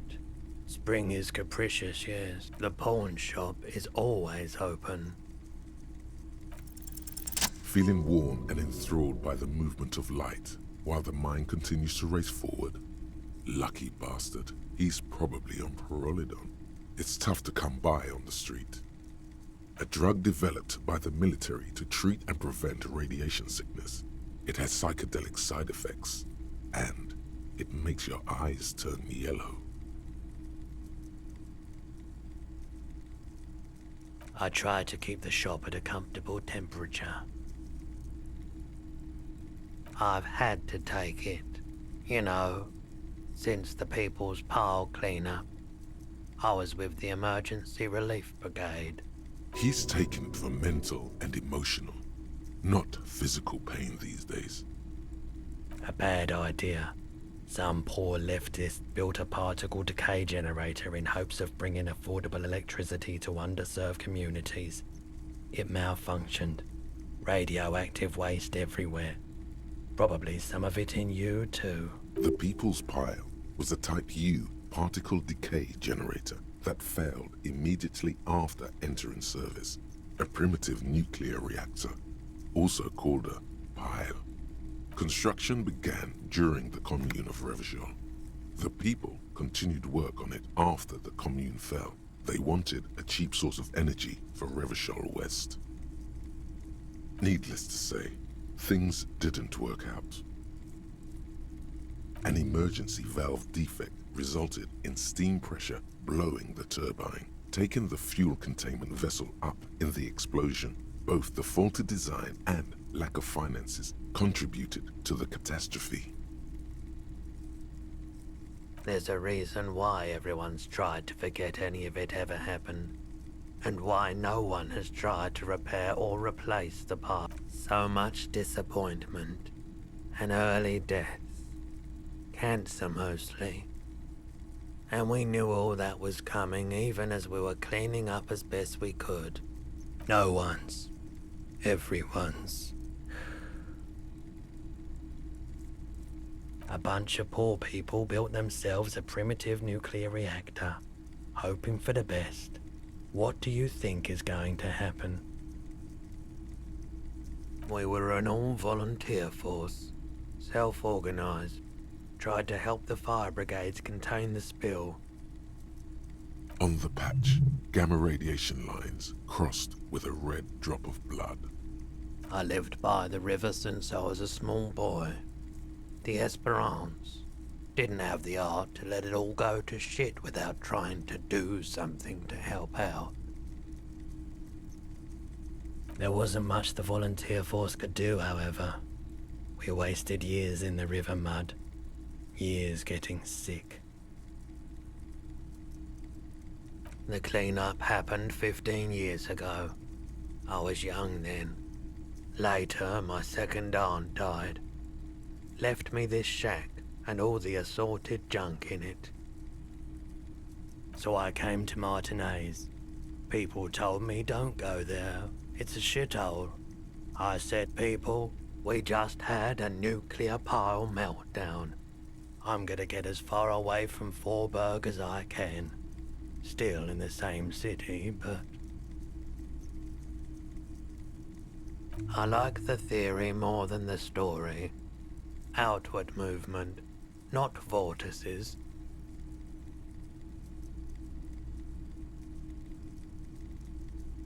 Yeah, you gotta get in on those vortices, my man.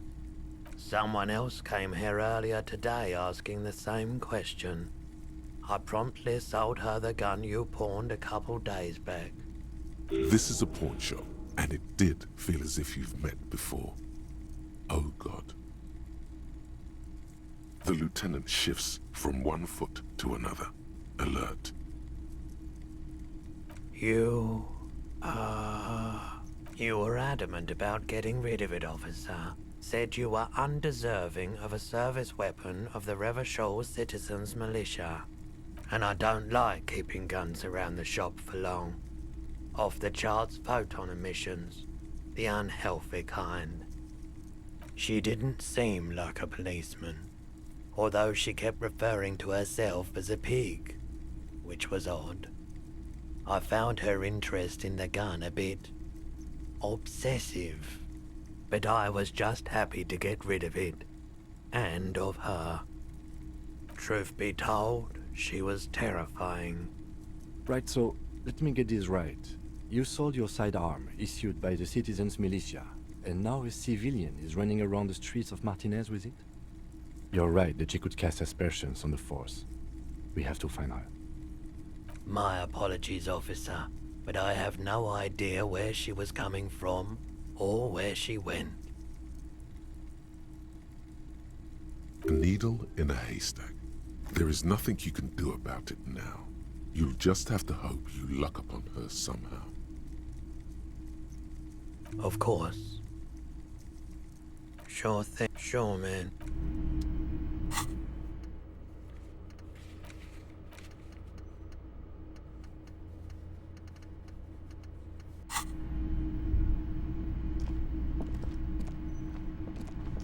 Hello, hello. Sure. I'm not purchasing any more clothing at the moment. Anything else you're thinking of selling?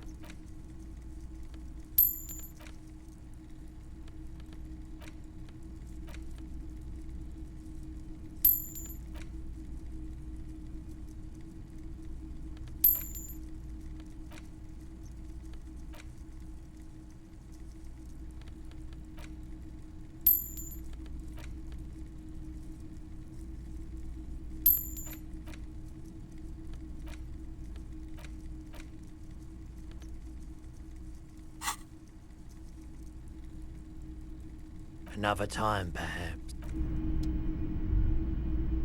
A typical Martinez streetlight sits among assorted floor and table lamps. The light pole has been carefully cut, and the wiring has been redone and attached to a standard indoor plug. The light buzzes faintly, but persistently. This would make quite a statement in your living room. Yes, officer. As you see, it's in perfect working order. His manner is casual, but his speech is careful, measured. He wants you to know that he has nothing to hide. It was brought to me to be altered. We are not here to investigate the theft of city property. You have to admit it's rather clever what he's done with it. 700 real. A bargain, I dare say. Hey, I don't know where it came from, but it's not every day you get to buy and sell something so extraordinary.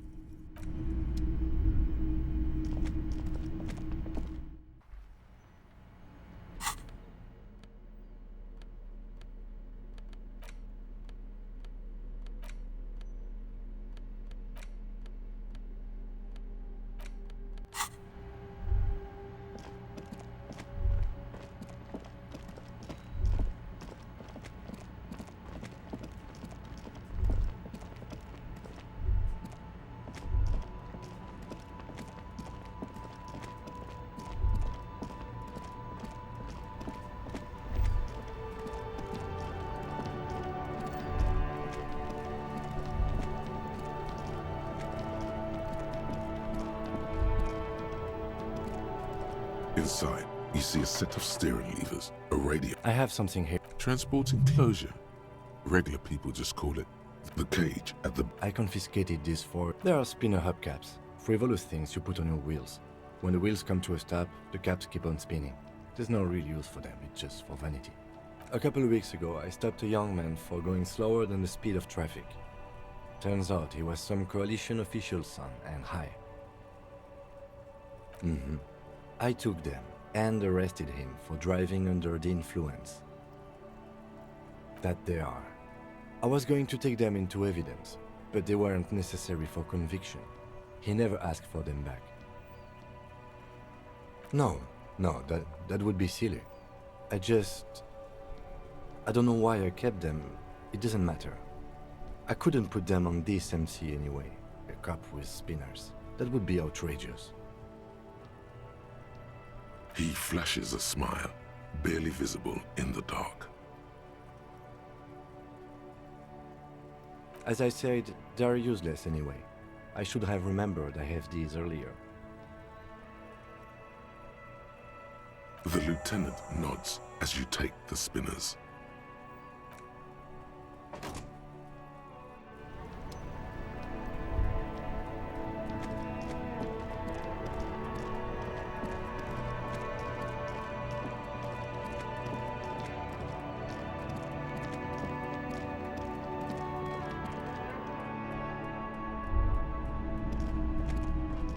Hello.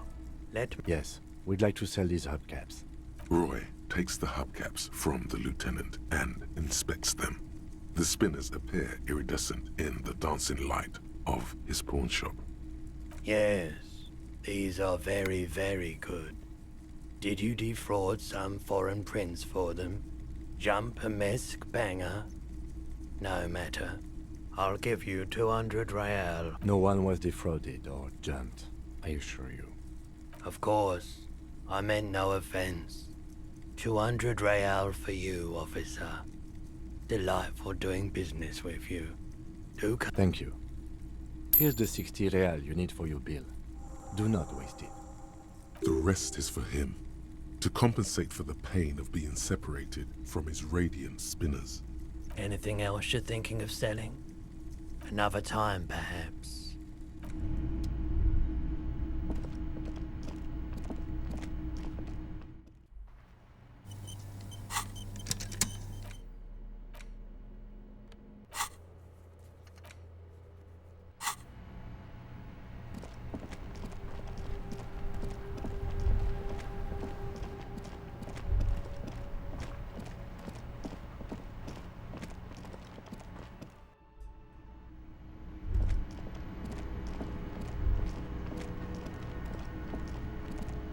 Can I help you? Absolutely. Absolutely in the question. First we find a sad banger. Then we sing this place to shit. Your body is ready, sire. Yes. Have you got it? Well? Great. Thank you, officer. That's all I wanted. payment for services rendered. If you continue to stay here, I just ask that you please pay your nightly bill in advance starting tomorrow. I'll unlock the electronic lock to your room. All the doors lock automatically at 9 p.m. Please pay for each night in advance starting tomorrow. 20 real per night. I'll take a room here too. Of course. Always happy to have officers from the RCM as guests. Anything else I can do for you?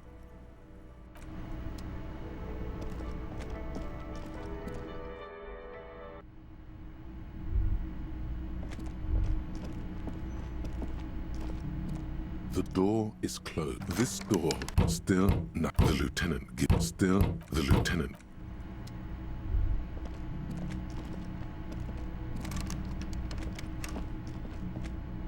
This is the door to the room you redecorated. Just a moment. You had some questions earlier, I believe. And besides, we should discuss our progress on the investigation. Let's go out to the balcony.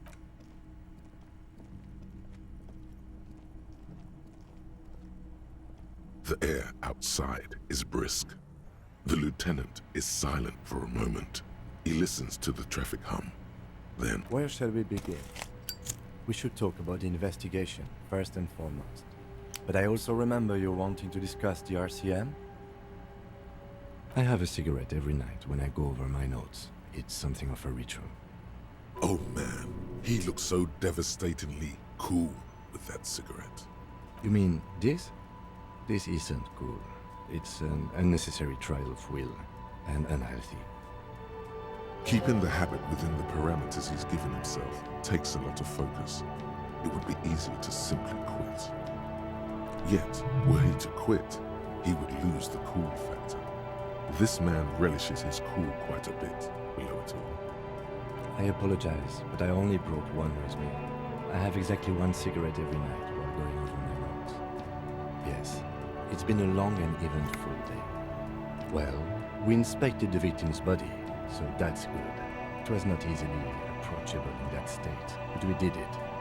I would say our initial inspection was very thorough, and we have solid leads to follow up on. Then you shot the body down, which was quite a shot. I admit I wasn't sure whether I should give you the gun, but I'm glad I did. Your shot enabled us to perform a field autopsy on the victim. We found some things we can really work with. I still feel like we are missing something, and there's still work to do at the crime scene too. Now, as for interviews, my list of people to talk to here in Martinez, I mean. I'm glad we can agree on that, at least. We didn't get to meet Évrard Claire, but we did get into the harbor. It'll be easier to reach him tomorrow. We talked to Joyce Messier, but didn't get any information from her. I have a feeling Joyce knows how dangerous the situation really is. We have to get her to talk to us. If Kim is emphasizing something this much, it really must be important. Above all, though, today was exhausting. What's with all the running? You run a lot. Is that a standard Precinct 41 practice? It's impressive, especially for a man your age, and in those hills. Nice shoes, by the way. I like the green, goes with the orange. They're quite limited, actually. The power officers of the Revachol Citizens Militia exercise most frequently is imposing fines of up to 1,000 real for offenses, in accordance with an interdepartmental schedule. Yes, although indirectly, as citizens can always request records from their local station. Officers of the RCM have been known to take bribes of less than the prescribed fine amount. It undermines trust in the RCM. The RCM's primary role is to ensure safety. We are not really supposed to play any part in the economic structure of Revachol. We can arrest people, of course, but rather than bringing someone in directly, it's preferable to serve a station call slip. It prevents confusion and overcrowding. You can't. Those who don't show up become fugitives, though, and have fewer legal rights when they are eventually caught. It's about power projection. Thus far, they seem to mostly show up. We are permitted to use whatever force we deem necessary, even lethal.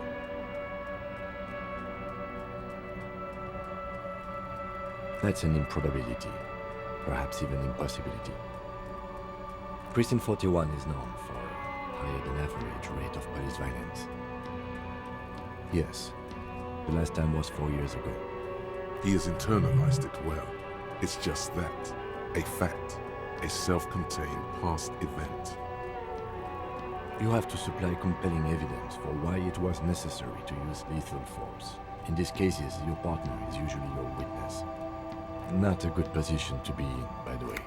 Internal Affairs handles these cases thoroughly, by cross-examining you for inconsistencies. It is hard to cover for anyone, which is for the best. We don't convict. We arrest and send them to coalition government courts in Courant and La Delta. The prosecution works off our testimonies and records, which is why it's paramount to keep them. The coalition government and the moral intern more broadly. The RCM was formed by the coalition government to restore order in the international zone after the revolution. So we did. Now we attempt to maintain that order. No more, no less. Or perhaps it is better to say we were allowed to form. It's a point of contention whether the citizens of Revachol or the coalition government founded the RCM. Be sentimental if you like. Either way, the moral intern leases us the right to keep the peace in this city, and they will take it away if we misuse it. Or if they think you do. The Moralist International are the world's largest political organization. You know who they are. They have been running this place after the revolution failed. They're a union of center-left and center-right parties across the Real Belt. Our coalition government is just one of its many projects. They also run the ICP, EPIS, most intergovernmental organizations in the world. What do they believe in? They are Dolorians. They believe they continue the humanist project set forth by Her Innocence Dolores Day 4 centuries ago. Others say they are just technocrats.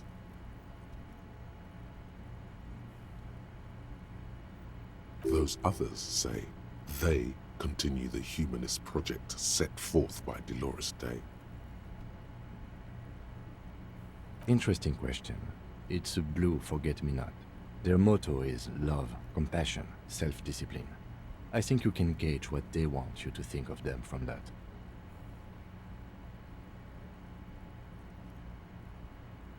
Something kind and usual. Something almost self-explanatory. Something like the dark blue, serious color of the early night sky above. A historic figure? The author of the modern age? You will have to look elsewhere for opinions. The subject of humanism is too abstract for me. The moral intern are a fact. I try not to have opinions on facts until they change.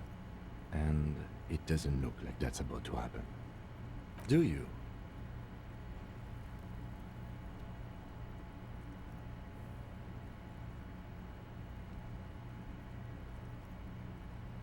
In fact, we would need them even if you didn't think that way. We are in what is called the twilight of international law. The laws we claim to enforce come from the MI. Without them, we are simply vigilantes. Spoken like a revolutionary, not a cop. But hypothetical aside, in Martinez we already are vigilantes. At least the Union thinks so. I expect our job here to prove quite challenging. The lights of the orphan district are reflected in his glasses. The red and golden orbs of the motorway sliding like pearls on a string from east to west as Revachol commutes back to the suburbs. Tomorrow is Tuesday. Monday is over. The dying lights of the city shimmer below. Slowly, like luminous clouds, they pass on his lenses. The lieutenant looks at his slim cigarette, contemplating the next drag. An aerostatic passes overhead, the whiskers of its floodlights on the ground below. Kitsuragi's glasses light up as he looks to the sky. 2 glowing circles. They really don't like us here. And the mouth on that kid, Kuno. It's different inland, in Jamrock and the GRIH. It's our fault for leaving this place to the dogs, to the Union, to the company, not daring to come here more often. It's like I told you, this place is an orphan, fallen between the cracks.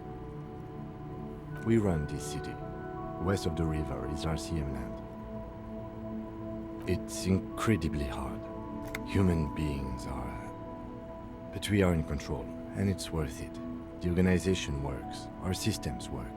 If they didn't, the city would disintegrate. Me too.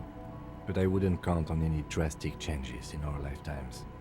He is very tired, but the dark circles under his eyes make him look younger, not older. Yeah, it's getting very cold now. Let's go.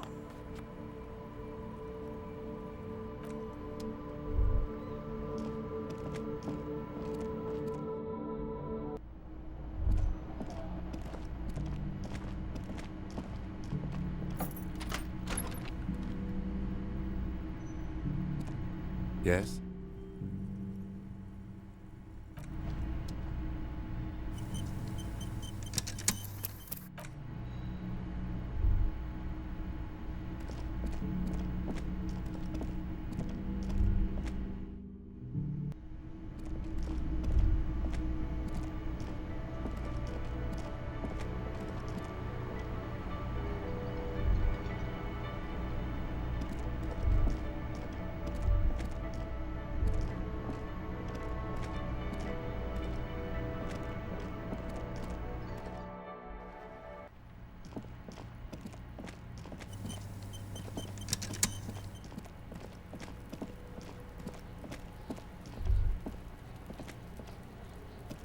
The man is decomposing. The body is reluctant to let go of the boots. You're going to need to summon all your strength for this undertaking. Whoa! Kuno's little sneak pig's back for the booty. Yeah, fuck it to pieces for us, liar cop. It's not completely useless. You're able to reveal a little more of the putrid polymer sock beneath the boot. It feels like the leg is going to come off along with the boot, but you're able to get the boot to move a centimeter or two. Just relax. This is easy. This is happening. It's heavier than you'd think. You're forced to drop it back down immediately. The corpse lands on the ground with a nauseating thud, looking even sadder than before. Damn, you're out of shape. In your defense, the corpse was quite slippery. Something cracks in the left leg. It really is about to come off. The leg, I mean, not the boot. You may want to slow down. Don't tear into it like that. This is the right method. It takes some time, but eventually the boots come off, with nasty slices of polymer sock stuck to even bigger pieces of skin and rotting flesh. Look, he's skinning the fucker up good. Puko style. Hell, keep at it, pig. The legs look like they've been clawed at by wild animals. As for the boots, you can't possibly do anything with them until you've cleaned and disinfected them thoroughly. Yes, these absolutely need to be washed before. The stink is incredible. Didn't the Whirling have a kitchen?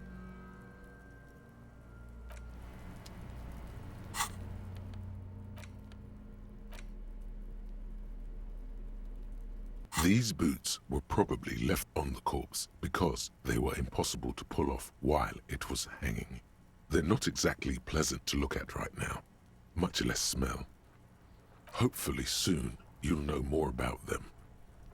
The size seems about right. Once you get the foul-smelling flesh gunk out. You've seen too much to be that naive. Even if you don't remember it, you'll never know what it was like to be him.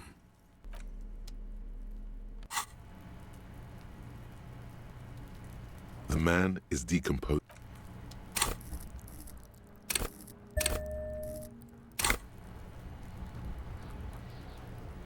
The man is decomposing visibly now. Every hour, no reply. However...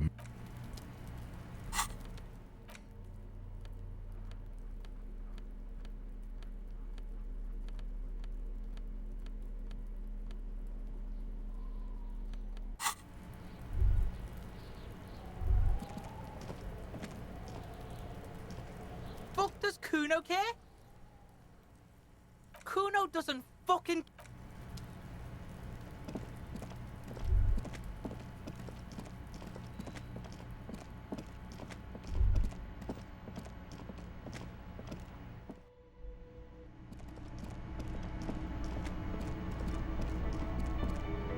I help you?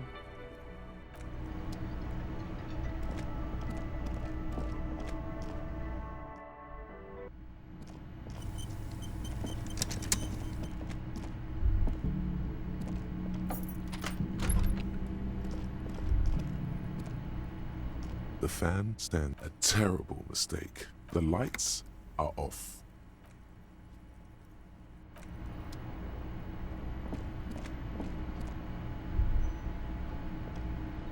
A mirror hangs on the bathroom wall. In it, your face, adorned with like the rest of you. It comes from a bad place, somewhere in the past. The faucet is quite terribly mangled, but you just might be able to twist its parts into place. You handle the chain cutters deftly, applying just enough pressure. The faucet regains a recognizable shape. The steam stops. Told you that you needed those chain cutters. Everything is connected. Everything has a purpose. The mirror begins to clear slowly without you having to wipe it.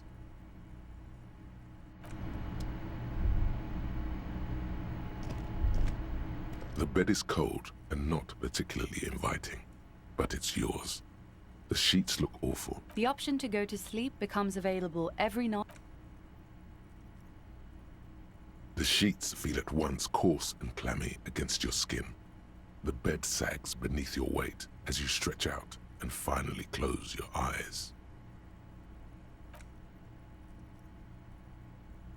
And then sleep doesn't come. Obviously, you're in bed with your eyes closed, but it's not happening.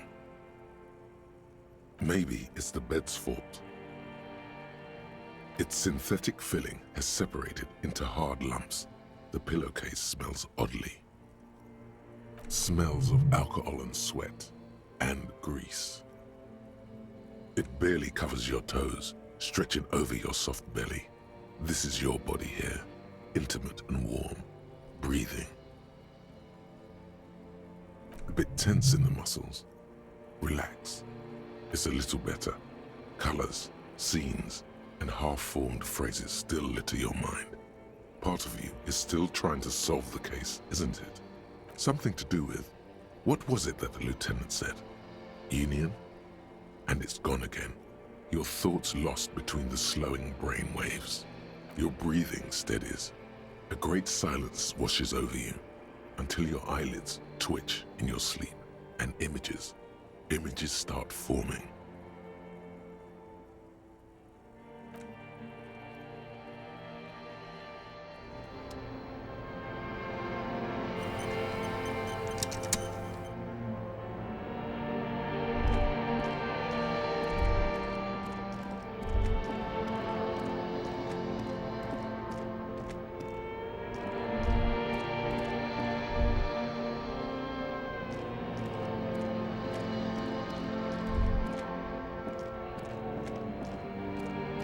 Do you remember the scent of your childhood?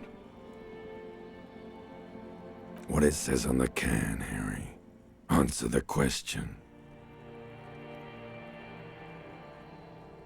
Do you remember your wife's hand on your face? You know who I am. I'm the bad day. The one where you ask her, and then later in the streets, wandering. It's the worst day of all time, Harry dear. And it's coming. She will hear about it on the phone. Reality will turn into a grotesque nightmare. This will be the last thing you did to her. Tell me, do you remember the love of your life? Do you remember the warmth of her thighs, between her legs and in her mouth? Oh no, funky baby, you stayed. It was the rest of it that left. Or you just stood there, with one hand on the bottle and the other on your dick. What, tell me, where are your friends? Human beings have friends, Harry boy. Where the hell are yours? No, It's gone. 3 times gone and never coming back. You failed. You failed me.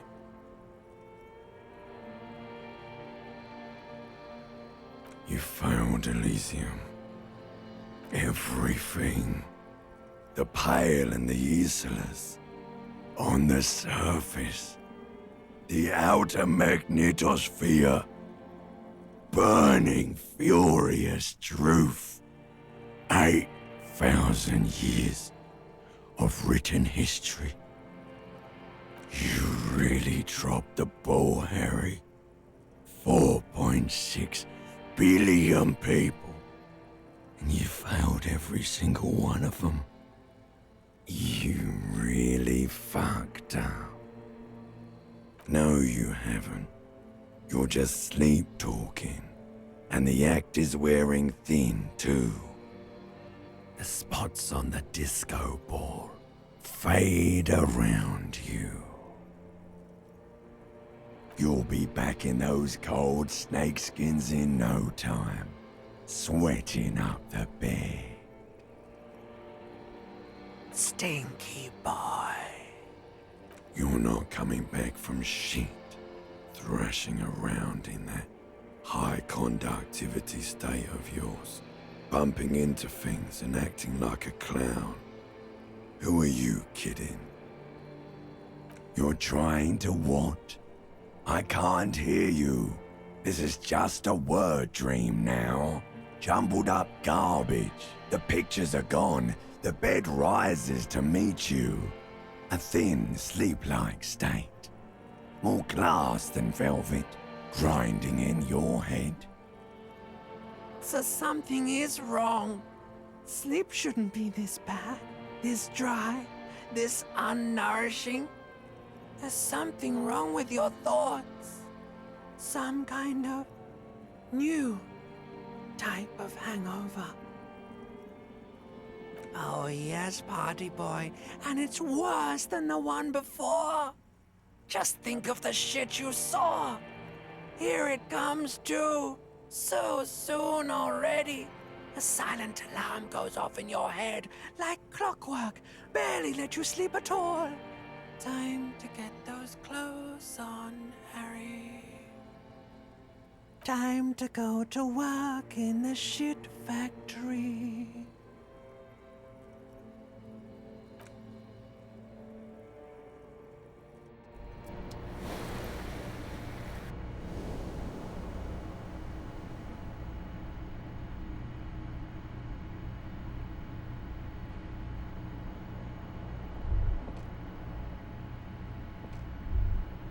Good going, buddy. Really? Because you feel even worse this morning than you did last night. You mean, why are you so tired? Too tired and down to even think? It is worrying, isn't it? You can't be a detective like this. Detectives need to be able to think. It's just that your heart has finally pumped all the speed out of your system, Buster. Time to get some more.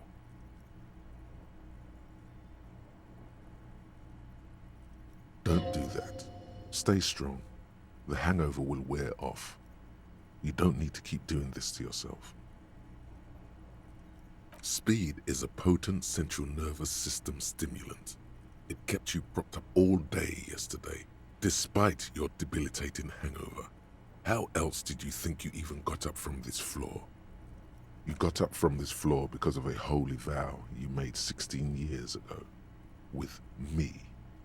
To wake up exactly 7:30 every morning until the day you die. Don't be silly. There was no vow. You were high on speed. That was the only reason you got up.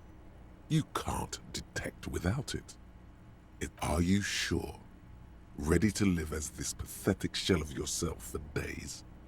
Basically, a week. Let's be honest, 2 weeks, maybe 3. You won't make it. Half the town will be dead by then. You will be fired. Suit yourself, slow, sad shell man. See how you do without your spark.